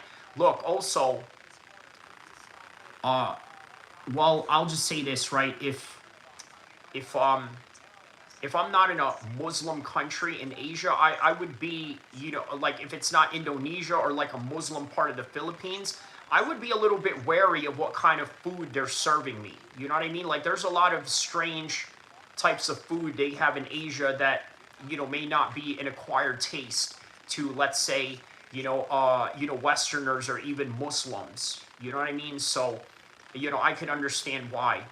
Okay, so you know exactly what I'm talking about. Yeah, you know, that has a lot to do with it. So other than that, yeah, it's great. You know what I mean? You know, especially in the Philippines, I've gone scuba diving down there. So 216 says, how did you like Harry fight, bro? I just woke up, Kyrie. Well, Marwan won by TKO right there, right? You know, he could not come out of the corner right there. So that fight was a win right there. You know, unfortunately, yeah, your boy Harry lost that one by TKO. It was the second round. They finished the second round. He could not come out to the third, and that was that. Victory says, which Asian... Oh, man. I can't answer that, bro. I can't answer that. Actually, I can, because they're not a marginalized group. All right? Like, it's one thing if they're a marginalized group, but if they... I would say China. Yeah, China. You know, yeah, China. Uh, are you wealthy? Well, I would say stable is the best word to describe it. Yeah, I'd say stable. You know, yeah, I'll say stable. He said, Victory says, okay, sorry, wasn't trying to put you in a spot. No, no, no problem at all. He says, yeah, because Japan is known for being extremely clean. And guess what?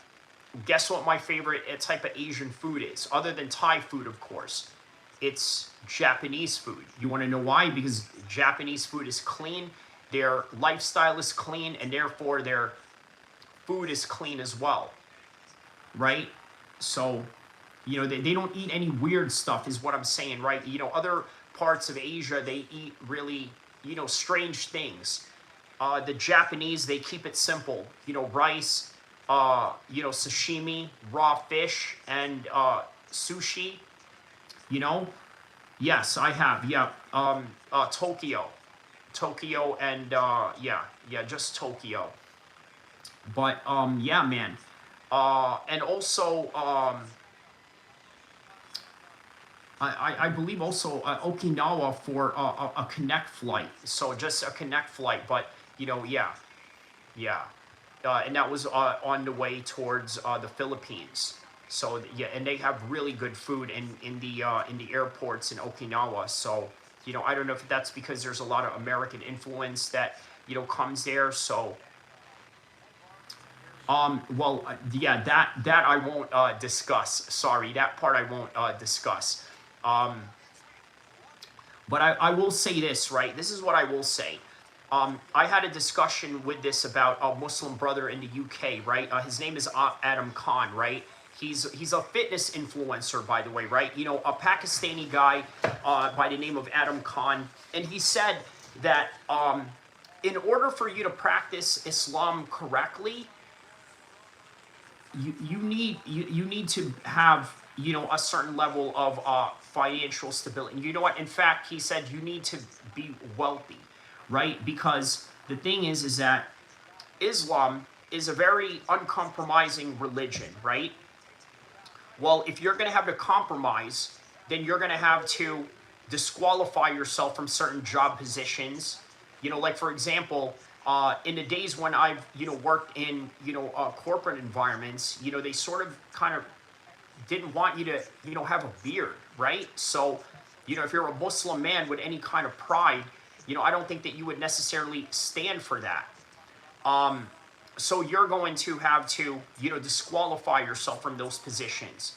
Uh, you know, for example, what if they have you know certain practices that you know you're not in tune with, right? Like what if they have LGBT, awareness month or something like that, and you don't want to participate in that, where they make the other employees like wear rainbow colored, bands or something like that, right? And you as a Muslim man, or not even just as a Muslim man, a man of faith of any kind, you're not going to stand for that.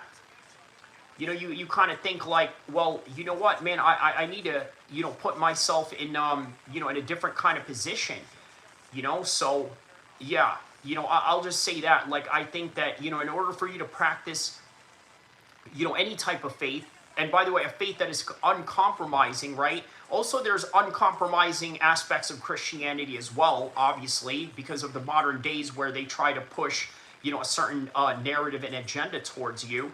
But, you know, definitely as a Muslim, you're going to have to, put yourself in, positions that, will not allow you to compromise to, the modern work environments of the world, right? And I've dealt with all of them, right? From, corporate settings all the way down to, even, owning or working at the car business, right? Because, obviously there's interest rates that you charge while you're in the car business. And so that's primarily the reason why, I had to get out of it, because, you're locking people into, long-term interest rates that ultimately are going to, keep them in debt. So, yeah, my advice to anybody that's, of any faith, whether Muslim, Christian, or Jewish, you know, if you want to practice your religion to, you know, uncompromising levels and uncompromising territories, you know, you're going to have to get your game up, you know. And as Muslims, you know, that's not something that we, you know, necessarily discuss is what is in our, you know, bank accounts. So yeah, corporate environment sucks. Facts. Uzbek says, what do you think about which countries' fighters will be dominating in the UFC in the future? Russia, USA, or Brazil? I'm going to say Russia, obviously, but for whatever reason, obviously they're cutting a lot of Russian fighters, even though they have winning records. But I think as soon as they find a bunch of Russian fighters that have a combination of, let's say, charisma and marketability, along with the winning ability that the Dagestanis and the people like, you know, Khabib and Khamzat have going on, I think, yes, I think Brazil will continue, Russia will continue to be a dominating force. Whereas other countries are going to have to develop, right? It's always going to be Russia, America, and Brazil. You see, in the mid-2000s, there was a point where the only people that were doing MMA was Americans, Japanese, and Brazilians. Now, it's vastly different, right? You got the Brits in there. You got, you know, the Spanish in there, obviously, with Ilia Topuria as a representation of that. Now you have the Irish, right, with a very few people, but still a strong representation in terms of fan bases, right? You have Ian Gary, then you had Conor McGregor. But it will always be America, Brazil, and Russia as the top countries, and Japan as well, because they are just a well-rounded country when it comes to martial arts. The United States is extremely well-rounded in martial arts, right? We have top wrestling programs, boxing programs. We even have top judo schools, right? We also have top taekwondo and karate schools as a result of that. So America will always be a staple of combat sports. You know, even kickboxing, a very developing kickboxing. Whereas you could say that, you know, the French, the British are very much in tune with the kickboxing aspect of things, right? So they can always become a formidable player, not a dominant player in terms of, let's say, the majority of people that have, you know, the most amounts of champions, because the most amounts of champions will always be the Americans, the Russians, and the Brazilians, right? Because of the type of environment that they have. Russia, they are a very well-rounded MMA country. Why? Because number one, wrestling is a big sport in Russia. They medal a lot in the Olympics in Russia, along with judo and other arts that deal with combat sports like boxing. But also, another sport that they are very big at is Sambo. Now, what exactly is Sambo? Believe it or not, Sambo is just MMA without the cage. It is MMA fought in a mat. And you know what? I've fought in mats in kickboxing scenarios before, right? So, you know, that's really what it is. It's amateur MMA with headgear and judo gi on with, you know, MMA style shorts with boxing shorts. So basically MMA in pajamas, as Victory says it. That's what Sambo is. So they will always be, you know, a staple. Now, Brazil, why will they always be a staple? Well, because they have a well-rounded country as well. If you remember back in World War II, many of the Japanese, where did they migrate to after World War II? It was Brazil. This is indicative of Lyoto Machida, who, by the way, is half Brazilian and half Japanese, right? Very interesting mixture that he has going on, right? Being that he has, you know, being that he is, what do you call it? A guy that is from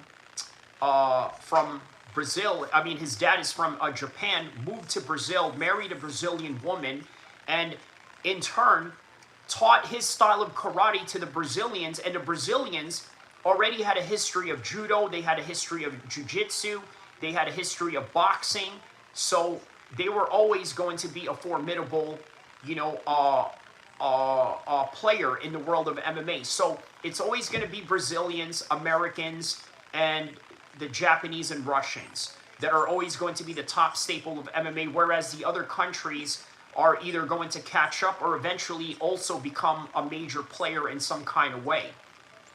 England is coming up there as well, right? Because they have a boxing culture, but they don't necessarily have a strong grappling culture. They have a strong jiu-jitsu culture, but not a strong wrestling culture, right? So,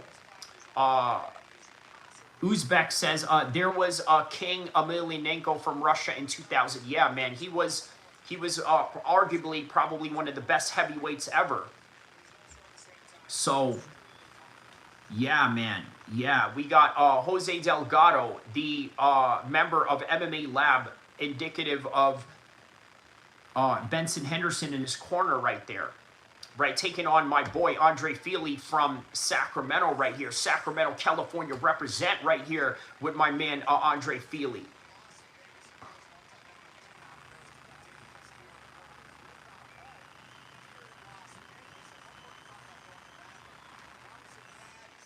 Yeah, man, I see Andre Feely all the time, out here, man. If I don't see him in, in the Team Alpha Male gym, he's in, he's in Whole Foods. That I see him in corner stores. You know what I mean? Like random corner stores in the hood, out here. You know what I mean? I think one time I seen him. He was with his girlfriend. I saw him, in the hood in like the Arden area of Sacramento. Like, hey man, what's up, Philly? You know what you doing here? You know what I mean? Like just right there chilling in the middle of the hood, But yeah, man, shout out to Andre Feely. Liston G says Fedor was the man. Indeed he was, man. Yeah, indeed, Fedor was absolutely the man for sure.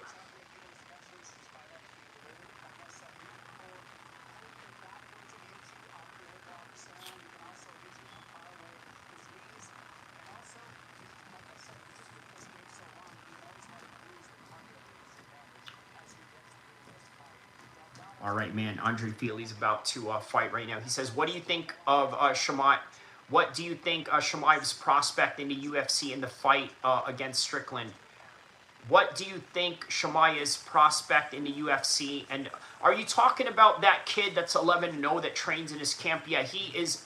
You know what? Kamzat said that he's way better than him. Now, obviously, we say things to hype up our training partners, but if anything that he's saying has any truth to it, that kid's going to be a problem for a lot of people at 185 as well. So, I think what's going to happen is that they're going to have an Islam Makhachev thing going on where Kamzat is going to retire undefeated, and then he's going to let this guy come in there and dominate everybody in the 185 division as sort of, the second guy to reign for him. So, hold on just a second, guys.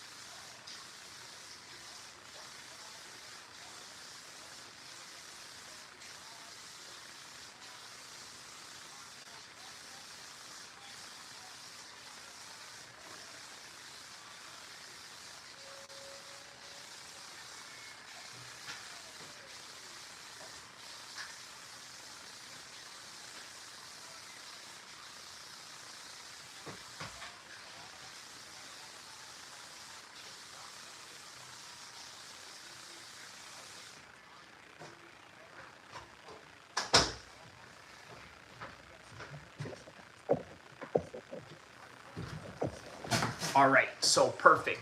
Got in there at round one. Liston says, I know this used to go to the same gym. She is even more.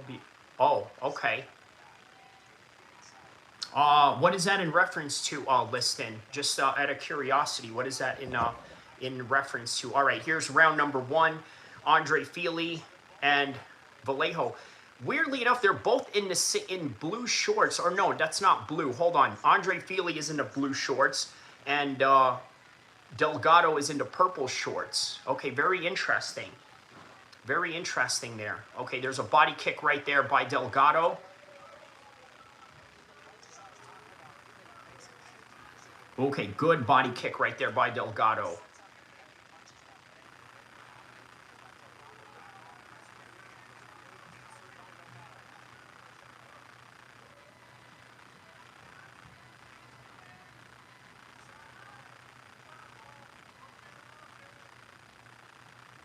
Yeah, listen, what brought up that comment, out of curiosity, you know what I mean? That was, a random comment out of nowhere. I don't know if that came, out of a conversation that we were talking about or something that, you heard or, what brought that up, just out of curiosity.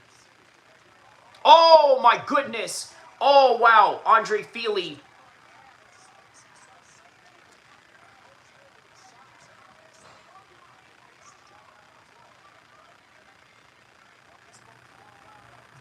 Wow, man. Andre Feely just hurt Delgado right now, man.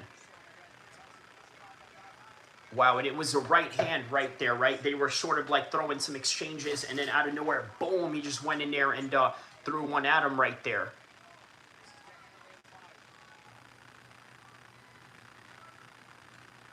Yeah, they're definitely in a fight right now, man. Andre Feely.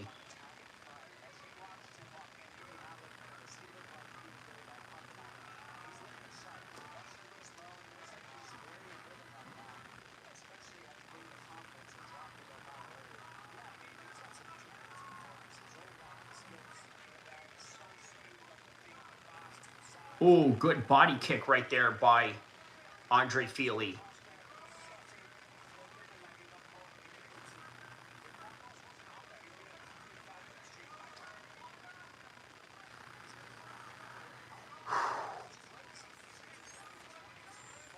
Man, yeah, a little tense for Andre Feely right now, man.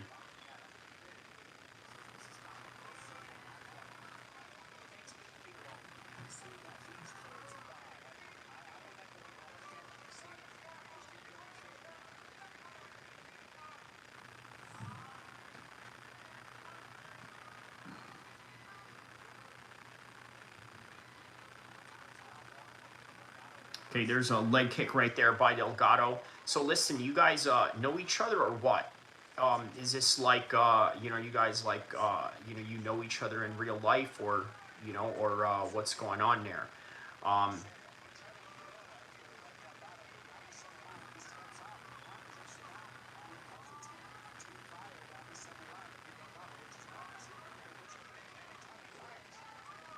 okay, okay. No. It's just the reference up there. I guess. Okay, I guess that was his opening line too. You know what I mean? Yeah. I got it. Yeah. All right. So here we go, man. Andre Feely, rocked him a few times there.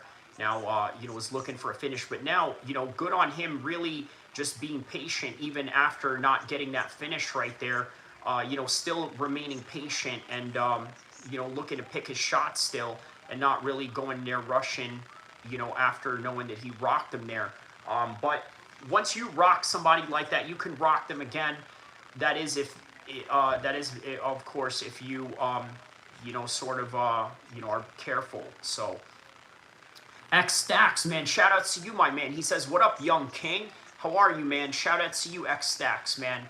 How you been, bro?" All right, 25 seconds left into the first round, and yeah, Andre Feely is definitely setting up traps right there. There's that straight right hand over that he just went and threw at him right there. All right, so he goes and he takes him down right there. Now he's got a body lock position on Andre Feely has a body lock position on Delgado.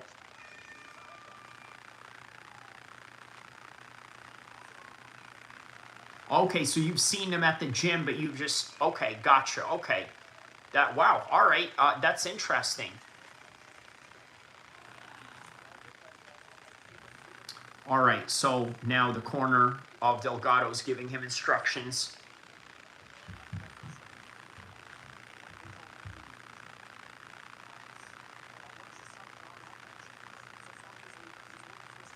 The corner of Delgado is telling him to draw out that check hook.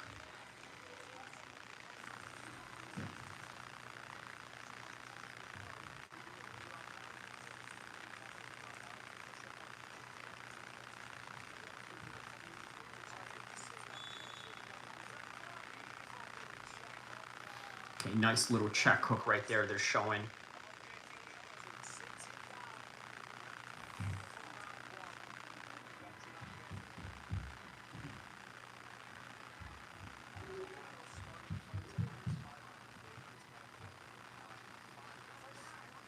All right, second round right here. Andre Fili, boom.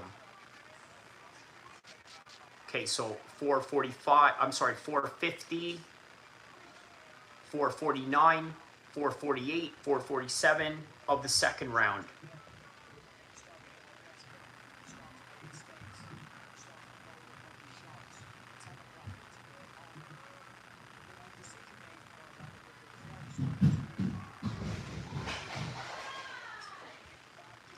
All right, so let's see here. Okay, there's a low kick right there by Delgado.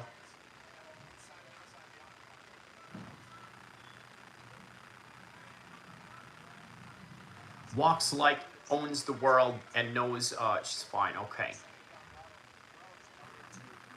Okay, there's Delgado right there shooting in.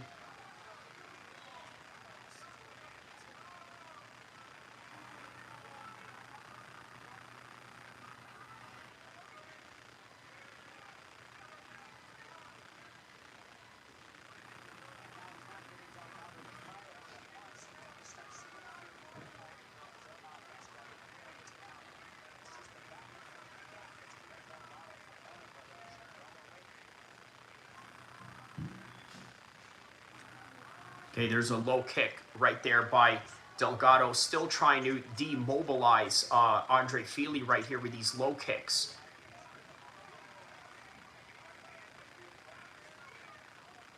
All right, Fili switching stances right here. Andre Fili switching stances.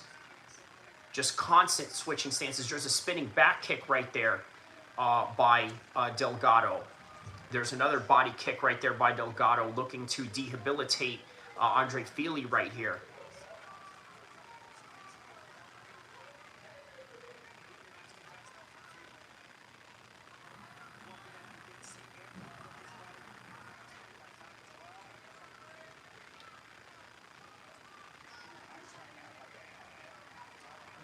Oh, there's a flying knee right there by Delgado.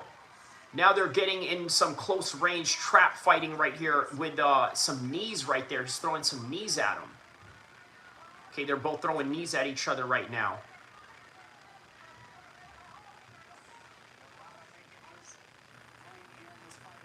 So listen, are you from Portland, Oregon?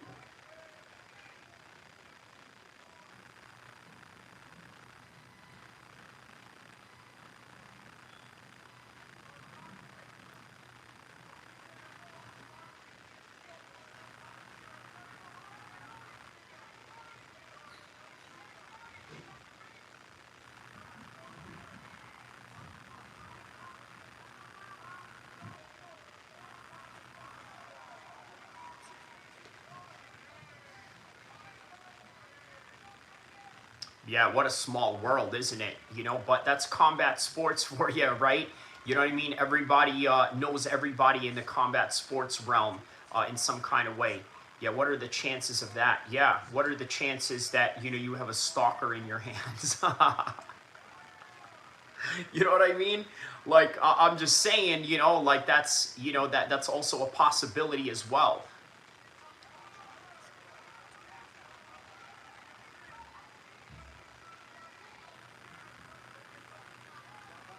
All right, there's Andre Fili lunging in right there. But yeah, man, no, I mean, in all sincerity, you know, the combat sports world is very small. We all know each other, right? So, okay, you're from Henderson, Nevada. Okay, well then that makes that even strange. Honestly, if you're from Henderson, which by the way is literally just, you know, a city away from Vegas, right? What were you doing at a gym in Portland, Oregon? You know what I mean? Like, you know, but I'm just saying, hey, I'm just asking questions. You know, maybe you're transport from in Nevada to Portland. That's always a thing. You know, people, you know, transfer from California to Nevada all the time, right? I'll tell you this, right? The white people that move from California to Nevada, if they move to Nevada, it's because they want to avoid taxes. If you're a minority, if you're black, Asian, Hispanic, and you move to Las Vegas, you probably snitched on a gang, and now you can't live in the hood anymore, so you got to go move to Vegas. That's usually the case. So, you know, white people, they evade taxes. You know, minorities, they evade the gang that they snitched on. That's usually the case. You know what I mean? For people that transport from California to Nevada. All right, man. Good second round right there. Good round by Andre Fili and Delgado right there. Really good round.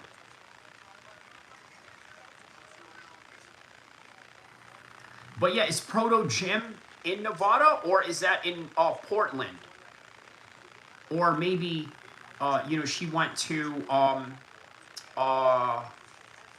Nevada, right? Which is, you know, usually the case. You know, people, you know, cross train in different places all the time. So,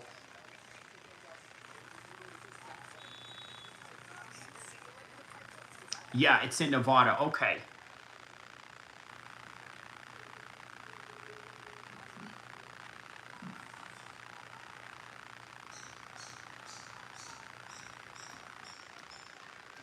Or maybe the part where, oh, you're not lying is, you know, the part where, oh, walk around like, fine, no, you know, like, you know, and the world knows it, like, you know, strutting your stuff type of thing.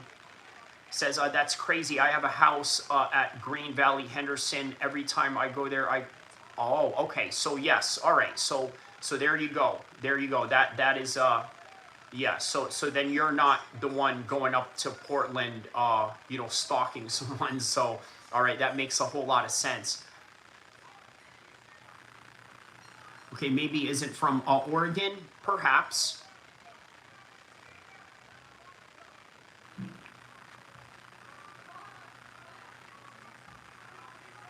All right, there's another leg kick right there by Andre Fili.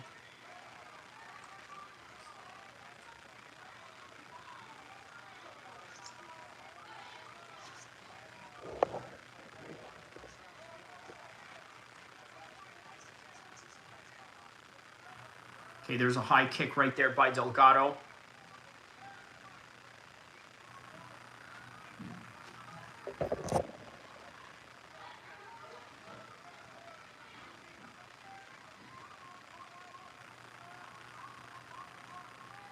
All right, so there's a good jab right there by Delgado. Oh man, there's a good exchange right there. Yeah, that is crazy. You know, that's crazy. The chances of that, right? But once again, combat sports world is a small world, but also there are stalkers out there that exist. You know what I mean? So, you know, that's also you know, a possibility as well. You know, but yeah, man. Oh wow, good leg kick right there by Delgado.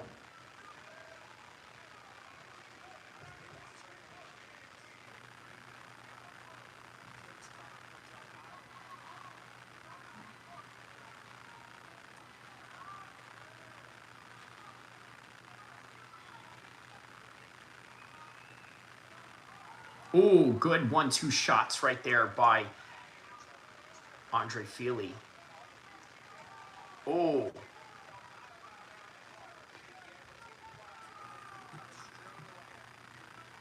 Man, yeah, 2 minutes left into this third round right now.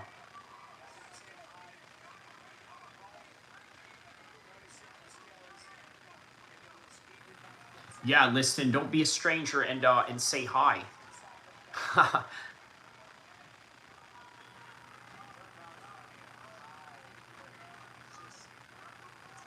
Wow, man. What a crazy world, man. You know, what a crazy world. Man, how about that, Marty, right? We always have something, you know, innovative here in this show, right? You know, just the, you know, the interesting characters that we have in the live chats alone is, you know, is crazy, you know? Um, but listen, you know, I'm a bit of a skeptical, you know, cynical type of person myself. You know, I always think about people that, you know, try to set other people up, you know, stalkers, potential, you know, hits. that people are going to try to put on you. Oh, you know, meet me here. Next thing you know, 5 dudes show up and yeah, you know what I mean? Like one of them type of things, you know, but, you know, just air caution to the wind. But hey, listen, if it's really just, you know, that mere coincidence, you know, great. You know, I welcome it. All I'm saying is, you know, precaution to safety at all times. Says, I don't think I'm going to that gym again. That account is only 2 weeks old. I wouldn't. Yeah. Oh, man. Yup. Yup. That account is only 2 weeks old. That doesn't spell, that's not good. Yeah, yeah. Only 2 weeks old of an account, huh? You know what? I like that YouTube lets you know, like, when you made an account. Like, obviously, I did not make my channel in 2020, right? But I did make this screen name or sign-on, you know, name, you know, in 2020. I think I started this channel, like, 23 or something like that. You know, but 20, was it 23 or 24? Somewhere around, yeah, 23, I think. You know, because I don't think I have any videos that are over 3 years old. So, all right, and that is the end of the fight right there. Yeah. Yeah, all I'm saying is, yeah, just be careful because you don't know what type of people are out there. And, you know, and that's it. He says, how long did it take to get you monetized? About a year or so, you know, just, you know, on and off, you know, like really like putting, you know, effort into it. Like I think, you know, the first time I was, you know, monetized was, you know, within, you know, the span of a year. So, yeah, you know, I really had to, you know, like hone down on that one. X-Stack says, you are the bro. Hey, thank you for that, my man. Thank you for that. You know, really appreciate it. It's people like you that do keep me motivated into this. And, yeah, man, I really appreciate that, man. You know, long time viewer of mine, X-Stacks, man. Shout out to you, my boy. Time Sacrament. Okay, so yeah, I got about prayer in like the next 6 minutes or so. Okay. Okay. All right. Well, we find out who is the winner of that one, guys. I'll be right back. Hold on just a second.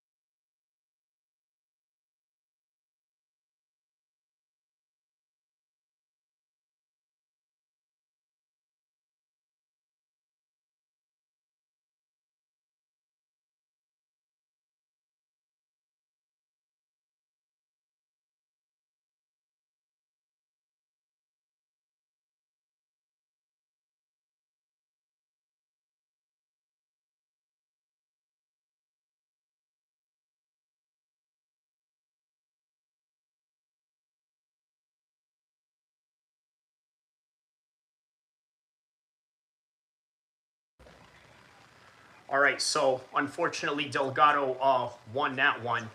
Uh,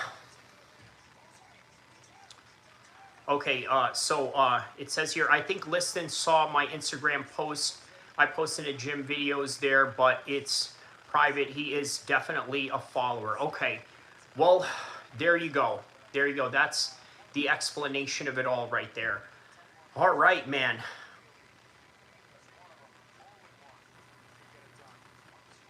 All right. Well, this is what I'm going to break my fast with in about, what is this? 2 minutes. 2 minutes, I get to break my fast. This is all that I'm going to have for now. I got, some Vietnamese food waiting for me, but I'm going to have dates and water. That's what I'm going to have right here with you guys as I await the, yeah.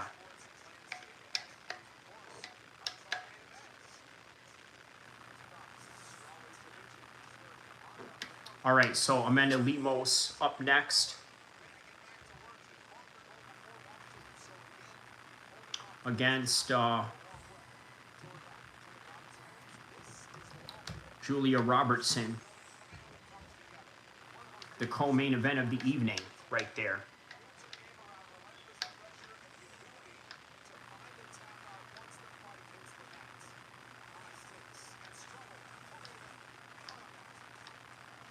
All right, man, co-main event. He says, are you watching the Aiden Ross card too? Oh, I didn't know. Oh, that's right. Is Blueface fighting in that? Is that the one where Blueface is fighting? Or is that, yeah, I think that, or that's coming up in, yeah, hold on, when is Blueface fighting? Yeah, oh, wow, okay, no, I'm not watching that one. Actually, I'm watching the UFC. Hold on. Let me see if that's on right now. Let me see here. Oh, that's on the Kick stream, right? That's on Aiden Ross's Kick stream, I believe. Okay. Let's see if, let's see the Kick stream of Aiden Ross.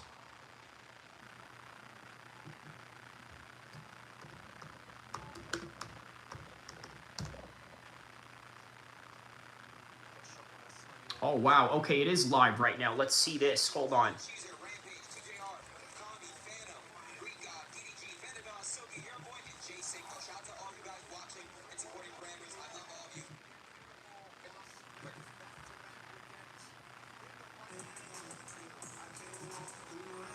Okay, all right. So, yeah, now I'm watching it. Yeah.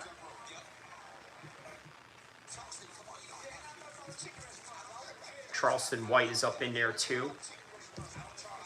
All right, guys, I got about 1 minute before I break my fast.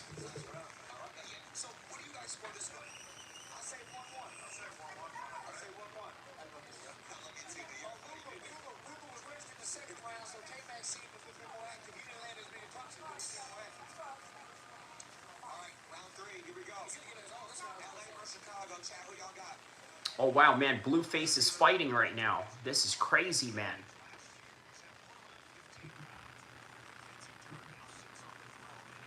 All right, yeah, I think this is probably more entertaining than the co-main event. Honestly, Blueface up in here fighting. All right, 3:12, here we go. Breaking my fast on air. 7:12 it is.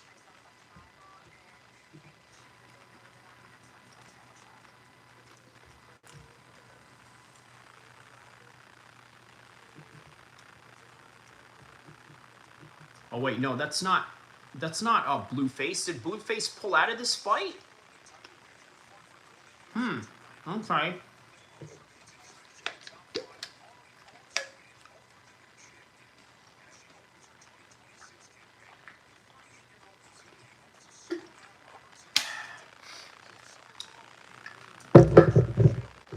All right.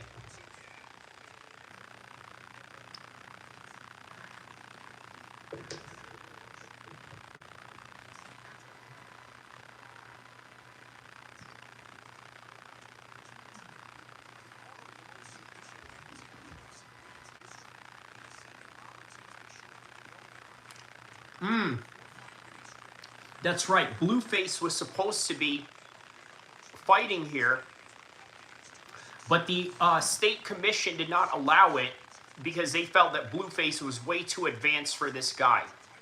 Blueface already had fights already, and yeah, he was way too advanced for him. Okay, I'll be right back.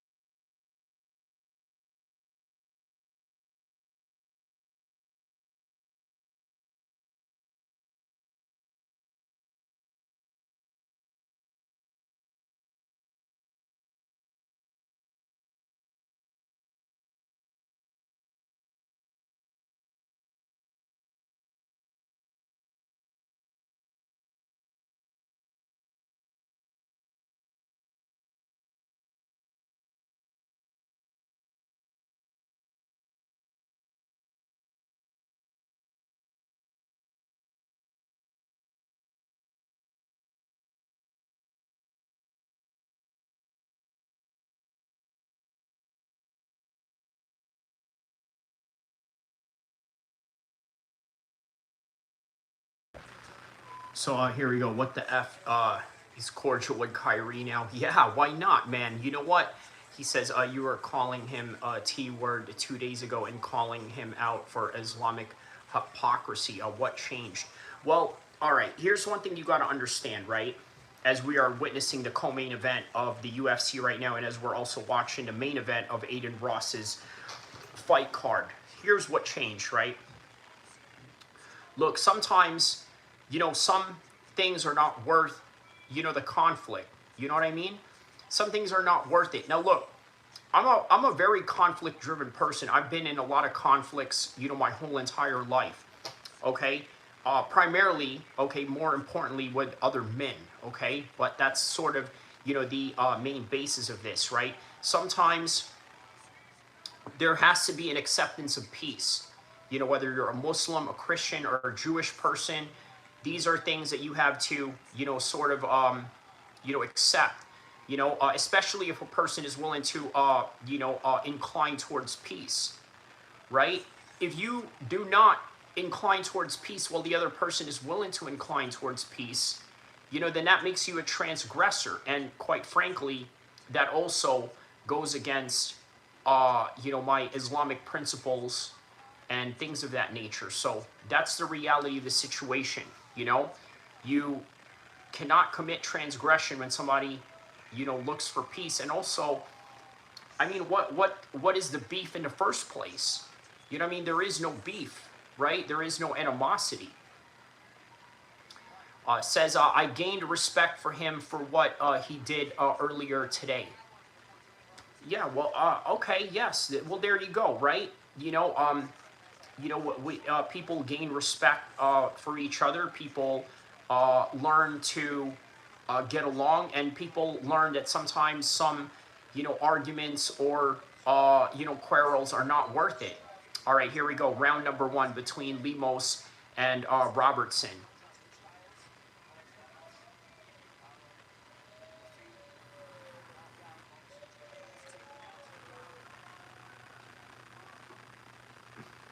All right, so with the red hair for Robertson right here. Yeah, there's Adam 22 with Neon and Aiden Ross. Yeah, this was supposed to be Blueface's fight, by the way, right? So,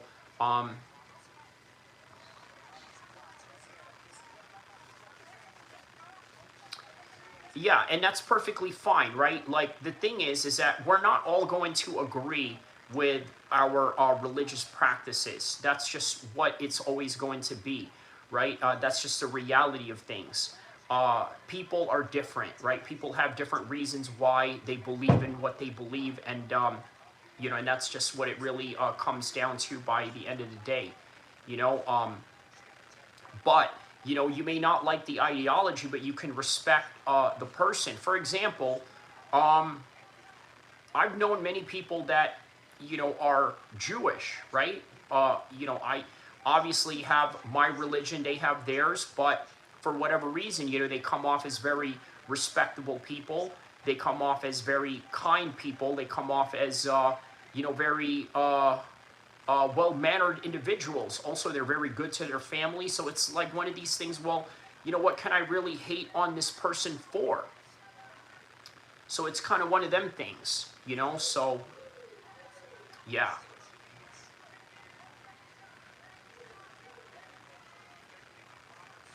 All right, so here's Robertson really working for this single leg takedown right here.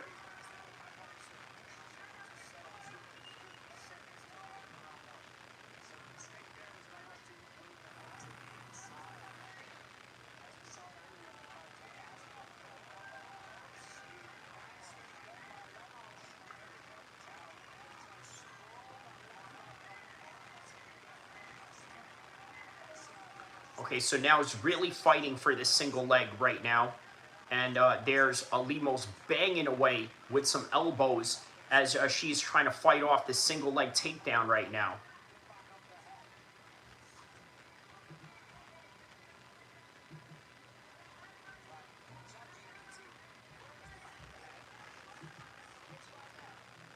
All right, so I think she's banging away at the side of the head, not the back of the head. That would be deemed illegal. So, okay, now it is Amanda Lemos that reversed that. Now she is right on top of Robertson right now.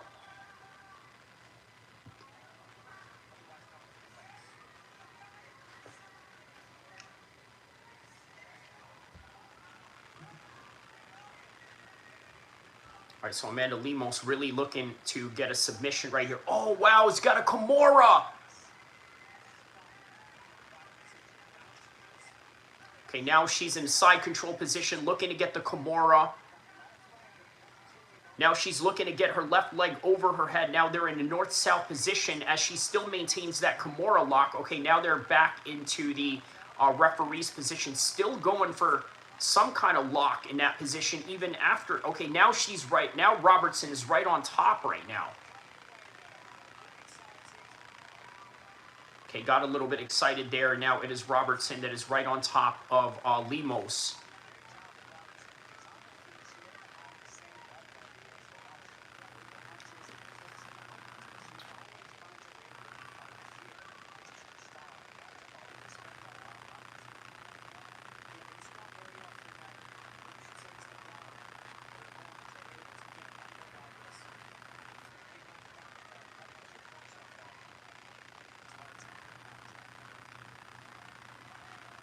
So now Robertson is right behind Lemos right now. Sitting right behind the fence. 33 seconds left into the first round.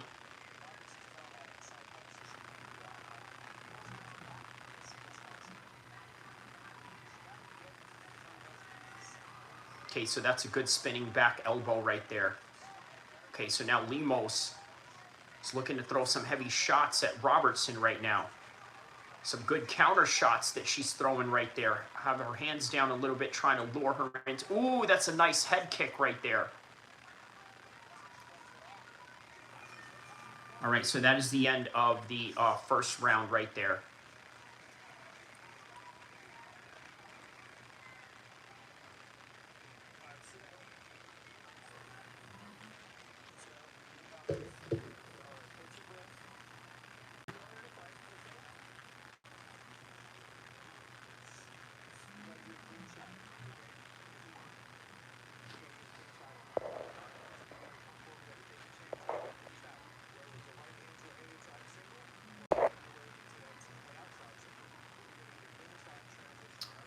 No, not today. Not today, I didn't. You know, I usually train just right before the sun goes down. So, or sometimes hours prior, obviously indicative of what you saw in the afternoon, you know, training sessions that I did on the live stream. But no, not today. You know, because I was obviously, I had it in my mind that I was going to do this live stream today. And yeah, he says, we had another gym from Columbus come to spar today. Oh, okay, for the Nate Davies fight. Is that who came through was you know, to spar for Nate's fight? Or he's got another, yeah, he just came from a fight, right? Or I guess he's going to have another fight coming up soon, right? You know, especially having a really early 40-second submission like that, I would assume he would probably want to get back on the horse right away.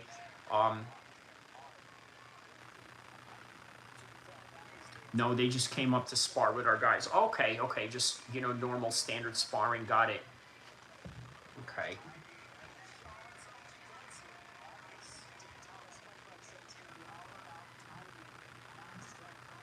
All right, so I guess they still have more fights going on in the Aiden Ross card right now. Who is this dude? Some dude named Williams.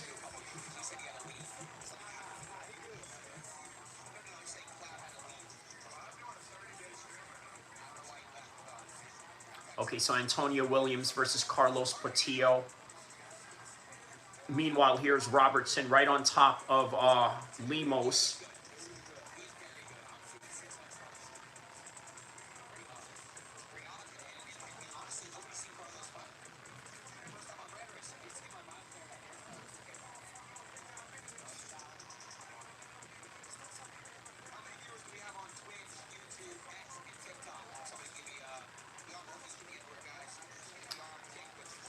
Did Blueface win? No, he didn't fight. Here's the thing, right? Blueface was to fight this guy named Ruga, right? Ruga just fought. Now, the reason why they didn't do that fight was because the state commission felt like Ruga was too inexperienced in comparison to Blueface, right? Blueface had already fought out in England against a TikToker. He fought another social media influencer in Bare Knuckle FC, right? That wasn't a bare knuckle fight, but it was under the Bare Knuckle FC card. So yeah, Blueface is, according to the commissions, was far more experienced than than Ruger. So they decided, they were going to scratch the fight. So Blueface had to pull out as a result because the commission wouldn't allow it. And Ruger got to fight. He didn't win, but Blueface didn't get to fight at all because the original opponent was, according to the state athletic commission, too inexperienced. So there it is. The unfortunate reality. Yeah, I can see that Blueface is a decent fighter. He is, man. And you know what? I think it's hard for people to grasp their head around that because, he's a rapper. He's a rapper that's also gets himself into a lot of, foolish, type of scenarios, right? Like the Krishan Blueface, type of content that he does.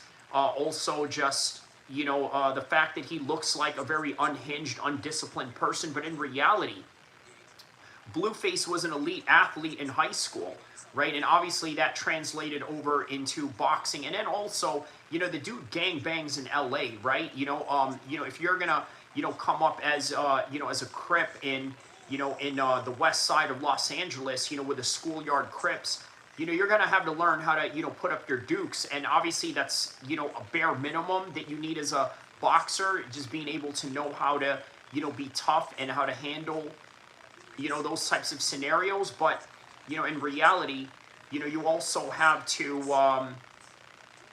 you also have to know a thing or two about, taking a punch, but you also have to know a thing or two about being athletic. So I think that Blueface had all of that going for him. Emily says they need to get Crip Mac boxing match too. Yeah, they do, but definitely not with Blueface, right? He's going to have to start with, somebody that's a little bit less experienced, right? As I would imagine. And, yeah, Crip Mac is not exactly, the most, technical fighter. Oh, wow, there's a knockout right here in the Aiden Ross card. Victory says, have you ever seen him throw hands? It's terrible. Yeah, like he throws hands like this, like, you know what I mean? Like that's, yeah, it's not very technical, but, he's not a seasoned guy. All right, so now we are at the end of the second round between Lemos and Robertson right now. Yeah, he fights like a toddler. Yeah, man. Yeah, exactly.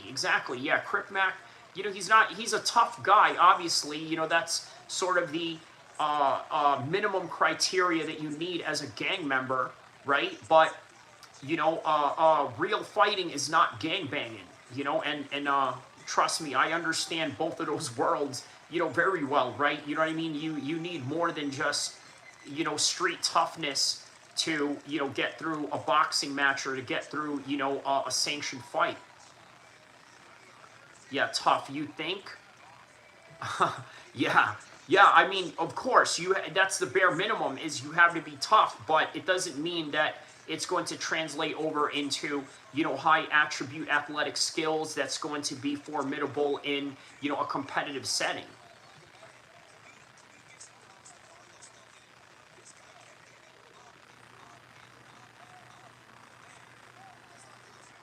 All right, so third and final round between Lemos and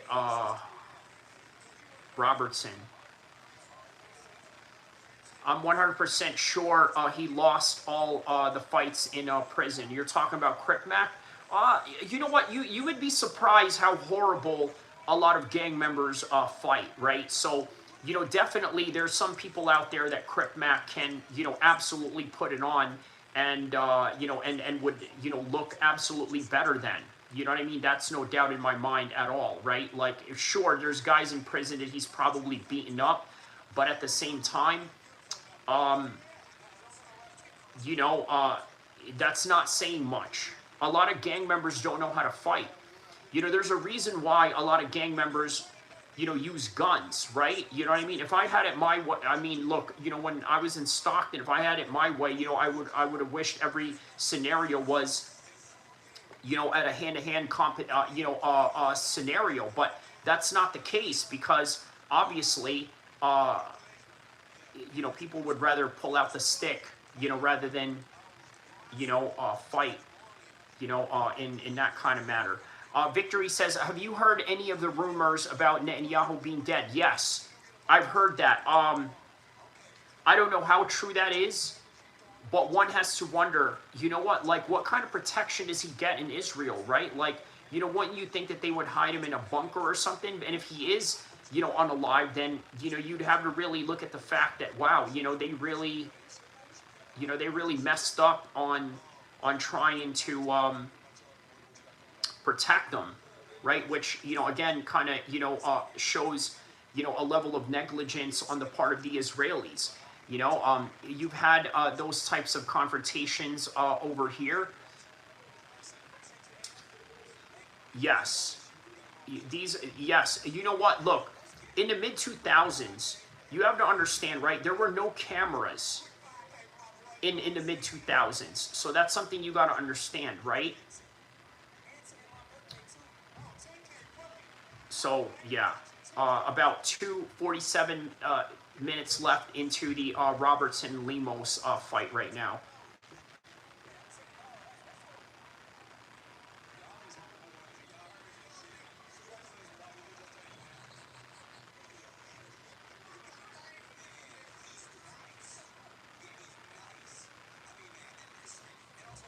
I'll tell you this, Marty, right? In Stockton, right? There's like, he says, did you use things you learned over there back here? I think that's probably what made me valuable to the team. You know what I mean? Like, yeah, you know, that's like, okay, look at it like this, right? The white guys, when you're talking about like Hell's Angels and biker gangs, and, you know, maybe even neo-Nazi gangs, these guys, they recruit a lot of guys that are former military, right?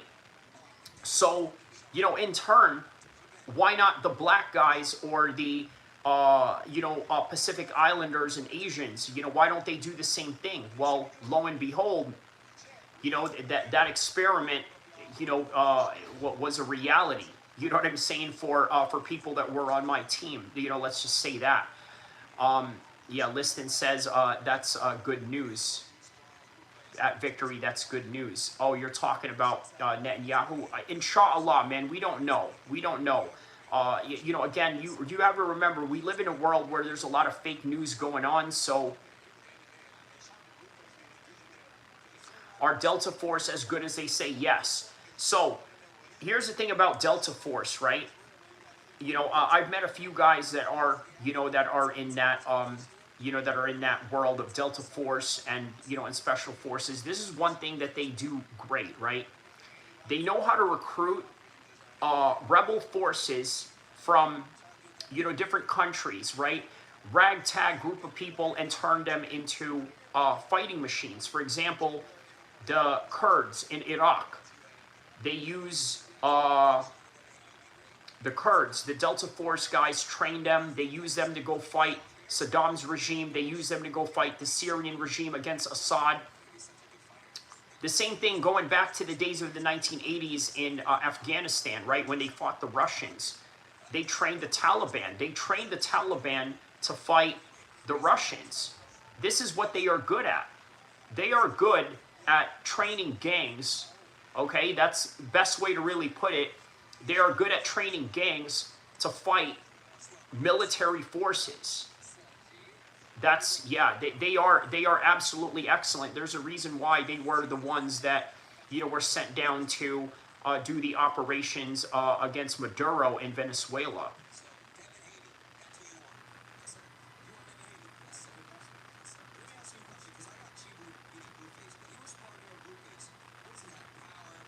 All right, so now we await the decision between Amanda Lemos and Robertson. I would assume probably Amanda Lemos probably won this one. You know, we'll see.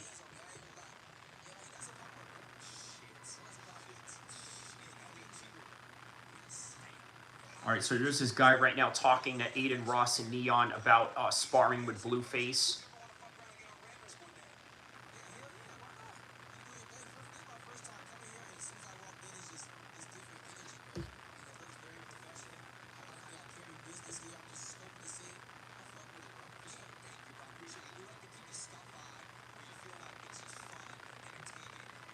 Yeah. Stands up. It's not like a normal, regular arena, you know? It's just more like the fun vibe to it. Yeah, it's not that serious. Yeah, it's just fun, you know what I'm saying? It's entertainment, and that's the whole vibe we're going for. All right, so this next fight, Gabe Silva versus Jose Florentino. Wait, man, want to do an interview? All right, so let's see who the winner is between Lemos and Robertson, and then we go on to the main event. Victory says, have you heard them come out and say the story about how they got Bin Laden was complete BS? No, they got Bin Laden for real. The only problem is, you know, who got him? Now, obviously, this guy, Rob O'Neill, I believe his name is Robert O'Neill, the Navy SEAL, you know, the ginger guy, you know, who's saying that he was the one that, you know, shot Bin Laden. There's a lot of people that have conflicting stories of that. Now, was he there? Now, did he shoot him? Yes, but was he the one that had the kill shot? That's the controversy. Yes, Bin Laden was absolutely killed. The only thing is that who did it, right? And obviously, it was a guy that was claiming that he did it, but, you know, there are other Navy SEALs that are saying that, and then there are other guys that are saying, oh, well, maybe he's just jealous, you know, of this and that he's getting all this clout. You know, quite frankly, I don't blame Rob O'Neill.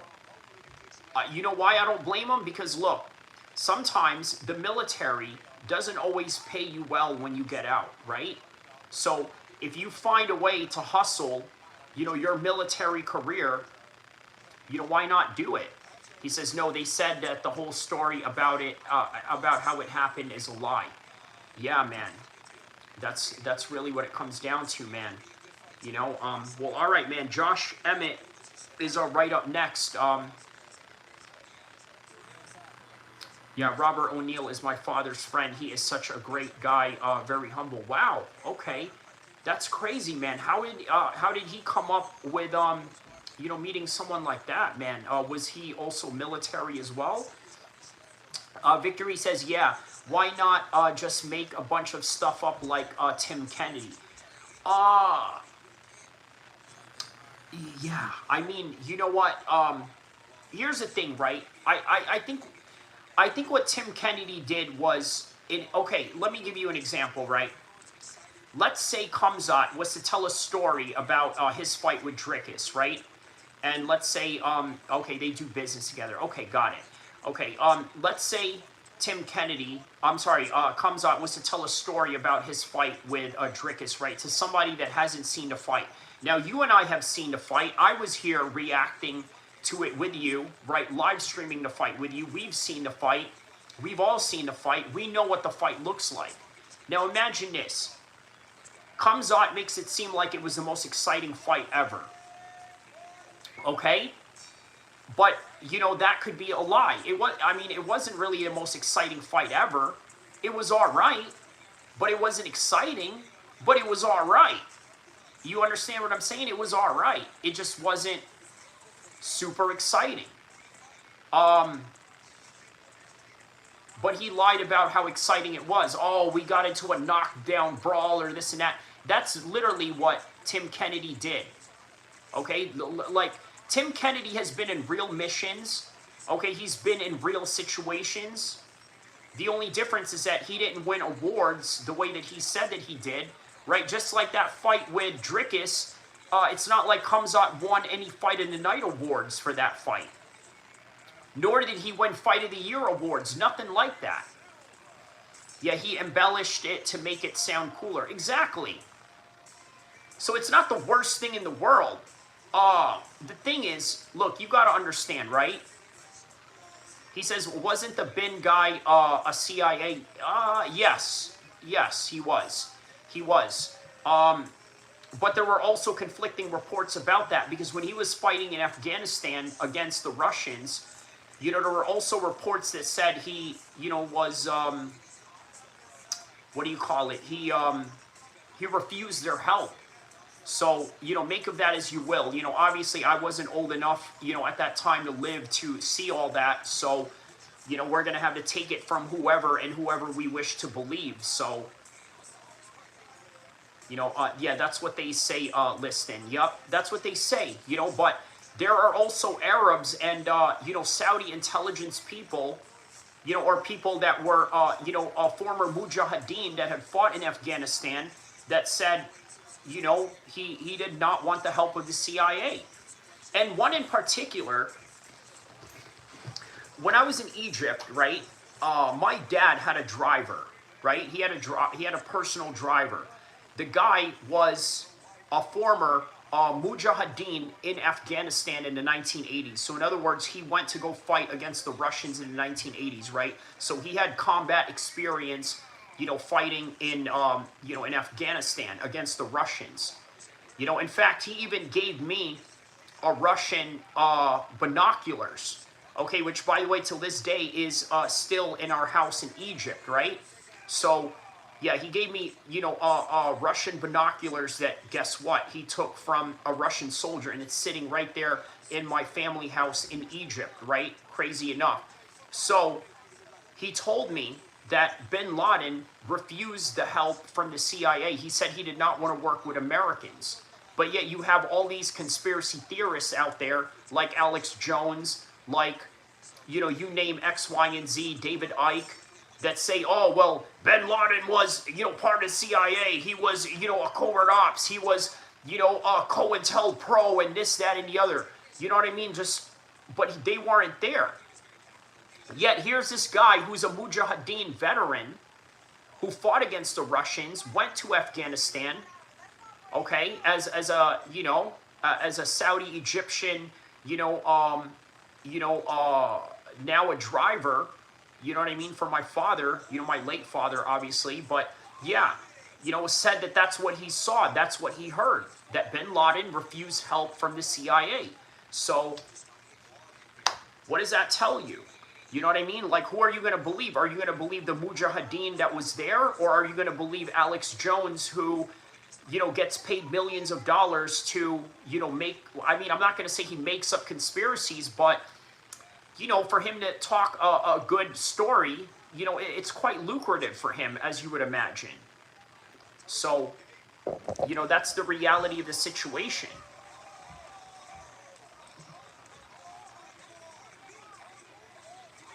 Wow, man, yeah, so there's Josh Emmett right there.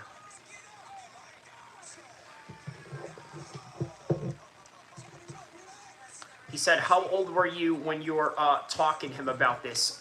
16 years old. One of my visits, you know, in Cairo, you know, one of my visits in Cairo, I think it was the day that he picked me up at the airport, and, you know, and then this was when, you know, we had the conversation about, well, you know, I'm going to join the Marines or this and that, you know, and so my father's like, well, you know, the driver here has combat experience. I was like, really? I was like, so I was intrigued, you know, asked him about it, and, you know, that's what he told me. You know, he told me that, you know, yeah, bin Laden, you know, refused, you know, help from the sea. He never met bin Laden or anything like that, but, you know, people, you know, hear things through the grapevine, and, you know, that's his own truth, and that's his own version. And then you have Alex Jones's version, you know, among many other conspiracy theorists that say, you know, this guy was, you know, a CIA agent. Victory says, did you see Alex Jones go off on Joe Rogan on Tim Pool's show called, you know, Joe the Giant? Oh, wow. That's what it's called? Dang, bro. Okay. All right, guys, listen. I'm going to react to this main event. I'm actually, you know, going to go, but I'm going to react to this main event off camera, you know, because I do have to eat my, you know, my, what do you call it, my breakfast and what have you, right? But I will, be reacting to the live event, and then we will, call it from there. So, yes, that'll be, yeah, we're going to do the show this way now in audio form all the way till the end. And yes, we will react to the main event, and then I will go as soon as the main event is over. So, yes, we'll continue the chat. We'll keep it going. We'll keep it cracking. And yeah, man.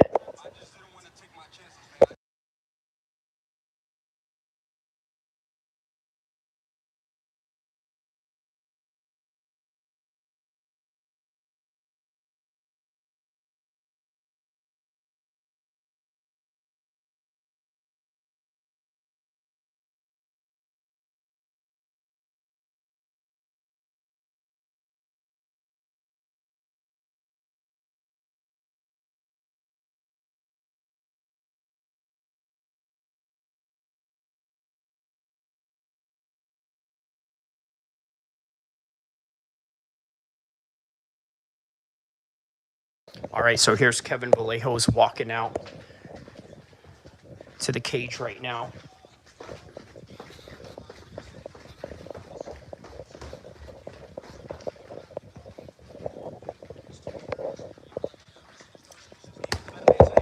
Honestly, I'm just going to get better and better and better. And if Aiden would like, I'd love to be on the next brand race. Oh, wow, who's this dude calling out Sneeko right here? He says, you are a cuck. Who is this dude calling out Sneeko? All right, man, we got some dudes out here calling out Sneeko and all that, huh?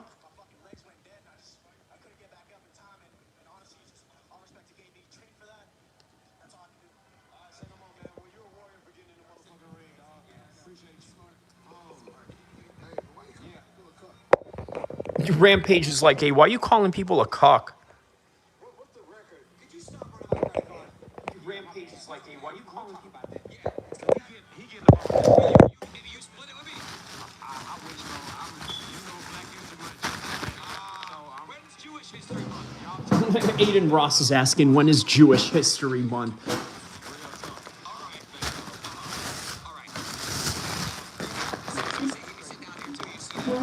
All right, here's Josh Emmett walking out to the cage right now. Yes, my big brother did it to me. Yeah.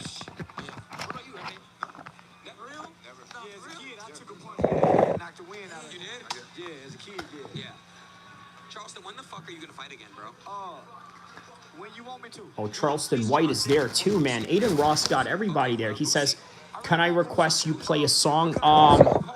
No? Well, I mean, what song did you have in mind anyway? Like a hard time for going into PC, so meaning you got to be tough enough to walk the yard. So if Boosie tough enough to walk the yard, he should be able to be tough enough to get in the ring. Hey, hey, does a knee count? I got knees in the ribs. He's calling out Little Boozy.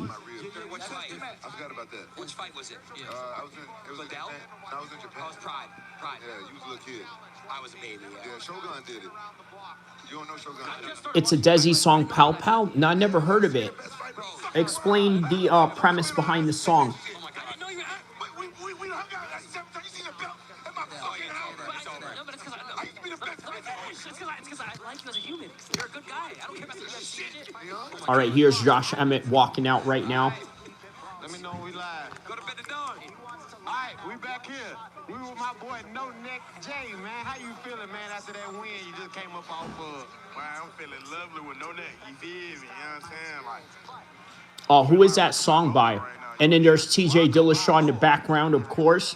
Rocky Balboa. The homie TJ Dillashaw. All right, I just want to ask you one question. Did your neck have any like infringement on your boxing during that whole match? you see me weave, dodge. I was surprised about them weaves. I said, weave. Yeah. Like a motherfucker on know. I ain't gonna lie. All right, can we expect to see you back on Brand Risk? How good you are. Josh Emmett, no. Oh yeah, you met somebody that got no name just like me. It ain't too many people shit stuck in they fucking shoulders. So Charleston White is calling out Little Boozy for a boxing match. I would actually like to see that fight, man. You know, I'm curious to see if Little Boozy can actually fight. Back to you, Aiden.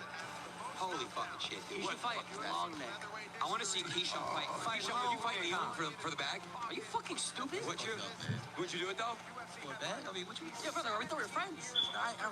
We can rig it, it's fine. We can finesse it. No, saying, you gonna leave me hanging? No. Sorry. No, we gotta see you actually. Yeah, Ali Khan, let me know who that song is by. If he doesn't want to do it, Is that the name of the song? I gotta figure it And out. then that's the name of the This artist? looks fun, bro. Yeah. Like, I need to face some real, shit in my life. Some real killers. You want something to drink? All right, guys, main event of the evening. Let's go. Next fight, AP the fighter who beat Gabe versus Mini Khan. I think we should have the AP rematch versus Gabe. Yeah, I agree with But you. they should be more in the middle for the weight. Because AP got to cut 40 pounds. What? They should be more in the middle now. They should each 20, Yeah, that's 20. a lot of weight. It's a lot of weight. That's a lot of weight. And then, guys, sorry. We have a few more bouts left. We have AP the fighter versus Mini Khan, Christina versus Janaya, then it's Gypsy versus Super Hafaya, and then we got the main event. The main event. Versus Blueface. I want to get started already with bout number 8, fight number 8. Let's go. Here we go. I tell you what, man, I did not want to miss this. The Josh Emmett main event right here. Charleston. Pee-wee. Yeah. You'll fight Pee-wee? Who is Pee-wee? He's YSL. Yeah. You'll fight him. You'll fight Pee-wee. Pee-wee Roscoe. He didn't even hesitate. Wait a minute. You'll fight Pee-wee Roscoe. Yeah. Oh my God. Pee-wee Roscoe. He don't even care. You'll fight him. Yeah. Okay. Charleston a war. He don't even care who the Y'all nigga don't is. care who he is. Shit, all right, let's have him walk out. Something happened back there. If I fight here, can I wear my Who is shirt? Charleston White saying yes to fighting? He's good. Yeah, he's good. There you go, Keyshawn. Thanks, G. Am I allowed to wear a shirt if I fight on Branders? Yeah, you can hide your titties. Hey, just wear some pasties. All right, that's good. Yeah. Just wear some pasties. We need some more time. All right, here we go, round one. Coming up soon. Keyshawn, what's your diet? I just had Panda Express, man. What? What the fuck? You're a fighter. I thought you eat clean. She was good too. What'd you get? Did you get the orange chicken? Nah, I get orange That's the chicken. best thing Play you it get. out now, bro. That's the best You shit. gotta get the teriyaki chicken. Ew. The noodles. Panda Express is whack. You got there honey with the honey chicken. My man said his diet is Panda Express. Chicken biryani. What, the paneer? Naan? No, I don't like the vegetarian shit. It's good. No, it's not. It's you don't like Indian food. I try to do it with you on stream. It just smells my whole fridge up. You can't have the leftovers. Oh my God, it smells on your fingers. Yeah, Neon is Muslim. You know, a lot of people don't know that. But yeah, he comes from a Muslim background. Taiwan. Guatemala. Really? The Indians made it to Guatemala? Yeah. The best Indian food I've had. Better than that restaurant you took me in. Chat, y'all fuck with Indian food, yes or no? All right, here we go. Round one, Josh Emmett versus Kevin Vallejos. Jack Huffman doesn't want to get interviewed. He said he's trying to be low-key tonight. Trust me, I asked. He said no. What? Yeah. I don't even know. I know. All right, we're stalling a little bit longer. Just got to make sure that somebody come on out. Unless Ben the Don goes up to cuff, whatnot. But you guys know Motion Man want to be Motion Man. All right, round one. This is crazy, another bet right Josh here. Emmett circling around. Over a year and a half. He fought on Misfits multiple times. I'm excited to see what this Really guy's good gonna be all footwork, about. underrated footwork of Josh Emmett. Obviously a team alpha male fighter. As you know, anybody with a team alpha male fighter, logo on him, has good footwork. Circling right around Kevin Vallejos, steering away from his power. Josh Emmett has power of his own as well. Question for you, Sean. If Ryan Garcia fights Shakur Stevenson, who wins that fight? Sure, for sure. I think Ryan wins. Ryan looked crazy last fight, bro. He did. I think Tio got robbed, though, against Shakur. He did. Tio won like 6 rounds. You remember that? Why are you laughing? I love Tio, bro, but Tio lost. All right, so We didn't. I know. still circling around Kevin Vallejos. He won 6 rounds, huh? Yeah, I did. It's It hurt me to see it. Yeah, it hurt me to see that. I know, it hurt. I love Tio. Yeah. And I like Shakur a lot, too. I thought Tito was going to win. Me too. I had never seen Shakur fight, though. That's what it was. Yeah, I know.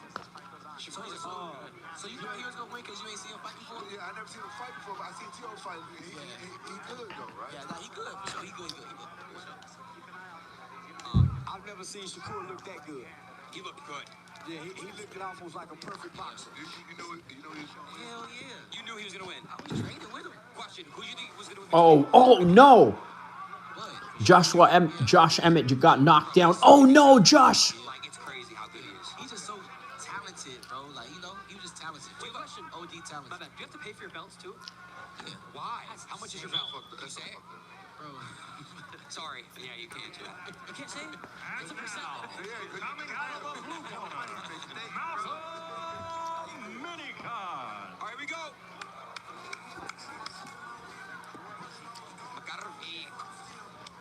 Let's go. I'm so excited to watch Gypsy and Super Hot. Oh, God. Are you? Yes. Hey. Big ass motherfucker. Yeah, I think mini card got this. No.